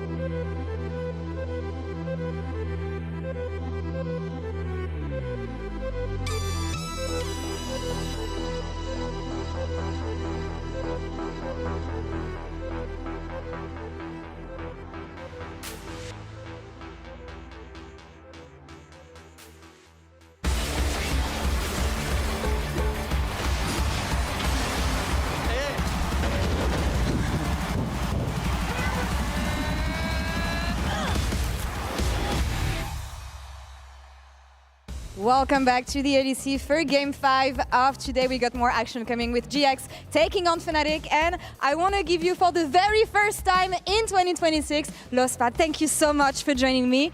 Quick question, thank you Berlin. Quick question about GX bot lane. What do you think about Noah and June and how to play around them? I think Noah is a very aggressive player, and then I think June is one of the best support in LEC. But today, I'm pretty sure if we play well, I think we can beat them easily. All right. So I hope we can win. I love the confidence. One thing that you have to be careful about with GX. I think June really loved to flank a lot before the fight. So if I mark June pretty well, I think it's gonna be pretty easy game. All right, let's see that in action. Thank you so much. Good luck for the game. Casters, over to you. Really good to hear there from Losper. It does actually have some experience with Giant as well. Played for Giant Pride, which is now Giant Itero, I want to say. Is that I name? wasn't going to attempt it, Span. Well, I'm good. I hope, you know, it's Itero. Itero. I don't know, man. Itero. That's what we're going with. Anyway, Fnatic chose first pick after having right side of first selection. Giant have picked red side, so we'll have a normal draft. And we will get into it in just a moment's time. But for Giant X, win yesterday against Lost Ratons. They are sitting at 3-1, one of the best teams in the league, at least from a scoreline perspective. I think some people would argue the Shifters game in week 1 perhaps shouldn't have been a win. Shifters maybe should have taken down the Nexus there, and then they'd be sitting kind of more middle of the pack. For Fnatic, they lost yesterday against MCOY, who are looking like the best team in the league right now. Can they bounce back and actually pick up a win on day 2? Yeah, but I think looking at the game yesterday from Fnatic, there was good things in the early game. Sure. Right? Like there was good moves. Razork was playing around Vladdy, got some kills around Upset as well. Really started to open up the game. He was 2-0 in the start. So I think that was where Fnatic should kind of go, okay, we had a good start. Unfortunately, MCOY just outpacing them when it came to the mid game, and there was some overextensions from Fnatic. But I think there are positives to take away from that game. And I think especially for this, if you can try and take that lead early against Giant X, we've seen that Giant X haven't been able to establish a lot of those, comeback potentials that maybe they want to. I 100% agree, and I think it's a game that's going to be defined by the bot lanes, right? Junglers going to bot lane are looking to get Noah and Jun or Upset and Losper ahead. Upset so consistently has been the guy on Fnatic. Okay, if we play around him, we can win games. And for Giant X, I think Noah has been the shining light so far in this split. His Kai'Sa has been exceptional. So we see Akali, Yone, and Vivans coming out from Fnatic, Jace, Varus, and one last man, it's Jarvan from Giant X. So Azir, Ryze, Yunara all still up and available if you want to try and go for it. We'll have to see. It is interesting to see a lot of teams opting in towards red side because there's so many power picks in the different roles. You're just happy to say, hey, I'll get 2 for the 1 that you get on blue side. But I imagine it'll be Azir here. Rob, right of first selection changes that. Remember? But in this case, yes. I mean, Fnatic chose first pick. So you get second pick anyway, no matter what side you are. I do wonder perhaps I, in solo queue, have a 6% higher win rate on blue side. I don't know why. It's something to do with the angles. Maybe teams have actually looked at that for their players. We prefer playing with easier access to Dragon Pit, or we prefer playing with easier access to Baron Pit. I think that was looked into for League as a whole or something. Yeah. There's a slight mismatch. I think there was one with Rumble where it had a 5% win rate higher on one side than the other. Anyway, Rumble is picked for Fnatic. That bug, thankfully, was fixed. Giant X going for a tested combination. Orianna, Nocturne, the Darkness Wave spreading across the Rift. Isma's Nocturne, we saw it a couple of times last year. He's pretty confident on it. And, Jackie's on the Orianna. It's a relatively easy combo to hit. You're also giving away the Yunara. So Giant X kind of know we want someone that can go in and assassinate that backline.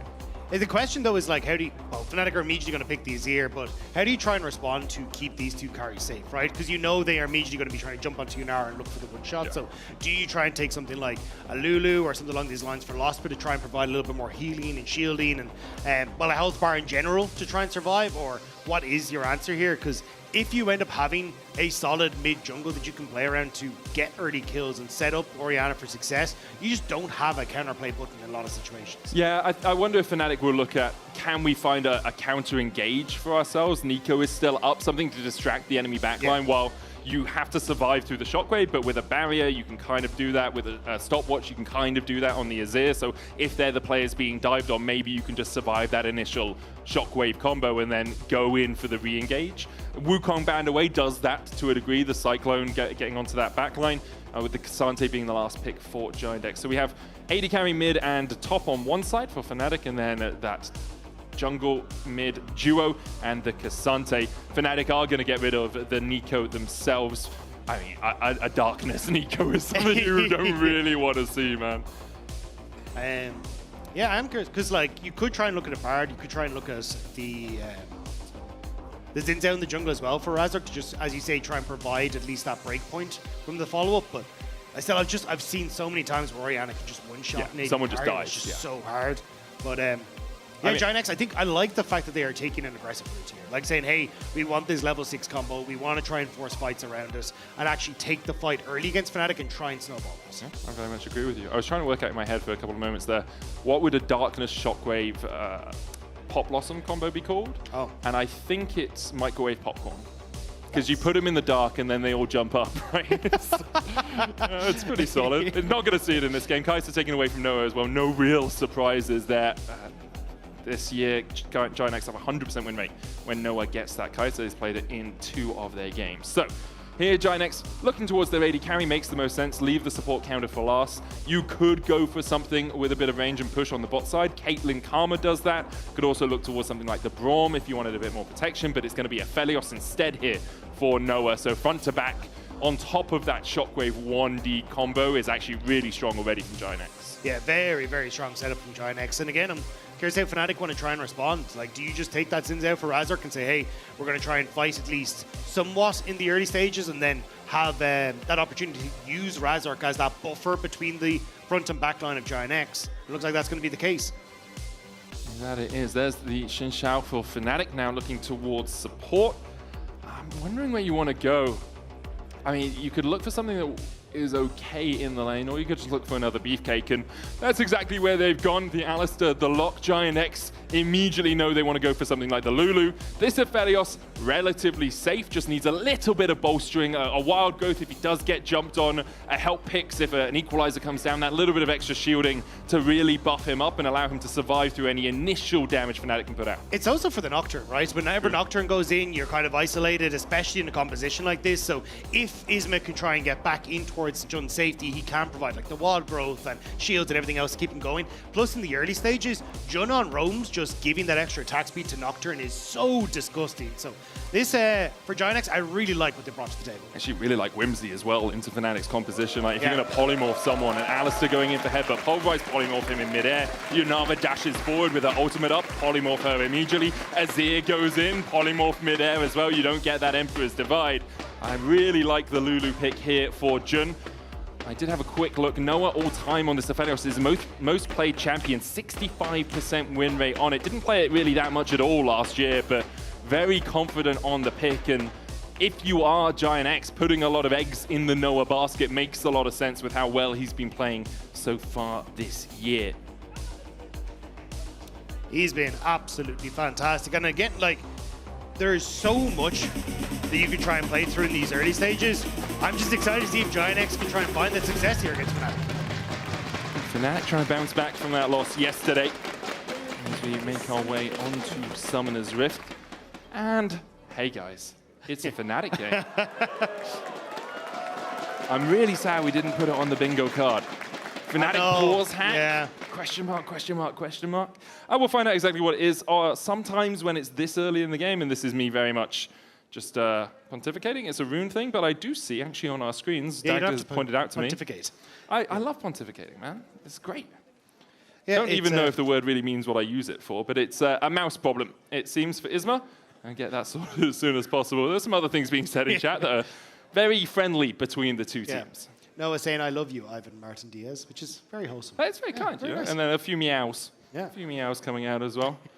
Of course. The mic check-ins enjoyers from a couple of years ago. It looks like everyone's getting their ready checks out, so we'll get back into the game, hopefully, in just a moment's time.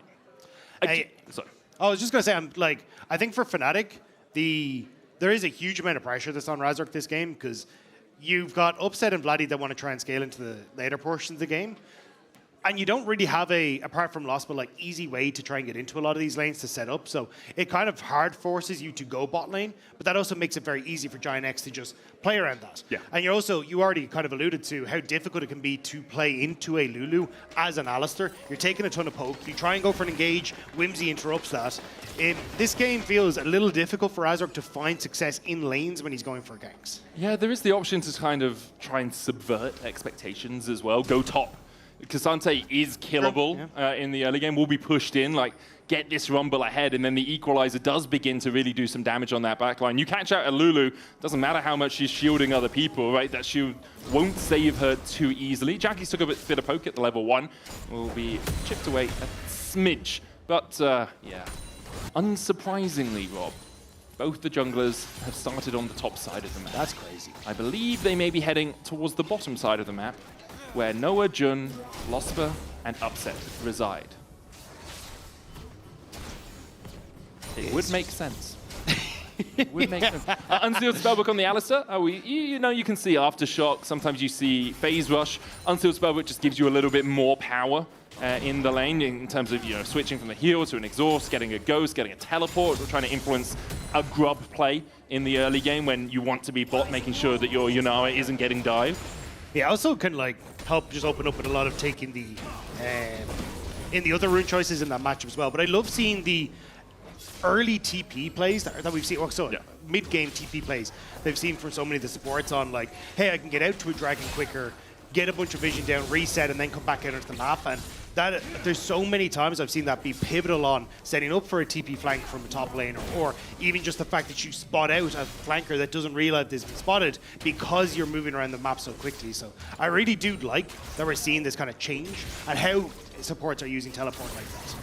I think with the Alistar, you know you're going to get poked out in the early game, so having the ability to get back out on that map a little bit quicker later on can definitely help you. Jun doing exactly that, went for the Oracles first, knowing that he's going to be able to get bush control into a level 1 Alistar. I've also seen in some of these matchups where the melee support has gone for the free boots in the inspiration tree, with the idea being, hey, I'm not going to be able to trade effectively onto the enemy's range support, which means I get less gold because I get less gold from the minions, so I'm going to take the free boots, and then it means that actually, well, I make up the 300 gold through that. It does mean that you don't have a lot of the movement speed for early trades, which can hurt a little bit, but I think if you're just like, the lane's lost, I'm going to do my best, I've seen some people opt into it. Yeah, you can actually see Losper there sitting with 3 World Atlas stacks, just constantly rotating around. What am I going to do, guys? I can headbutt pulverize them, but I think we lose if I go in, so just going to stand back here. Oh! You can get one of the stacks off, 15 gold. And it only costs half his HP, so... I mean, you know, probably not worth. Razor's going to path in towards this top side after taking the top side Scuttlecrab. Knew he couldn't play for the bot side Scuttlecrab with how pushed in his bot lane was getting, so just gets a little bit of vision with that Scryer's Bloom and then backs away.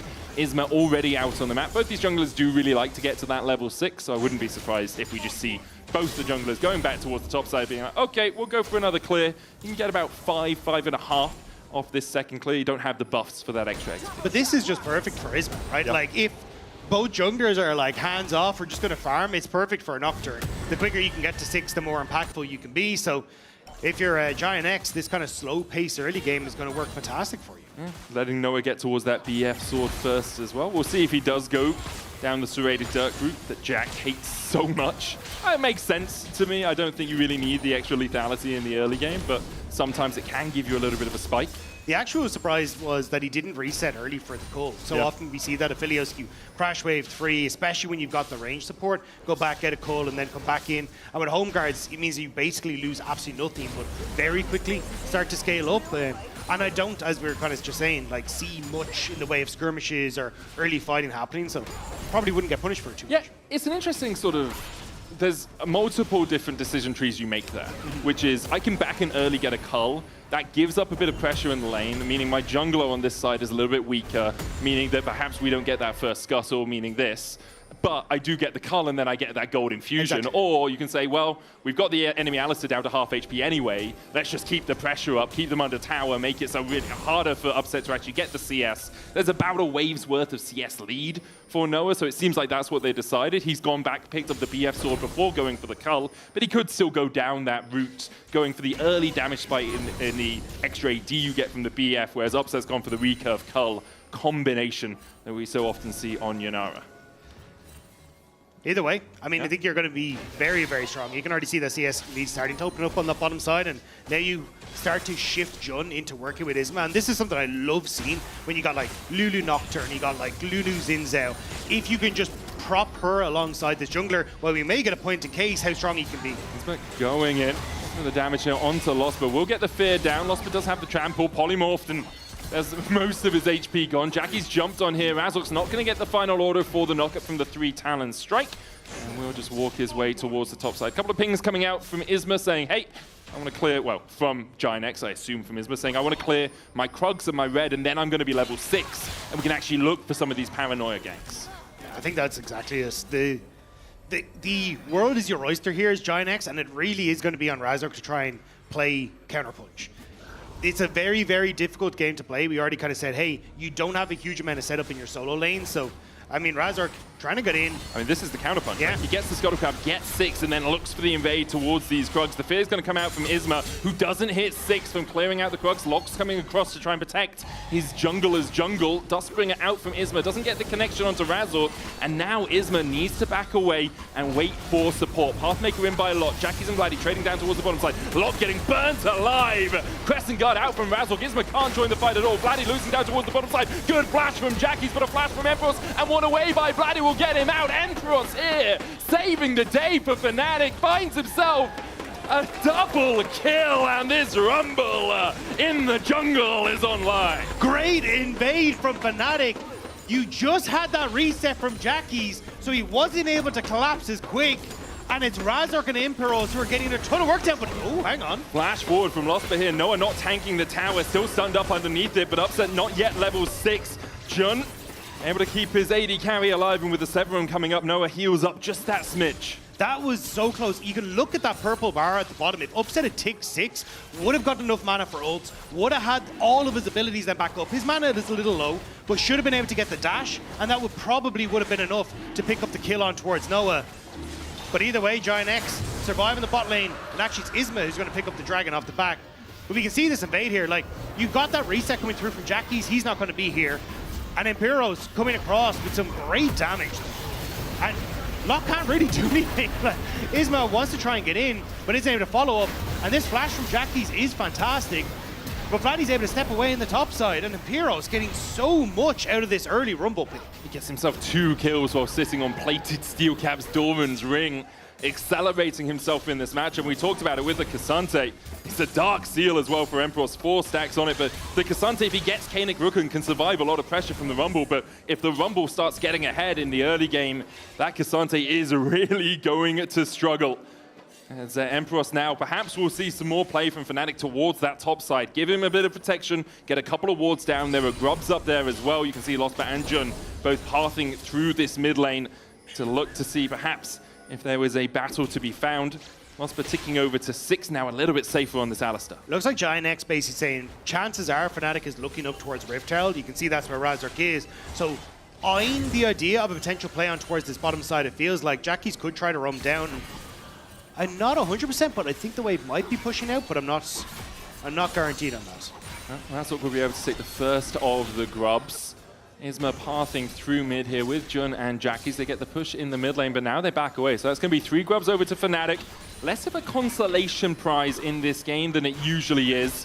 I'll be happy enough to get those, and although they did give up a dragon a little while ago, they do have about 1,000 gold lead in this matchup.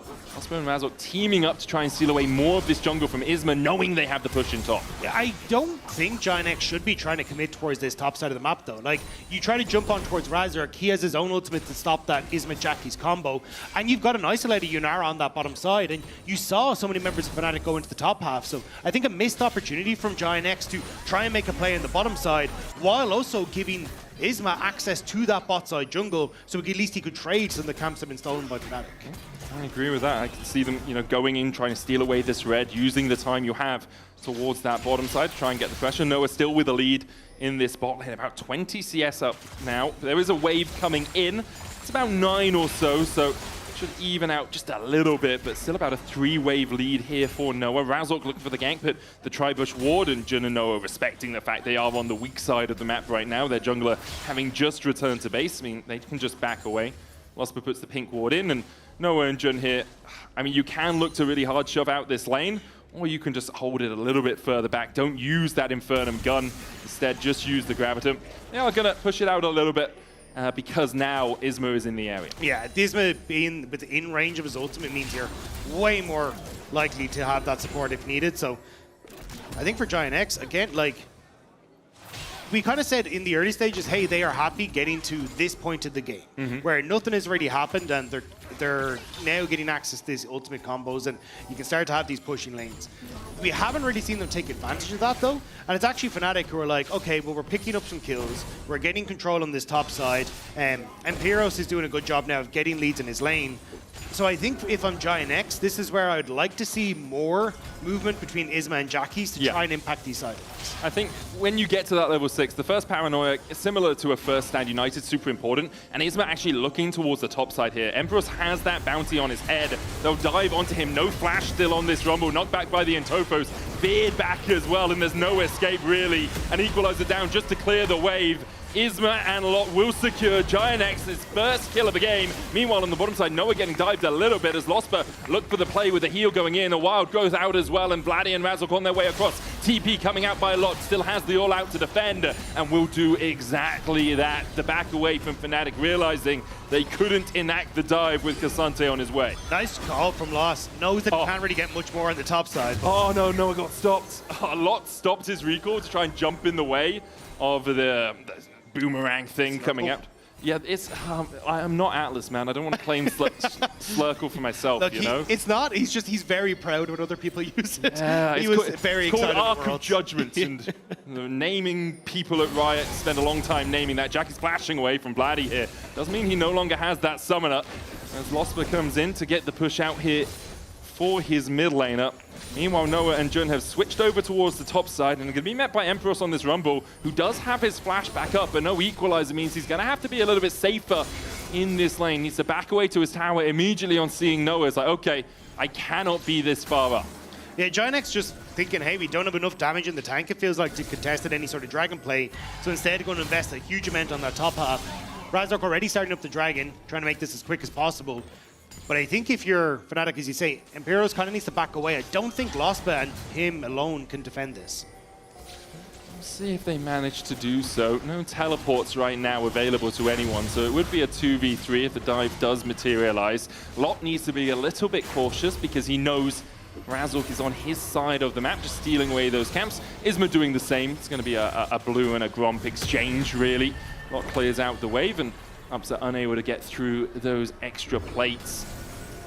Yeah, I'm just keeping my eyes on, like, as we were looking there, I think the biggest problem is that there wasn't really anything happening in the, any vision that was going down in the topside jungle for Fnatic. So all that Vladdy did was just back away, actually went for the reset. But because Giant X couldn't see where he was, it just completely was like, okay, we don't want to commit to anything topside. Jackies didn't actually shift to try and move into the top half of the map either. So Fnatic kind of get to defend the pressure on topside. They still get the dragon, and there's not really any sort of crossplay for Giant X. Yeah, I agree with that.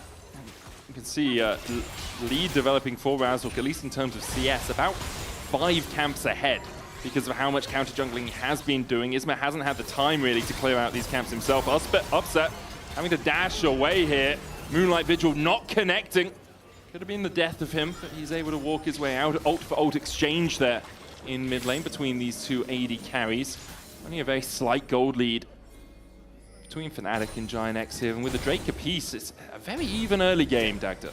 It definitely is. Like, I'm kind of being a bit negative on the way Giant X are playing. Oh, they're looking for Vladdy. Yeah, there you go. Vladdy. Paranoia. Everybody's coming to get you the shockwave really early there as Isma unable to get onto Vladdy, who dashed away. Now Razork trying to turn the tides in his favor, but with Jun coming across, maybe he can protect his jungler. Jackie's kept safe. Losper was trying to collapse as well. Excellently played by Vladdy.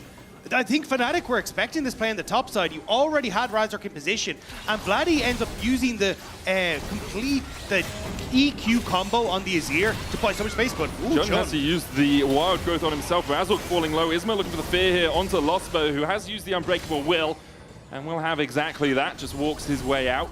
Good tanking for his jungler. But yeah, as you say, the sliding sands, shuffling sands, whichever one it's called, from Vladdy, able to get himself out of range of that shockwave. Yeah, and then already Razork there to try and set up, so really nice. Now Vladdy just looking to trade against Jackie's. Jackie's doesn't have the flash, but can just walk his way out with the phase rush. But yeah, as I was saying, shifting sands. I feel like I've been a little negative on the way Giant X are playing, but it's still very much in their position to try and bring this game back. Like a couple of quick picks and you're in a decent spot. And it's just that I think they're missing a lot of opportunities that could have blown this game open for them, but they're definitely not out of this yet. as you can see, like if that combo from Isma and Jackie's had connected on the top side and suddenly you're taking a turret or getting even more gold influx into Jackie's, I think you're in a good spot for Giant X. I agree. Lead for Vladdy in the mid lane. The only real sizable chunk of change, anything over 500. Vladdy now sitting about 700 gold ahead. And with Jackie's flash coming back up, you can see that Emperor's Divide available as well to the Azir. Noah with a small lead in the AD carry spot, but with Upset cashing in his cull, that shrunk from what would have been about 600, now down to 300. Next Drake up in a minute 30-ish, as Noah continues to get the pressure in the mid lane here. We'll push in this cannon wave, and about 1 minion should be lost to the tower, although Upset's on his way very quickly, and Noah stopped using the Infernum, so Upset does actually catch that last minion. Lost Spur. They kind of know. Losper goes in as the cow is immediately polymorph flash in. Zeke's Convergence coming out as well. Jun trying to flash away, but the Emperor's Divide will find two. Noah the Moonlight Vigil with the Infernum isn't going to have the damage, but in the end, a 2-for-1 exchange. Fnatic winning it out. Lot won out on the bottom side, though. Ended up getting the 1v1, getting that kill, but now Razor. Flash in from Razor. Good shockwave back from Jackie's. Well positioned there on the ball. Vladdy might look for more, though. Razor's going to put down the Rift Herald and the TP out by Jackie's, as he will manage to escape. Crystalline Overgrowth gets chunked out by Razork, and this will be the first tower of the game to Fnatic. Still, even with that play happening, good job from Lot on this bot lane. Gets the solo kill against Imperos, manages an answer for the tower take as well. Kind of holding that play together, honestly, for a Giant X, because Fnatic finding that fight, finding the extra gold off the Rift Herald was huge. We'll see this replay now on the bottom side, and Impero's just not expecting Lot to be in that bush. Imagine the flick back into the pull away and just chasing him down. Emperos does have a flash, at least according to the spectator client here. Kind of locked himself in the equalizer animation when he would have wanted to flash. Have another look at this, because Fnatic know something is happening here. I'm not sure exactly how they knew where Giant X were. There was a ward behind, and Lost was just like, okay, my life behind, let's go. Yeah, the fact that you end up knocking these Zins out away, though, a little unfortunate. But Fnatic just have more members in the area. Jackie's trying to come down from the top side, but now we're in towards Dragon and Lot on the front line. Yeah, that's what trying to get in there, but Lot very tanky at the moment. Noah has a bunch of those crescendums, the chakrams around him. Vision cleared out. Lot looking for the knockback, gets Razork, and there's no escape. The polymorph again means that Razork can't use his Crescent Guard, and with the jungler down, Fnatic have to retreat. Giant X get their second Drake of the game. Nicely done by Giant X. Getting the kill, getting the dragon, keeping that pressure up, but commanding that space in River is so important for a composition like this. The fact that Fnatic couldn't really step up, and they have to overextend in the fight, works out perfectly for them. It really does. A lot now with the Iceborne Gauntlet and that Kanet Rukun. Very difficult to take out. You're looking at Vladdy and Upset. It's like, okay, we need a little bit of time and a few auto attacks if we're going to manage to get this one. Isma going in, clearing out a vision of his own. Emperor's coming in from the side as well. Upset with the slow, with the slurkle. Paranoia out. Isma dives forward, but Upset gets the kill. His first of the game. Now at 1,995 kills all time in the LEC. Not bad, but I think a bit of a mistake from Isma. Like, over-forcing, didn't really have the support, and Upset reading the situation well, gets the kill, buys time for Vladdy on the bottom side as Giant X over-pull in towards the mid lane. Again, just small little errors from Giant X after what was a good play. Yeah, just an overstep overall, and because of that, Fnatic able to get a tower down towards this bottom side. We'll get about a 2,000 gold lead now with the 20-minute mark. Noah still trying to scale up on this Aphelios, but the lead that he had developed for himself in the early game has now evaporated. Behind in gold only by about a minion's wave or so. On this Aphelios, he's very comfortable. 10 and 4 on it all time in the LEC, but there's a lot of weight on his shoulders in this game. You've got the Shockwave Paranoia combo, but it's Black Cleaver, Experimental Hexplate. You've got a 3,000 gold disadvantage in your mid jungle. Noah needs that Wild Growth to protect him. Jun going Redemption first. Will be able to top up his teammates in the middle of a fight, but doesn't have the extra attack speed from something like an Ardent Sensor. Noah clears out the wave here. As Fnatic try and clear out to the Giant X jungle. They'll go towards top and just get rid of some of this vision. Blast Cone themselves away. I'm curious what Jun does continue to build. Traditionally, it's been the Shirelias first on a lot of the Lulus, especially when you got the Aphelios to try and speed you up into fights. So do you try and just opt in towards that Ardent Sensor to buff up Noah as much as possible in fights?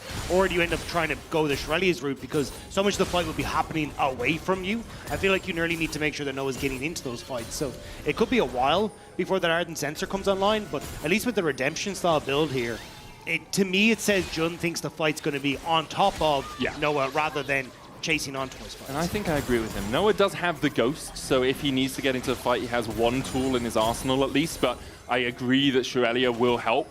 If the fight is on top of him, something like an Ardent Sensor helps a lot more. So with the Redemption, perhaps we are going to look down that attack speed buff route. 2 minutes on the next Drake would be sole point for Giant X as Razzle got upset and lost. But look, do they know? The Paranoia comes out. Noah survives through it. Moonlight Vigil on the 7th. Inferno coming out as well with a TP behind. Jun caught.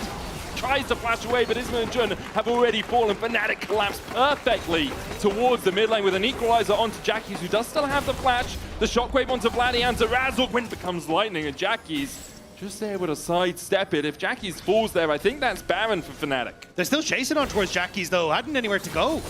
There's no tower there for him. Jackie's might just look for the execute, but Vladdy not going to give him that mercy. Vladdy secures the kill. Flash forward from Lost, but Noah flashes at the right moment. An opportune escape from Noah. And as the arc fills with the floodwaters, Noah trying to patch up every hole he can. It's a hard work for Noah though, and Upset looks like he's going to interrupt him on the reset. Because these fights are just happening so quick. Fnatic are collapsing so well. But Loss, eyes on Upset in the mid lane. They want to make some play happen. Won't be looking for it for long though.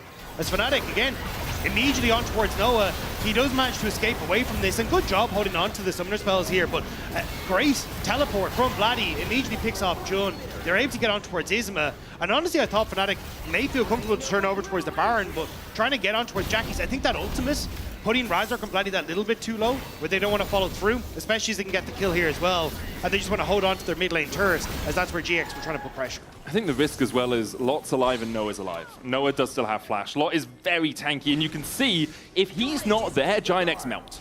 Right, they just immediately die, even through the Paranoia. Even if you can't see him, you just yeet the skill shots into the ether and they'll hit something. Lulu very squishy, obviously, as is Isma on this Nocturne. Fnatic now with a 4,000 gold lead. Giant X still have some possibilities, but it's beginning to bleed. It's beginning to become a lot trickier for them to actually find ways into these fights. Upsets at 3 items, at 3 kills with the Fiend Hunters, the Kraken Slayer, and the Lord Dominic's Regards complete. Vladdy almost at 3 himself. Zhonya's and that Nash's Tooth finished. And Giant X just trying to find a little bit of gold on the map where they can. They're going to give up this Drake. Razork's already on it.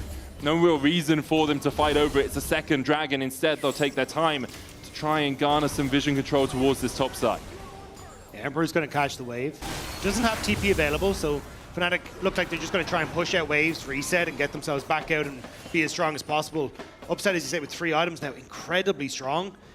It feels like Fnatic kind of have their opportunities now to keep Giant X on their side of the map, prevent them from making these quick pick plays, and just keep that pressure up around that Baron area and see if Giant X overextend at some point. Step in, get a little bit of vision for yourselves as well. An unsung hero of this game, it will be sung now. Losper having a really good Alistar performance overall. Willing to throw himself into the fire to allow his teammates to pick up the pieces afterwards. And I mean, it's kind of what Alistar does, and people will be like, well, obviously you're just going to eat your QW in or WQ in. But he's been in the right spot at the right times and has found his man more often than not. And the Zeke's conversions help him with that as well. Yeah. You got that AoE slow for an Orianna and an Aphelios that don't really have many ways to try and escape away from it. So keeping people in place for Razork to try and chase down, for Emperors to get off a good Rumble ultimate. And he's leading the charge here. Definitely a strong performance in the way he's linked up with Razork across this game. Being in the right place at the right time really often, and now Fnatic calling Giant X to the Baron pit. Lot does have TP, but meanwhile, right now is right at the bot side. It's going to teleport in. The Baron down to about 7,000. It's a tricky one because Lot can just face check. Losper looking for that flank position. Paranoia coming out. Noah chipped away. Losper trying to get onto the backline. Immediately dives onto Noah. The wild growth out. There's a polymorph too. Razork jumping in, and that Aphelios is sent to the moon. Upset gets another Giant X all flash out as Fnatic clean up the fight and now turn their eyes back towards the Baron. That nearly looked dicey for Fnatic. Giant X getting the combo onto 2 members, but Lospa jumping on towards Noah, and it's panic stations for Giant X as they try to save the AD carry. And that's the weakness, right? If Noah's dead, Jackie's isn't strong, no one else really has the power. Have another look at this Lospa with a really good flank position overall. Yeah, there's so much pressure on towards this left-hand side of the screen, but Lospa immediately jump onto Noah, blocks the ultimate as well from the Aphelios, so there is no follow-up damage to try and take out Vladdy. And just like that, Fnatic, they find the fight that they want, and it's Baron in their back pockets. And now a 6,000 gold lead for them alongside it. Fnatic play this mid game really well. Empros, who was the star of the early game, really hasn't had to do too much. It's been up on an upset Lospa, and Vladdy actually having some really good plays to catch out Jackie's in that mid game. And it's also funny, Lospa coming into this game was talking about, hey, if I can mark Jun for these good flank opportunities, you know, that's how we're going to win. But it's actually Lospa with those great flank opportunities as, hello, Jake, as just really, really solid play from the Fnatic support. And now they're reaping the benefits. Push on bot lane, push on mid. You have a very short-range composition as Giant X, and Jackie's can't be in 2 lanes at once. So Fnatic tearing through these structures as they go. Just extending that lead, still have Baron for 2 minutes. We'll say the flanking Lulu, not that scary a lot of the time. Doesn't really tend to do too much. Giant X licking their wounds, trying to find a way back into the game. And they do have some tools. You know, you've got an Aphelios, he's almost at 3 items. He does do a lot of damage, but you gotta work really hard to protect him. Razork now with a Guardian Angel, jumps onto Isma, and it's so many of these luxury items for Fnatic that they've been able to build because they have the lead. 2 people have a Zhonya's or a Seeker's. You've got a Guardian Angel on Razork. Upset the only one without something that brings him back from the brink of death, but he's Upset. He's very good at protecting himself when he needs to. He's also kind of just bringing death, to be perfectly honest.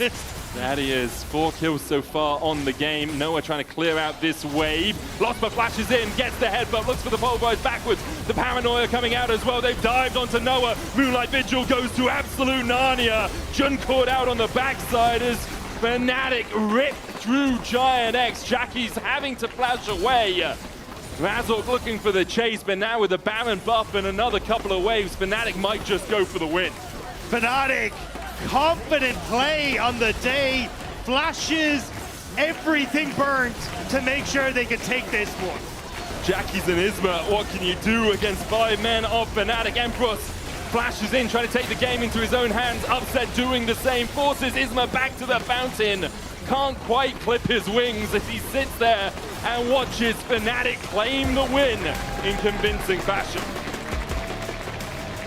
It was a slow-paced game, but Fnatic clean, calculated, and honestly, absolute heroics from Lospa. What a performance on the Alistar. His ability to find Noah in those fights was sublime. You can vote for him in your player of the game, or Razork or Vladdy as your 2 other options. I do think mid-game Vladdy and Razork teamed up really well to keep Jackie's on a leash. We saw that top lane play with the shockwave where Vladdy shuffled away and then you had the re-engage. Really nice stuff all round from Fnatic, and a good breath of life into the team after a disappointing loss to MCOY yesterday.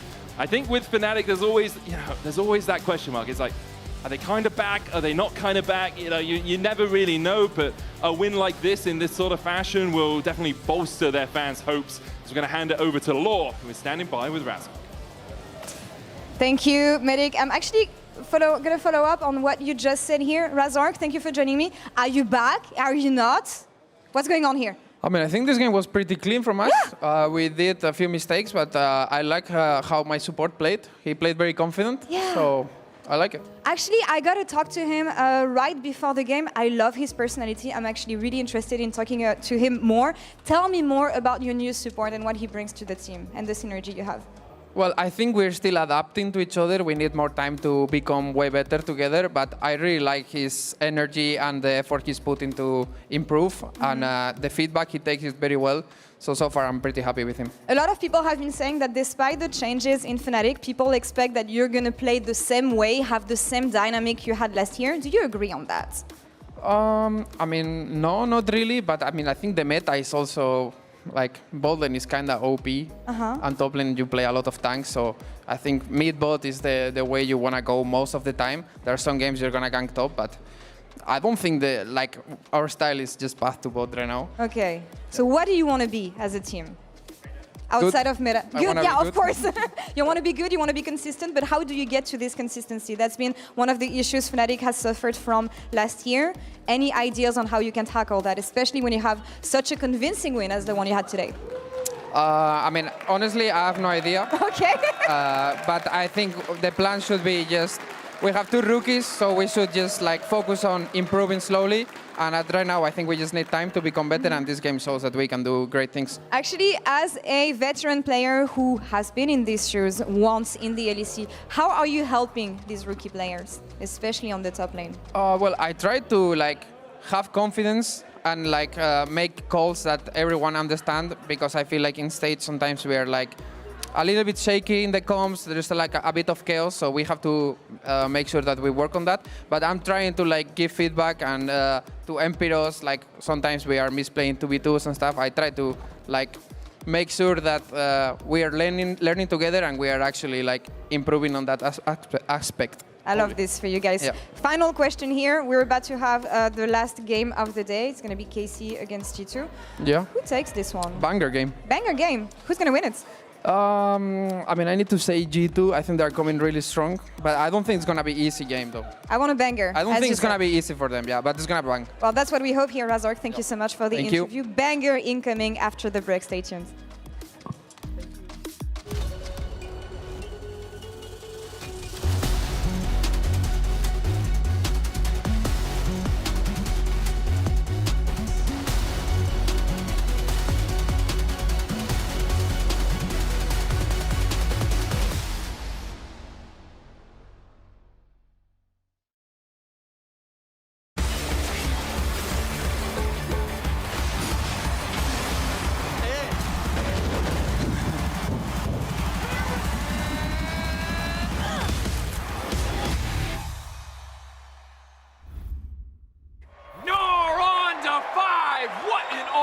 What an incredible play there from... Oh, that was incredible. You love to see it. Right, yeah, let's really What get into... a move!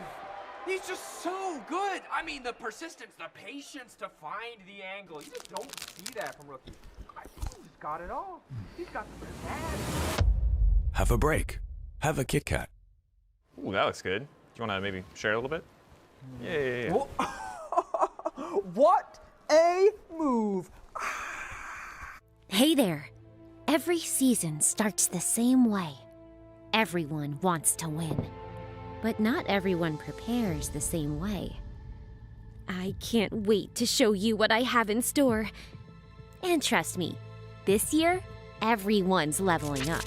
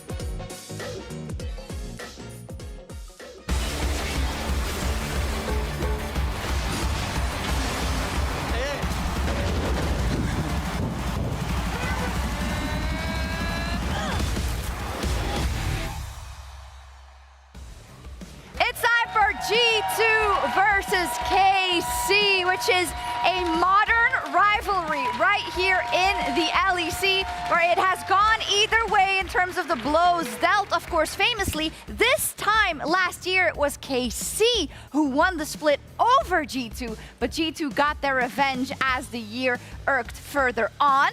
So let's talk about it. I want to see not only what has been said by players, but also what has been said perhaps by fans to really maybe dial it up a little. Let's start with Buzio. I mean, he's come in a little timid. Okay. You know, we've heard him say, I don't think they're in form, or I feel this aura, really. But you know, for Buzio as a player, I was kind of hoping for more of the, I smashed them last year at MSI. Okay, okay. They did make fun of him a little bit at Worlds, but now this is his opportunity to settle that score. It's true. Finn, what do you think? I mean, I also felt like a little bit, maybe not playing with Inspired kind of drew that energy out of him. Because maybe. Maybe playing with Casey, now Yike is such a sweetheart, he's also become a sweetheart. What? But I think that's boring. What? Yike said he wanted to end the G2 dynasty last year. And also the fans. Okay, let's turn it up. Let's turn it up. Come on. Come on. Because the fans have been doing our jobs for us. They've been on Twitter a lot. Now, this was a tweet after the co-streamer announcement from LEC. A KC fan said, G2 has more co-streamers than fans, by the way. Damn. Yeah, okay. But there was a G2 fan that replied then and said, well, KC has more co-streamers than Worlds qualification. That's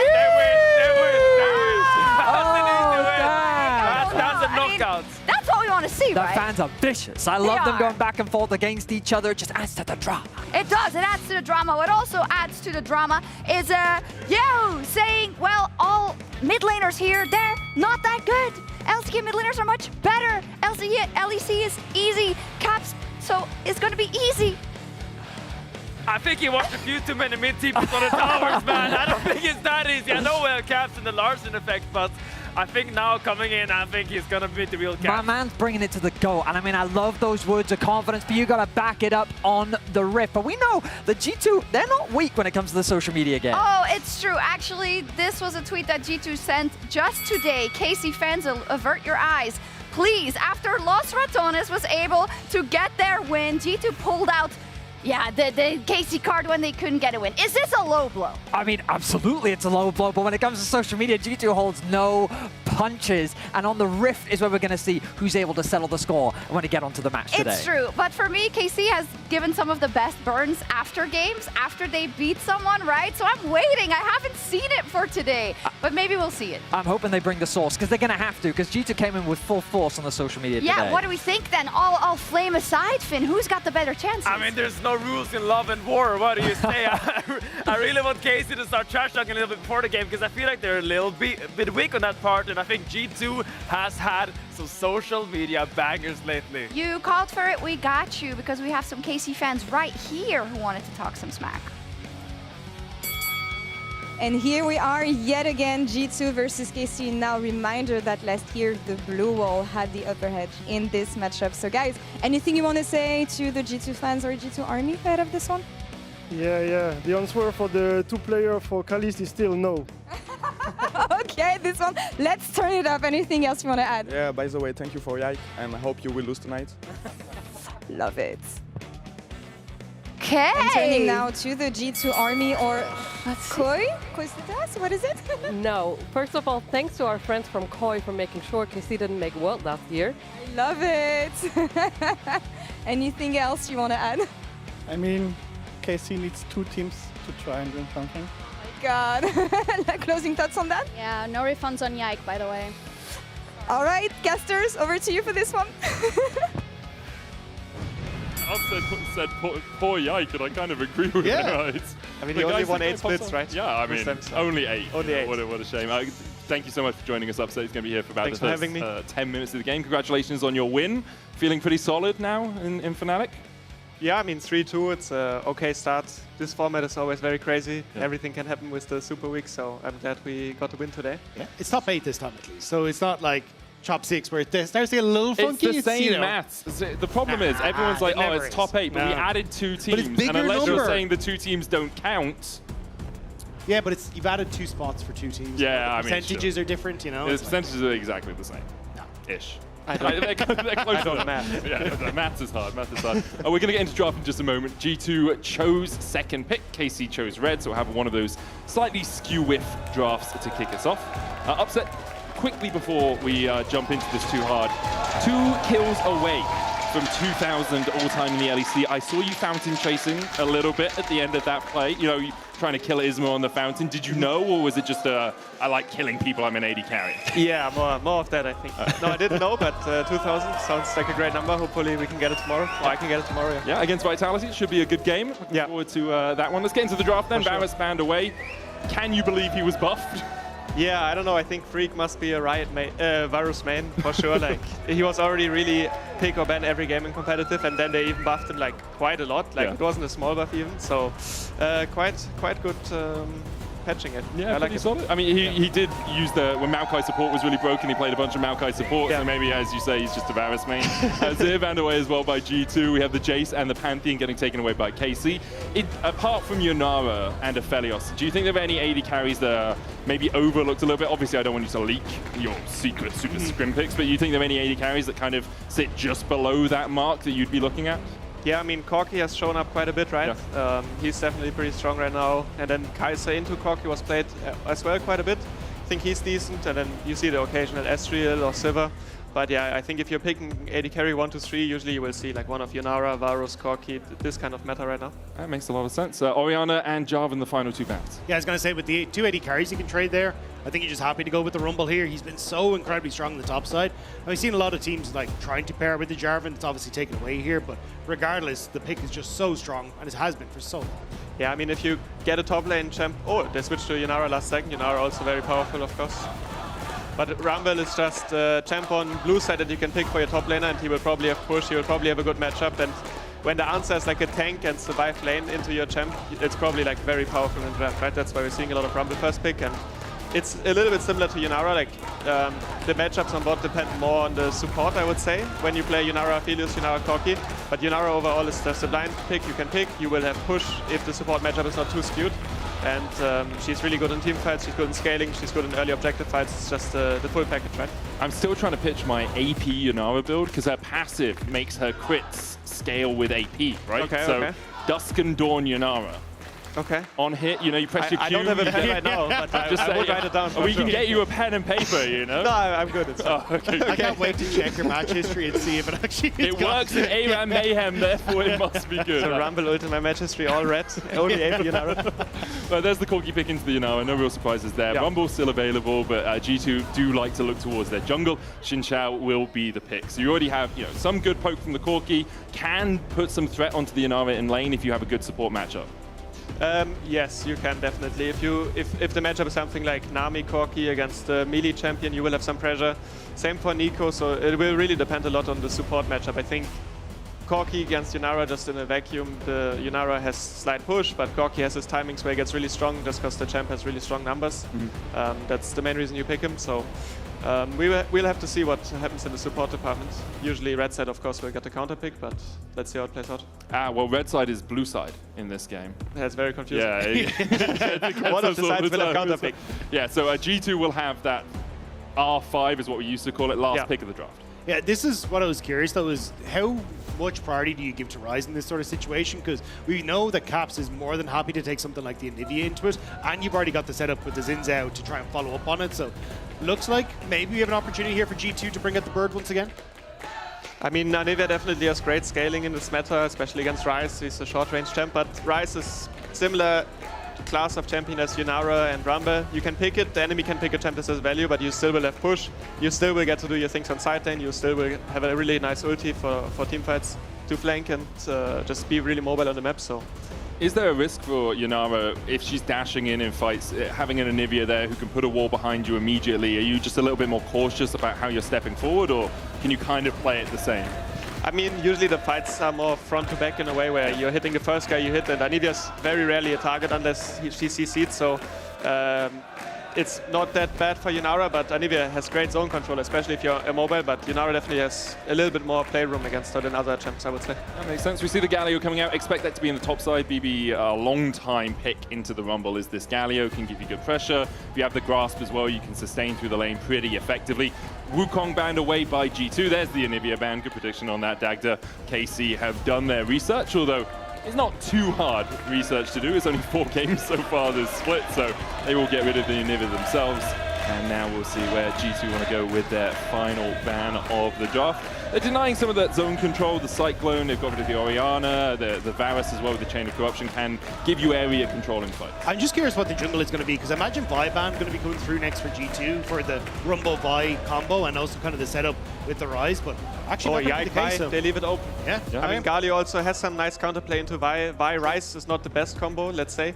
Vi Rumble, on the other hand, is very good, so I think Vi is a not bad champion, but I think G2 just has to read on KC that they think Yikes Vi is maybe not one of his best champs necessarily, so let's see if they will prove them wrong, I guess. You've been on the caster desk for all of 5 minutes and you've already got all the narratives down. Upset. Yeah. Like, this was a huge thing at the start of last year. Nami, the final ban, so you talked about that pressure that a Nami Corki can have in the lane with the Tidecaller's Blessing, with the ebb and flow for the sustain. G2 now looking towards their jungler, leaving support for the counter matchup as that last pick. And it looks like, is that actually going to be a Lee Sin? A Lee Sin! Locked for Skewmont. No, but the Zin's out. The Lee Sin is Lee top Sin lane. top? Yes. Not mid? No. So it's Galio mid, Lee Sin top? Okay. So okay, sure. I have been seeing some Lee Sin. Obviously. Oh.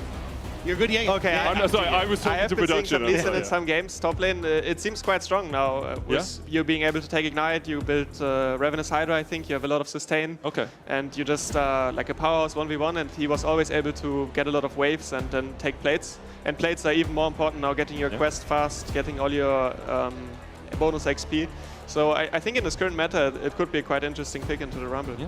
I've been seeing a little bit of Profane Hydra, Sundered Sky, Death's Dance, Lee Sin jungle as well. That's Brox's build. It is Brox's build, originally coming from Korean solo queue, so maybe following a similar, as you say, with the Ravenous Hydra, just gives you that extra damage. Aatrox is the final pick in the jungle for KC, most likely. Rumble can be flexed to jungle, but very, very rarely these days are you going to take the Rumble into the jungle when you can put it top. G2 looking for counter pick into this Alistar Yunara. There's going to be probably a Rakan, a Bard, or a Nico now, I would guess. Rakan obviously gives you more engage. It's already nice with the Zinza or Galio. It has a decent matchup into Alistar, but it's not really there to smash the lane or anything.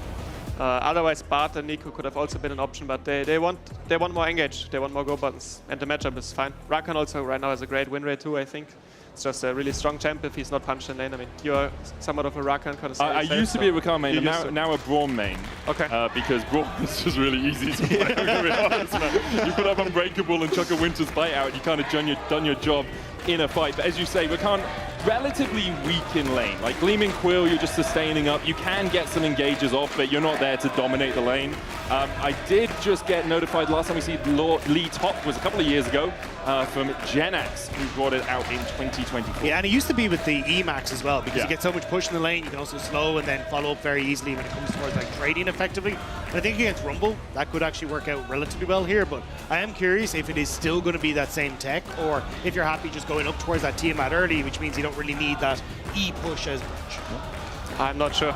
Yeah, nor am I. That's the joy of being a caster. I don't know why I'm here. Well, we will look at the top lane a little bit. Obviously, bot lane, mostly our focus in this early game. Hans Summer Labrov versus Kalist Busio. Like, Kalist Busio, the promised bot lane for KC. Coming in, Kalist was this AD carry who was a prodigy, couldn't join the team originally, then was able to be promoted to the KC main roster. Busio, widely regarded as the best support in the West last year, now coming into KC, hasn't made as much impact yet as you'd like, but when you're looking at a new support as an AD carry, there is kind of a grace period you need to really learn how your AD carry wants to play, learn exactly how you want to play in each individual matchup upset. I mean, 100%, you always need some time to get on the same page. That's when you play bot lane, that's all what it's about. You just need to understand what the other person wants to do without really having to talk much about it. So you move in the same way. You can see Rakan. Oh, this is the screen, right? Yeah. Okay. Yeah, no, you can look at this one. This one's fine. Okay. This is the same as what's up there. So. I mean, they're showing mid lane right now. Okay, we're back to bot lane. Level 1, Rakan has the Q, and Alistar level 1 is quite weak. It's really hard for him to do something unless he gets a Q flash angle, but it looks like he's at a W, so he did, yeah. Rakan will be able to walk up a lot and just get Qs on him because the hitbox is quite big, and you can see if Rakan hits all his Qs, he will have a lot of sustain, but Rakan overstepped a little bit. He's getting knocked into the arc. Very much overstep. Has to burn the flash and the heal to get out of that. 2 summoners for 2. No flashes burnt on the KC side, but a ghost and a heal. Yeah, that's not supposed to happen. Definitely should have had sweeper. Probably they also warded the first bush there, which is quite weird. But the main problem was that Kalista had his lethal tempo stacked up, and they just didn't respect it. And Rakan walked way past the enemy minion line and got punished for it. Really nice by the KC bot lane. Yeah, I think Hans's Phosphorus bomb might have been on CD as he walked up as well, so he didn't even have the threat of a bit of damage coming back. Boostio going in with the headbutt pulverize. Kalist. Oh, another spacing mistake, just getting raw comboed by the Alistar. It's not going well right now. So if you are G2 in this sort of situation, how are you trying to now fix this sort of position? Like, obviously the wave is now pushing into, you're a little bit behind. Are there certain things that you're looking out for? I mean, this matchup is a little bit more forgiving, I think. There's not much pressure on them right now. The bigger question is how it will look on the bounce. They will be able to farm this wave just fine, and then it's mostly going to depend what the junglers are going to do to interact with the lane. At level 3, it could get a little bit tricky now that they're chunked, but we have to see how the trades play out now. Right now, you can see it's quite stable, right? Yeah, well, Lebov's also going to be quite late to that level 3. You can see Kalista and Boostio, these little pink bars almost there themselves, whereas Lebov's only just ticked over to 2. Skew was pathing towards the top side the last time we saw the minimap, and Yike was pathing down towards the bottom side. So there is a risk of a 3v2. Diving a Rakan can be a little bit tricky, but if you play it well, perhaps the dive is on. Yeah, they could definitely go for a 1-for-1 dive trade here. If they have info about the Zins out. It's a play you can make, but you can also just play for tempo. Aatrox wants to be on time for a second clear. I think he started on Raptors. So let's see what decision they make, but it looks like they're just fast pushing this wave. They're not going for a dive, but that's always an option if jungles are mismatched and you have a melee support and you have push. You can usually trade the kill, like you can kill the enemy AD carry for your support, but they don't choose to do it. They instead get wards and just play for tempo. Yeah, it looks like Yike actually might be looking for a Razorbeak steal on the reset here. They did have a ward on them when they were first taken, but with his bot lane backing away, he's just going to get a bit of vision instead and back away himself. We'll have a brief glimpse up towards the top side if it's okay, Upset. All right. It's been a while since we've seen Lee Sin top. Broken Blade playing it for the first time in his career, as far as I can see. It is Emax for that Tempest Cripple. The slow on that doing a lot of work. Also, just a nice ward from Broken Blade. It's just over towards the Krug camp, spotting out the Aatrox. Just gets pinged there. So, kind of understanding he needs to keep himself safe, especially as a lot of this lane is about pushing and then going for these very quick trades, as you can see there, using the Sonic Wave. So, Broken Blade looking very confident on this pick and kind of just not getting as much of that pressure as you'd expect traditionally from a Rumble when it is taking on that top side. Also, both people are playing Ignite, but there's definitely some Bruce Lee stuff going on, I think, right now. He's already up nearly a wave. Looks pretty solid, I think. Yeah, pushing out well. I misspoke slightly. We have seen Broken Blade on this pick a couple of times in the past, back in 2021. Oh, really? 5 years ago when he was on Schalke. Weren't you? Were you on that roster? No. No. I was in Fnatic at the time. Oh, okay. Well, that's a bad reference for me then, you know? As you see a fight down towards the bottom side, Hansola getting chunked out, has to flash away as Boostio had that trample lined up. Yeah, so the main thing with Alistar Rakan is if the lane is going well, Rakan can always be in Alistar's face and always chunk him with auto attacks, hit some Qs and out-sustain him. But if the AD carry gets comboed when you're playing with Alistar and the matchup is somewhat even, you can lose the trade quite hard, and as you could see there, I'm not sure what happened with the Valkyrie before that, if it got cancelled. Usually he should not lose his flash, because if Alistar combos in, Rakan should be able to W him, so he can't get stunned and then you just W out, but I think the Valkyrie must have gotten cancelled, or he must have used it before. Maybe used it aggressively. You were actually in the game the last time Broken Blade played this Lee Sin. He beat you. It was against Fnatic at that time. So Broken Blade going 1-3-13. Nuke went 11-1 and 8 on a Twisted Fate mid. I think this might have been his only win in that split, maybe. It was his only win on Lee Sin. I don't know if it was his only win in the split. This was the summer split? This? I'm not sure. Oh, yes, summer 2021. Yeah. I mean, I used to be in Schalke, right? I had to do a solid for them. It was a difficult split. So. It makes sense. You tried to carry this game. I mean, I did try 5-1-1 yeah, on the Twist. it looks a bit sussy what's happening in the top side on the scoreboard there, but it's it's all good. It's all good, it's all good. Just Niski, you know, inting you a little bit, apparently. In that looks like it, 0-5-4 on the Akali. Anyway, first Drake of the game going over to KC. They use the fact their bot is winning and the pressure they have to go for that Drake. It's a Cull first from Kalist here. If you're winning the lane like this, would Cull always be your standard purchase? I mean, Cull in general is very great on Yunara because of the way the on-hit works with your Q. Every Cull gives you like 2 HP or something per AA, and when you press Q, it procs it on the whole wave, so you heal a lot. But you would have liked to seen maybe a little bit more thought about the wave. Like, they tried to go for the Raptor and wait level 4 instead of holding the bot wave, and then they didn't end up going for it, so Alistar just moved for no reason, and Aatrox also used time. Instead, they should have probably held the wave and made it a bounce, because Corki couldn't have crashed. And same thing here, they just are giving them a base, and the wave was actually pushing towards them, and there wasn't really an objective up to play for, so if Alistar gets the freeze here, it's still a pretty nice situation. They will lose the whole wave. Let's see if he can do it, because that will really snowball the lane a lot. If he can W the minion out of the... Oh, he should W the minion out of the tower range. Punt the cannon minion out of tower range, so it's not tanking those tower shots. I think Kalist might have just dragged it. Yeah, he did. Yeah, I mean, Alistar can always do it, right? Alistar can headbutt it. But regardless, they will lose a full wave here, and Yunara will get 6 first. And she will have her red potion. Right now, you're always playing cashback and triple tonic, right? So this bot wave situation could be a place to fight on, definitely, if they choose so.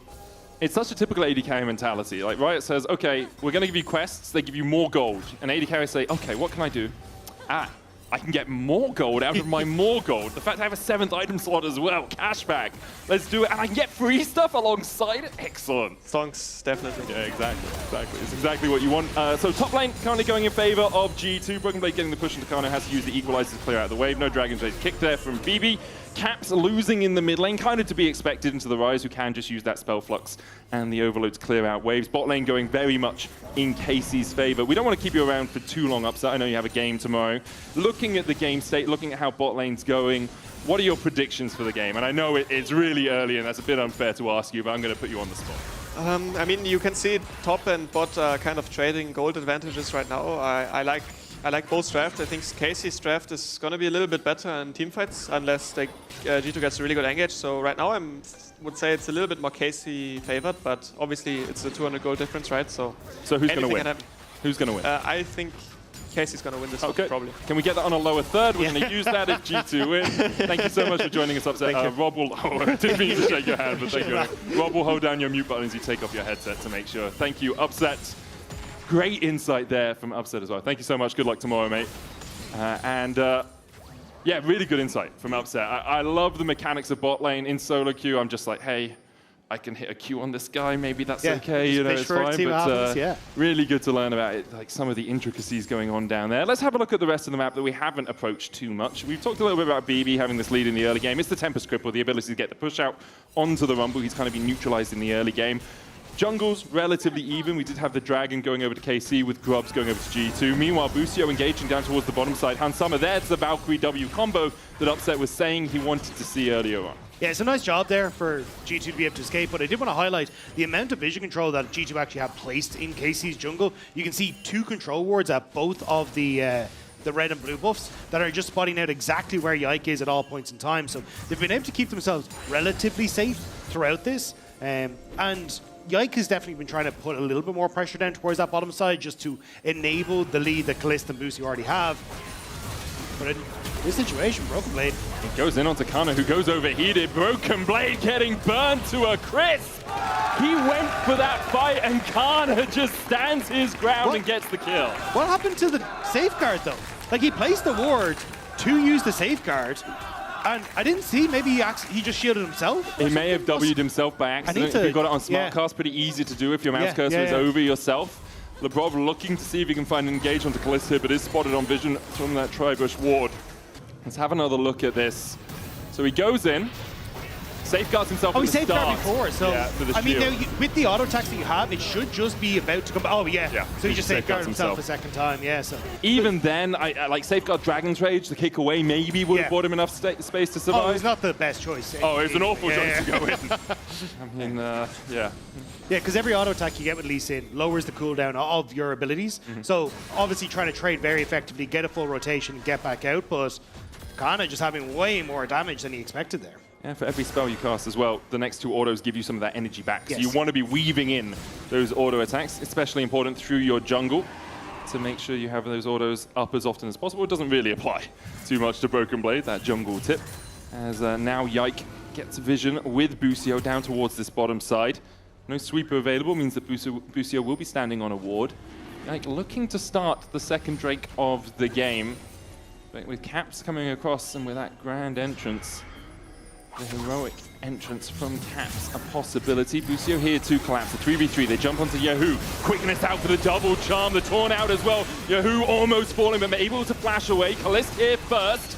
But KC will just back away. Their mid laner very low. Broken Blade had worked his way down from top. Would have been a 5v4. Kana, no TP yet, hasn't completed that role quest. G2 start up the Drake. Yahoo underneath the tower. Looking for the Rune Prison here onto Kaz. Who's going to get taken out by the Taunt. Kaz beginning to walk away. The hero's entrance knocked back by Busio, who will claim the kill.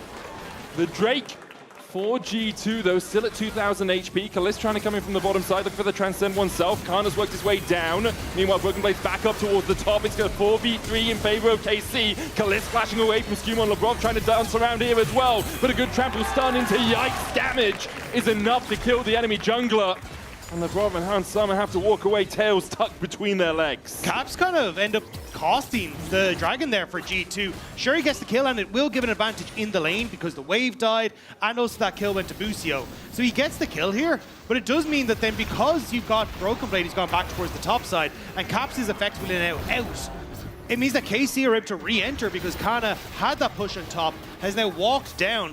And good identification from KC to say, hang on a second, G2 are overplaying their hands here. And Kalist plays this very well, flashing away from Skewmon, hopping over the wall, Busio there to support him, and Skewmon doesn't have the Crescent Guard available because it was used earlier in that skirmish. While we were watching that, Broken Blade was able to take the first tower of the game in the top side because of the move down from Kana, but KC still have about 1,000 gold lead and the second Drake to their names. It's a Cloud Soul on the Rift now. It's also about to get bigger because one left on the Cull. He's going to end up popping it just in a second. There you go. So a 1.2k gold lead for Kalist now in that bottom side of the map. This Yunar is very strong and has set up to make sure that she can carry these fights. Yeah, now going to go back and build up towards that next item. Has got a cloth armor. I wonder if it's a steel cap sort of game for Kalist here on the Yunara. Essence Reaver for Hans Summer. Did he? Oh, played his steel caps. There we are. They went into... I'm sorry, I'm not used to seeing a cloth armor disappear because the guy bought boots, you know? But Kalist gets those plated steel caps. They go into his extra slot. G2 use the fact the enemy AD carry. And getting back out onto the map to take the blue buff away. Yeah, who has fallen behind a very minuscule amount in terms of gold. 2 caps, there's about 100 gold difference. Kalist has actually lost some of that gold lead he did have as Hans Summers got back in within about 800 gold himself. Hans Summer does need to be a little bit careful with Busio on his way across, but good vision control from both teams, meaning that ganks are pretty difficult right now. You do. It's more I'm looking to see what Broken Blade can do because he has that push in topside and there's a lot of movement you can now do with the Lee Sin, especially like coming over a wall, flash kicking Kalist who doesn't have that flash available. So I think if I'm G2, that's where I'm looking, and Kana wants to force the play. Equalizer down, Flame Spitter as well, burning through Broken Blade, who tries to heal off the wave with the Ravenous Hydra. Ignite out, Dragon's Rage, kick back on Kana, ultimate for ultimate exchange. And the summoner from Kana in the form of that Ignite does mean there's no Dragon's Rage kick to catch out Kalist around a fight, but no real fight brewing either. The only neutral up in the next minute or so is that Rift Herald coming up in 10 seconds time. Taunt from Caps does find his man. LeBron could go in, but they know KC's in the vicinity, and because of that they decide discretion, the better part of Valor, not actually going for the fight. Skewmon looking for something here as well. Yahoo, no flash on him. Labrov goes in. Busio trying to act as that bodyguard. Good double taunt into the charm. The dash away as well from Labrov. And now Skewmon needs to get the hell out of there. Crescent Guard out. Tries to dash away from the Infernal Chains, but he's ripped back into the hands of KC. Yahoo gets his first of the game. It was a weird commit from G2. Broken Blade didn't reset on the top side. Instead went to try and heal up off the Grom and didn't actually really heal up very full. So wasn't able to commit to the TP play. And Kana, kind of reading that, immediately teleports to the bottom side, and it's KC who are able to find the numbers advantage on that bottom lane. And even with the long lane, Broken Blade isn't going to get a huge amount back on that top side. You can look at the minimap. Broken Blade is finishing off the Krogs. So as G2 commit to this, it's Kana TP's in behind. You first push from mid, but Kalist... Oh, Han stepping to Kalist here, and Busio's here to help his ally. Lebrov doing the same from the bottom side, and without vision, you see no real play materializing. BB's going to TP down towards bot, look for Kana. Good use of the Phaelites there from Kana with that control. Well, Dragon's Rage kick from Broken Blade, but he's used the safeguard now, has to try and dodge his way away, caught out. BB trying to do some magical stuff on this Lee Sin, but it's just not working. Caught out between Yike and Kana. He'll be burnt alive by that Rumble, who secures his second of the game. This Lee Sin is not working out as I think Broken Blade was hoping for. Kana getting the better of him. The TP play, take two. Yeah, Electric Boogaloo. Now up towards top. Phase Rush and Ghost available for Yahoo. Flash forward for the 3 Talon. There's a flash away from the taunt. The knockup with the Justice Punch not gonna land. And now Yahoo can just realm warp his way to safety. G2 pulling the trigger on multiple plays around the map, but they're firing blanks. I was going to say, they're just firing it everywhere except the target at this stage. Sure, you will get the push now on that top side, though. Maybe you want to move that into Rift Trail, but Han Sama is getting, honestly, kind of stalled on by Kalist in this mid lane. Yeah, he is. Kalist building up towards that next item, has the Zeal and the Scout Slingshot. Han Sama on his way to an Infinity Edge, but still needs the pickaxe and the combination gold to pay to Boris to upgrade towards that next power spike. Next Drake up in 8. G2 realize they got to play around this. It would be soul point for KC, and the Cloud Soul would be so powerful on this KC lineup. Yeah, I think Kalist would like to try and reset. I imagine he's very close to that Runan's Hurricane. But may not just have the chances. The Dragon already started up by G2.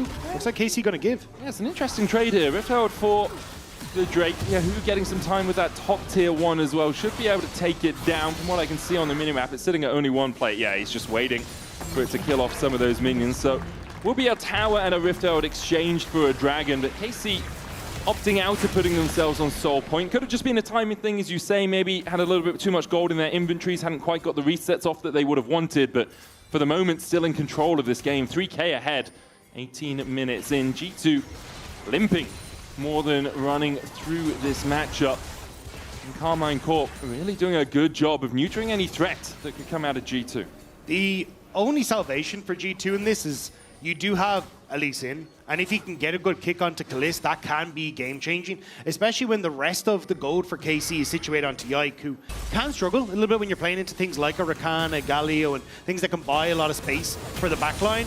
But Broken Blade, I'm going to be honest, hasn't fully impressed me on this Lee Sin thus far, so we'll have to see if the old man hands are working for an insect play. And he did get the lane priority that we don't often see people get into Rumble, but as you say, the mechanics after that point haven't really shown us the style that is required to master the King of Kung Fu in Lee Sin.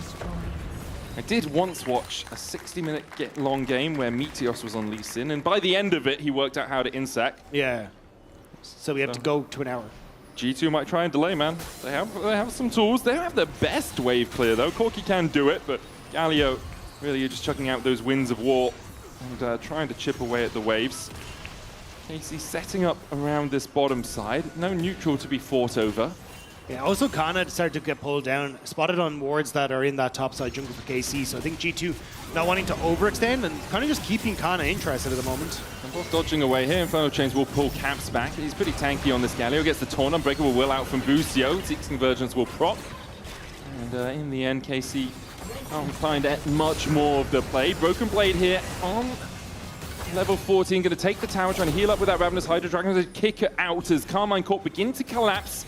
Busio no ultimate, but does have the flash, can look for the engage. Safeguard away from Broken Blade. G2 beginning to collapse here. Yike goes in, there's the equalizer. Hero's entrance out as well as Broken Blade dives in. A good charm coming out from Lebrov. It's a 1-for-1 so far, now 2-for-1 in favor of Carmine Corp. It's Dumo and the Caps in the middle of the meat grinder, and they just can't survive. They're minced to a crisp. They will get one more. But 4 for 2 is well in the Blue Wall's favor. If you're going to try and take on this Aatrox, you have to bring some damage. And G2 just don't have it. Han Sama was still in the mid lane. Broken Blade is taken down immediately. And KC opening up this gold lead nicely for themselves. They just don't have the damage to work through the Aatrox, as you say. Yike 2-0-5 against his former team. 2 towers on the bot side as KC now a 4.5k gold lead. We'll have another look because it's Broken Blade pushing for the tower. He does get it, and then the collapse comes in from KC. Yeah, Busio engaged on the Broken Blade. Broken Blade ends up following the Sonic Wave right the way into the back line, and we called it out. Good charm from Lebrov, but now it's on to Skewmon to try and be the damage dealer. He's getting knocked around, cannot get through any of the health bars that are here, and Caps ends up picking up. Doesn't even, sorry, pick. He does, there, yeah. at the end for Yahoo.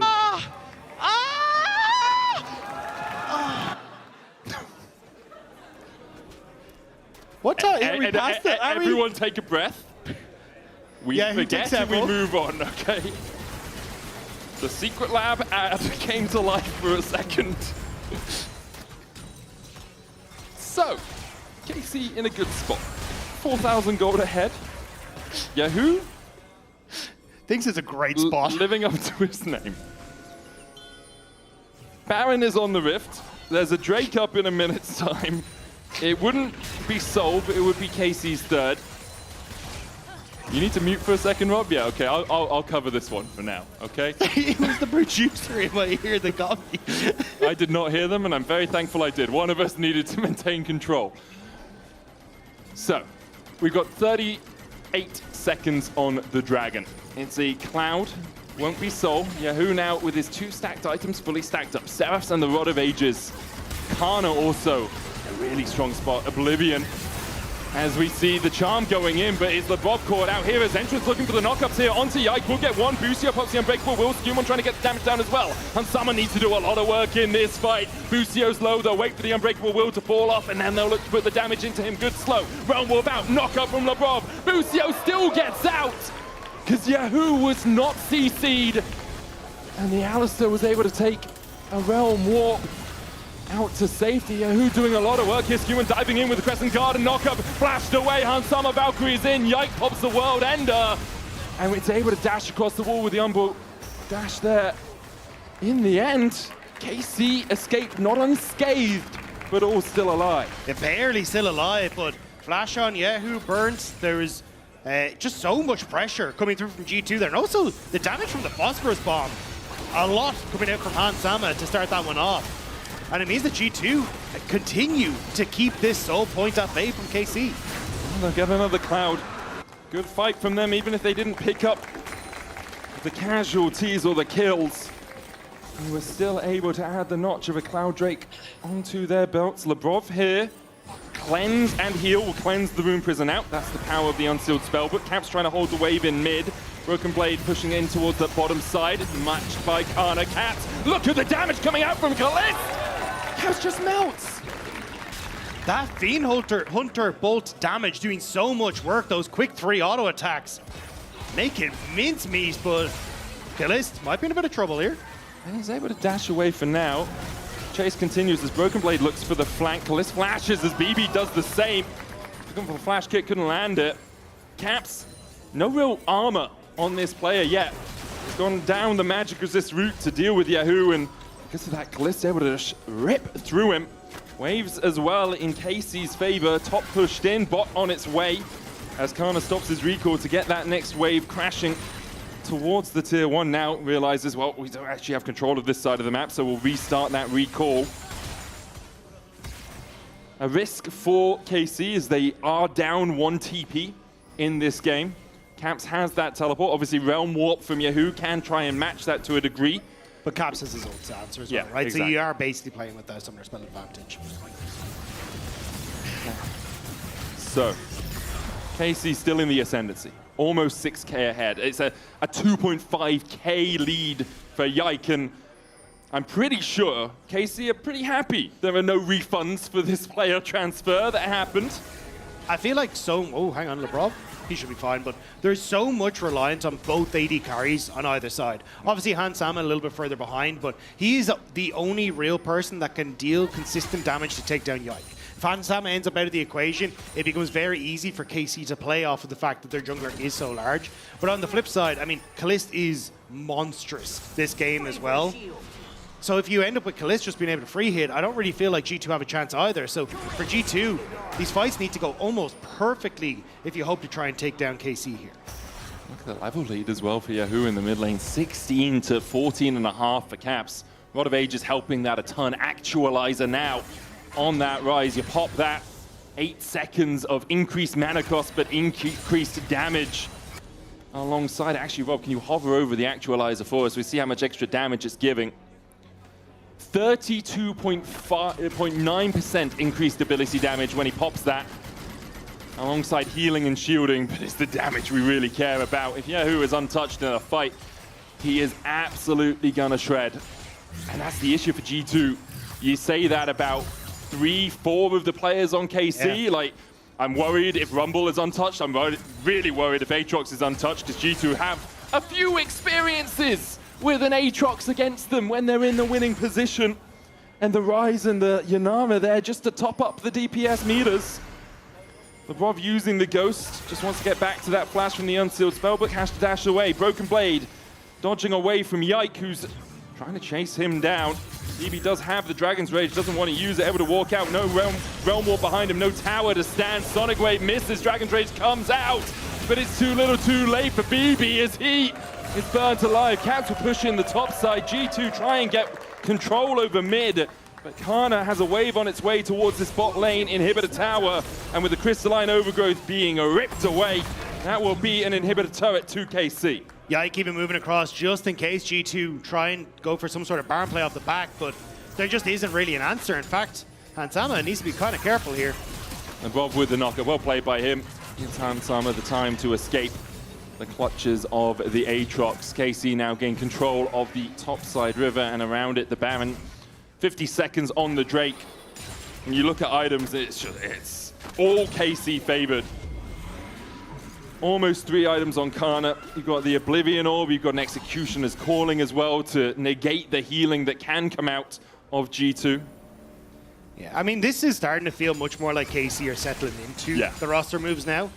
We got to see it yesterday where Busio was involved in all 7 kills in the first 14 minutes of the game yesterday, moving around, linking up with Yike. Kind of a similar story in this one as he goes in once more, but Yike behind him. Just trying to chip away at Lebrov, who does have that Celestial opposition. And Shield helping him be topped up. No real follow-up from the rest of KC. Busio testing the waters. Lebrov doing the same with a Gleaming Quill. I know which side of those waters I want to be on. It's G2 try and gain control of the river, but with Yike standing in that bush, it's a scary conundrum to have to try and puzzle your way through. I do like the idea from KC here, though. Wrap through mid, get the push, and guarantee you've got a front line towards Kalista, because you can see Broken Blade fishing for those Sonic Waves. Busio going in as a skew one, Crescent Guard coming out. Lebrov is looking for a long flank all the way near the walls right now. Puts a control ward down. If KC overstep, there's the risk of a quickness onto the back line. It's Kalist. There's the quickness. Here's Entrance diving in as well. An equalizer down. They dive onto Kalist. Good double taunt for Busio there to save his AD carry. And he does exactly that with the help of Kana. KC now re-engaging. Great stun onto Broken Blade with the trample as he tried to dive in. KC read them like a book, and they'll burn them in the river. Great play all round from Carmine Corp. G2, Lebrov the last man standing, and all he can do is flee from Busio. Every door that G2 opens has just got a blue wall in front of it. KC have denied them every opportunity this game. And now a Dragon, a Baron, and surely the game off the back of that.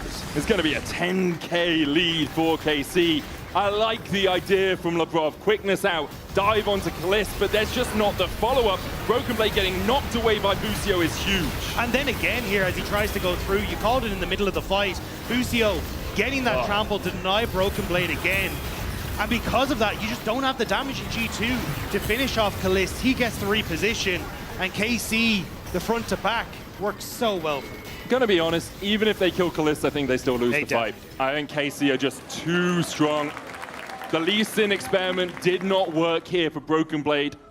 His 50% all-time win rate is gonna fall to 33.3 recurring, which I don't think he cares about too much, but you know, for those of us interested in stats, it's an interesting thing to think about. KC now with Baron for 2.5 minutes. There's one tier 2 remaining on the map for them. They're going to play through this top side to try and secure it. Caps here, going to try and defend as much as he can. The Winds of War going out isn't going to do too much damage to the wave. Yike denying entry for Lebrov and Hans Summer towards their top side of their jungle. There's the tower. And now KC with about a little bit more than 4 waves, about 6 waves or so to play with the increase, the shortened spawn time. Camp's getting caught out. There's the quickness that wants to Kalist. Crescent Guard out as well, but he's still got the flash to get away. TP coming out from Broken Blade, but already his jungler is down.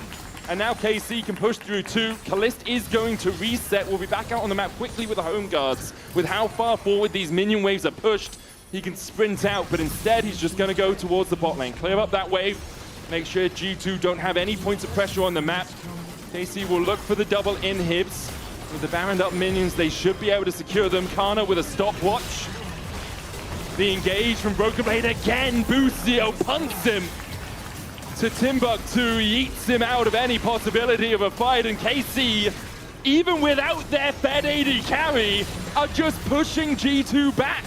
Boostio playing bouncer for Broken Blade, denying any access. And now a terror's falling, the base in shambles. It's just kind of a quick reset before you jaunt your way down mid lane and just try to force the game in. This is so good from KC. Like, I think the first few days of the LEC, they haven't quite looked like the force they were last year. Or at least for a lot of last year. Now, this game really looks like that. And you can argue what you want. You can say BB on the Lee Sin hasn't had the effect they wanted it to. They haven't been able to impact the map, but every lane is lost. Like, it's not just BB that's been the problem. Caps was losing in the mid lane, kind of to be expected in the Rise into Galio matchup. The bot lane was getting beat. Like, Hans Summer and Lebrov did not have a good time in that 2v2. I mean, honestly, the perfect time to have Upset to break it down, because Yeah. he kind of went through the mistakes bit by bit that the G2 bot lane were making. And now it's KC reaping the rewards. They're going to start to shift down towards this bottom side, the last remaining inhibitor on the map, and use the fact that you've got that Rise to start getting vision on this bottom side. Yike 3 levels above his jungle counterpart. Kind of happens when you have this much control over the game, because I wouldn't be surprised if Scumon's got like one of his last 6 camps or so. You just don't get to enter the jungle. But across the board leads for KC. Boostio stepping in, Lebrov looking for the knock-up onto Yike, can't land it. Dashes back to Broken Blade, who has to dash back to Scumon. Hans Summer has to dash back across the wall, and he just gets deleted. Yahoo gets another Realm Warps in, sends the cow onto the backline, joins him. Crescent Guard out from Scumon here, instead used by Caps. The Zhonya's from Yahoo buys enough time for the rest of KC to begin to collapse as Caps is forced low. He pops a stopwatch of his own, but I think the next thing going pop will be him. Exactly the case as G2 are sent back to the fountain. They can escape there, but what escape is it as they watch their Nexus fall? KC, 34 minutes in, have only given G2 3 kills. Well, 4 now as they die once to the fountain. A dominant victory for Carmine Corp. G2 just got dismantled. Yeah. KC looking so good, dominant lanes, Yike playing well around them. The team fighting was fantastic. KC looked like a force to be reckoned with again. I mean, I'm glad we're post the watershed, because we had the Yahoo voice comms and then we had that shellacking from KC. You can vote for one of them in your player of the game. Yike, Yahoo, or Boostio, your options. I think they all had really good performances. Everyone was stellar this game. But I love that it's 2 of the newbies that are in, right? Yeah, they really do feel again like they are starting to play well with the team, understand how they can interact with different members, in particular how they can move around the map with Yike, and it just makes KC all the more terrifying. It really does. Really does. Now sitting at the top of the table at a 4-1 scoreline, joining Movistar and Na'Vi up there. It's not the teams I thought would be sitting right at the top. I mean, KC and Movistar, I think yes. But Na'Vi, I didn't expect to be up there. G2 sitting on the bottom side of the table at that 2 and 3. Obviously, still a while to go. Still have 5 days of this regular season for them to bounce back. Have to see if they can muster up the power too. We're going to hand it over to Law, who is standing by with a Le Petit Prince Kalist. Wow, impressed by your French, Medic. That was quite a stomp, honestly. A lot of smiles on your faces at the end. What does it mean to you guys to beat G2? It's a best of 1. It's the beginning of the season, but still. Yeah, I mean, obviously we're happy. Beating G2, it's like the top 4 teams. Always really good to get a win against top 4 teams because it means you will get a good spot in the season and stuff. But overall, yeah, we had a lot of fun this game. We laughed a lot. It was really a fun game and also pretty clean. We did like few mistakes. So yeah, it was kind of funny. It feels like the best version of yourself so far from what we've seen backstage. What do you say to that? Most convincing, at least. Yeah, I mean, probably it's the most convincing. I think we are, like the last days, we're kind of struggling to find actually our way to play and actually play as we're playing in scrims and like show the same aggressivity and stuff. But I think that today it was a pretty slow game and steady. We had like also a really easy comp to just play the regs and stuff, so it's like kind of easy League of Legends. So of course it looks kind of like the best shape and stuff. Yeah. Any words on Listen Top? La bise à Cabo, au passage. Thank you guys. Yeah, I mean, we checked BBOPGG was playing Listen, and we were like, okay, you might play Listen today, and then we asked Kana, is it a problem if he picks Listen? He was like, no, and then we're fine. I feel like all of you played so good, it's so hard to define who was the best player today. Who would you say had the best performance? It can be yourself. You don't have to be humble. Yeah, I mean, it's kind of hard today. I think everyone played good. Everyone did his job. That's the most important. I would say it's... I'm not sure. Probably on the top side, I would say. I think Kana did a solo kill and stuff. He got counter-picked. He did well. Yike did really well on the Aatrox. And Yahoo also like gave a lot of space, did a really good race game. So yeah, I would probably say like one of the 3 top sides. Yeah, amazing game, honestly. From you guys, last question before I let you go. Can we finally open the Yunara case? This champion is busted. Nobody's banning it. I feel like every AD carry can get their hands on them. What do you think of this champion so far in the States and the impact it has on the game right now? I mean, I can't say much, right? But in my opinion, the buff on the W makes her way too strong. One of the main reasons Yunara was really strong at some point when like she was released and stuff, because like her W was too strong and she had too much firepower. And I think it's kind of the same today. Yunara is just a really strong champ, no matter what state of the game. Even if she goes behind, she takes 1 or 2 kills, she's like really strong in the game. And also the awkward thing in draft is that either like you have to pick Corki, but it's slightly losing, or you're going Aphelios, and then you need to be ahead and something, and then it's kind of weird, you know? Yeah, 200 years of collective game design here. We know how it goes. Closing thoughts, we have Yike and Buzio here with Shox. Anything you want to tell them? Yeah, I mean, you guys played good. Good luck for the interview. You guys played good. Good luck for the interview. Merci beaucoup, Kalis. Thank you so much. That's all for here on this side of the stage. Over to you. Thank you so much. Finn is here too with Busio and with Yike in PGL. Your first PGL, Busio. Let's go. Woo! Yeah, he was like, what is that? I'm like, that's the thing we do at the end of the show. Let's go. Do you speak any French, actually? Bonjour. Voila, there we go. Yeah. How was the game for you? It was pretty good, you know. I'm playing Alistar, so that champ's, you know, has a lot of CC. Yeah. And We don't know, please elaborate. I don't know. A lot of CC, they had a lot of melee champs, so I had so much value in team fights, no matter how I clicked my abilities, so it was a very straightforward game for me. What about for you, Yike, on the Aatrox? Yeah, I mean, I think it was a very good Aatrox game. That's why I picked it as well. Like, they picked so many melee champs, and I felt like it was very easy for me to play against them. Yeah, do you think you outdrafted them, actually?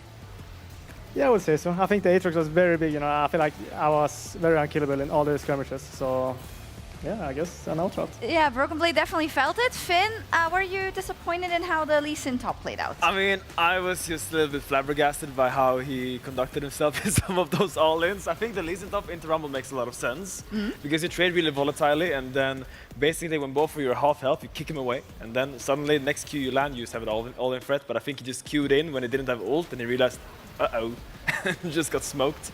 So well with the Kana. Hope we get to the Lee Sin again. It's a really fun pick, and I want to see what we can actually do with it in a normal setting. We will see indeed. How do you feel about your form overall, Busio? Now you've had, I think, decent time on the stage, decent time in scrims. And how does it kind of live up to your expectation that you had of the level coming from NA to EU?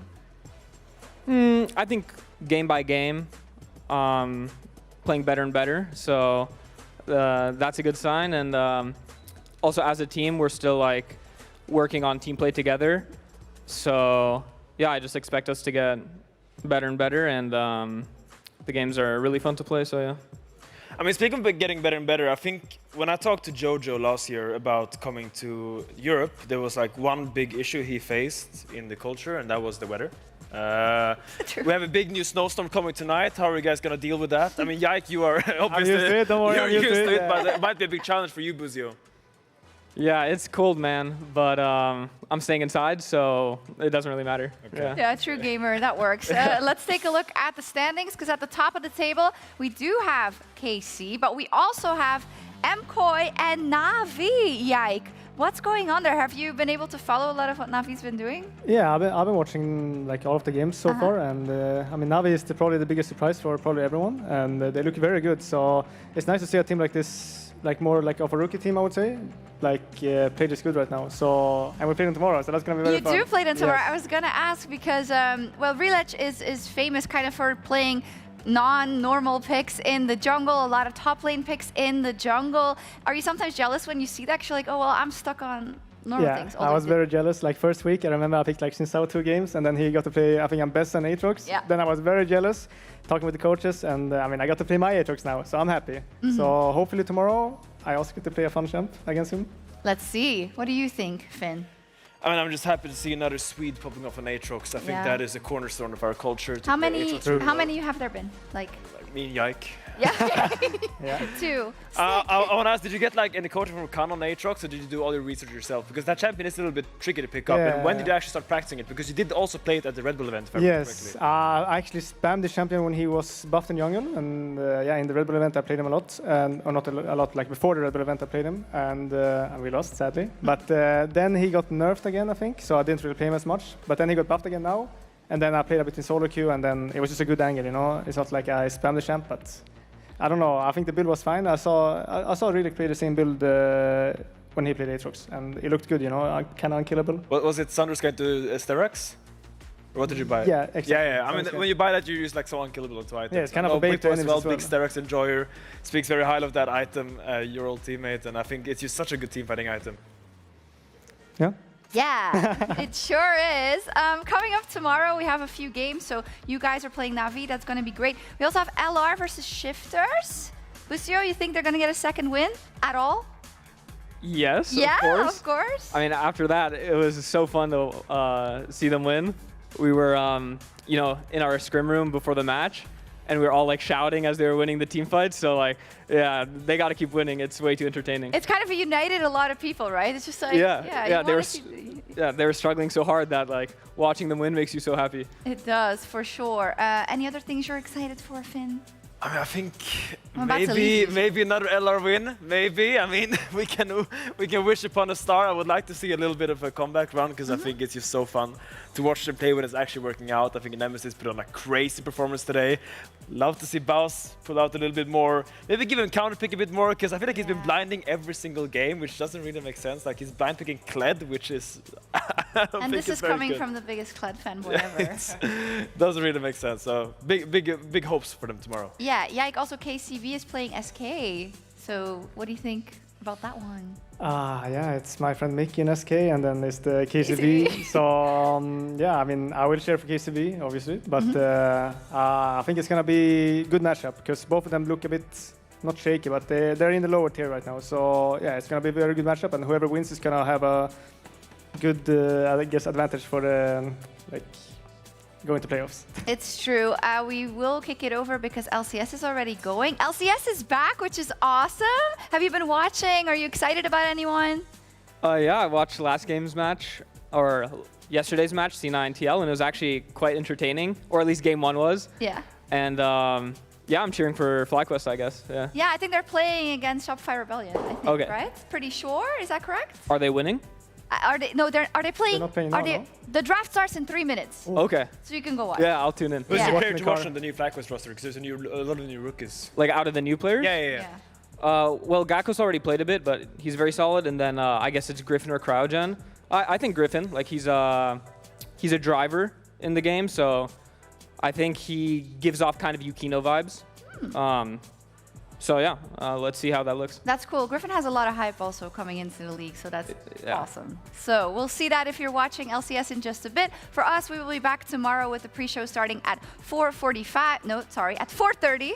I was late today. And at 4:45 is our very first game. So thank you to Yike and to Busio and to Finn for joining me on PGL. And we'll see you tomorrow. And then, oh yeah, in the LCS, the draft is starting for FlyQuest SR. Bye. Okay, they're all laughing at you. What is that about? They're stupid. Nice, Marek. I can't. Let's go. What the hell was that? I don't know. Help him. Can you play? Yeah, slow. Play with Corki, he's playing good. Zoe, no flash? Yeah. No flash, Kaisa, no flash, Kaisa. Hey, look, Cassandra. I'm coming, you. Kill. I have W, come to me. The triple is there. Very likely the quadra, and he grabs it. For the silence, the knock up on the rupture does not get it done. A double kill for Relech. D mounts, he gets the ulti off. Trayson full committal here. Flashback from Boss, and that's first blood for Trayson. Hell yeah. Come. Yeah, but maybe 80 is here. They're really low, I can ult them. I just need a clean angle. Really low. Cassio has flash. Cassio. Has flash. Cassio in the bush. I kill her.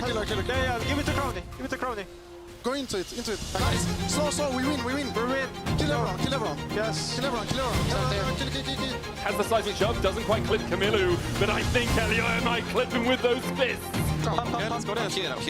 Oh shit. Yeah, I'm coming. Not no flash. No flash. Yes. Nice. Inferno coming out as well with a TV behind. Jung caught. Tries to flash away, but Isma and Jun have already fallen. Fnatic collapsed perfectly.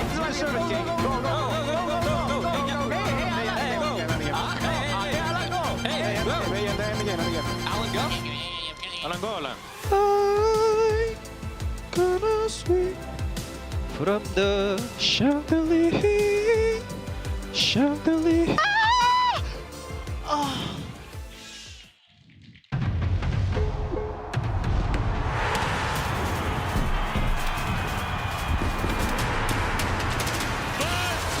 Kill of 2025!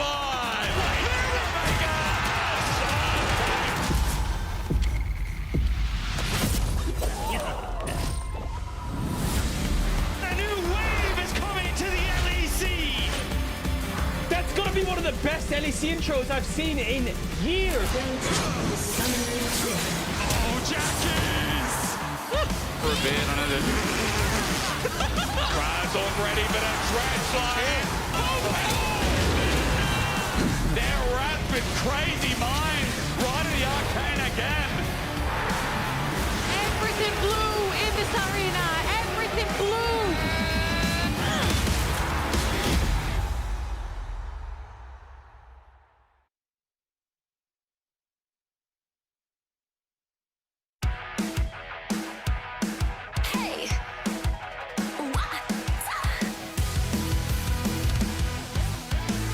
Hey, look up at the sky, it's just a starting line. Waltzing through the storm, feel the vibe align. Radiant rebels in the silent fray. In the pulse of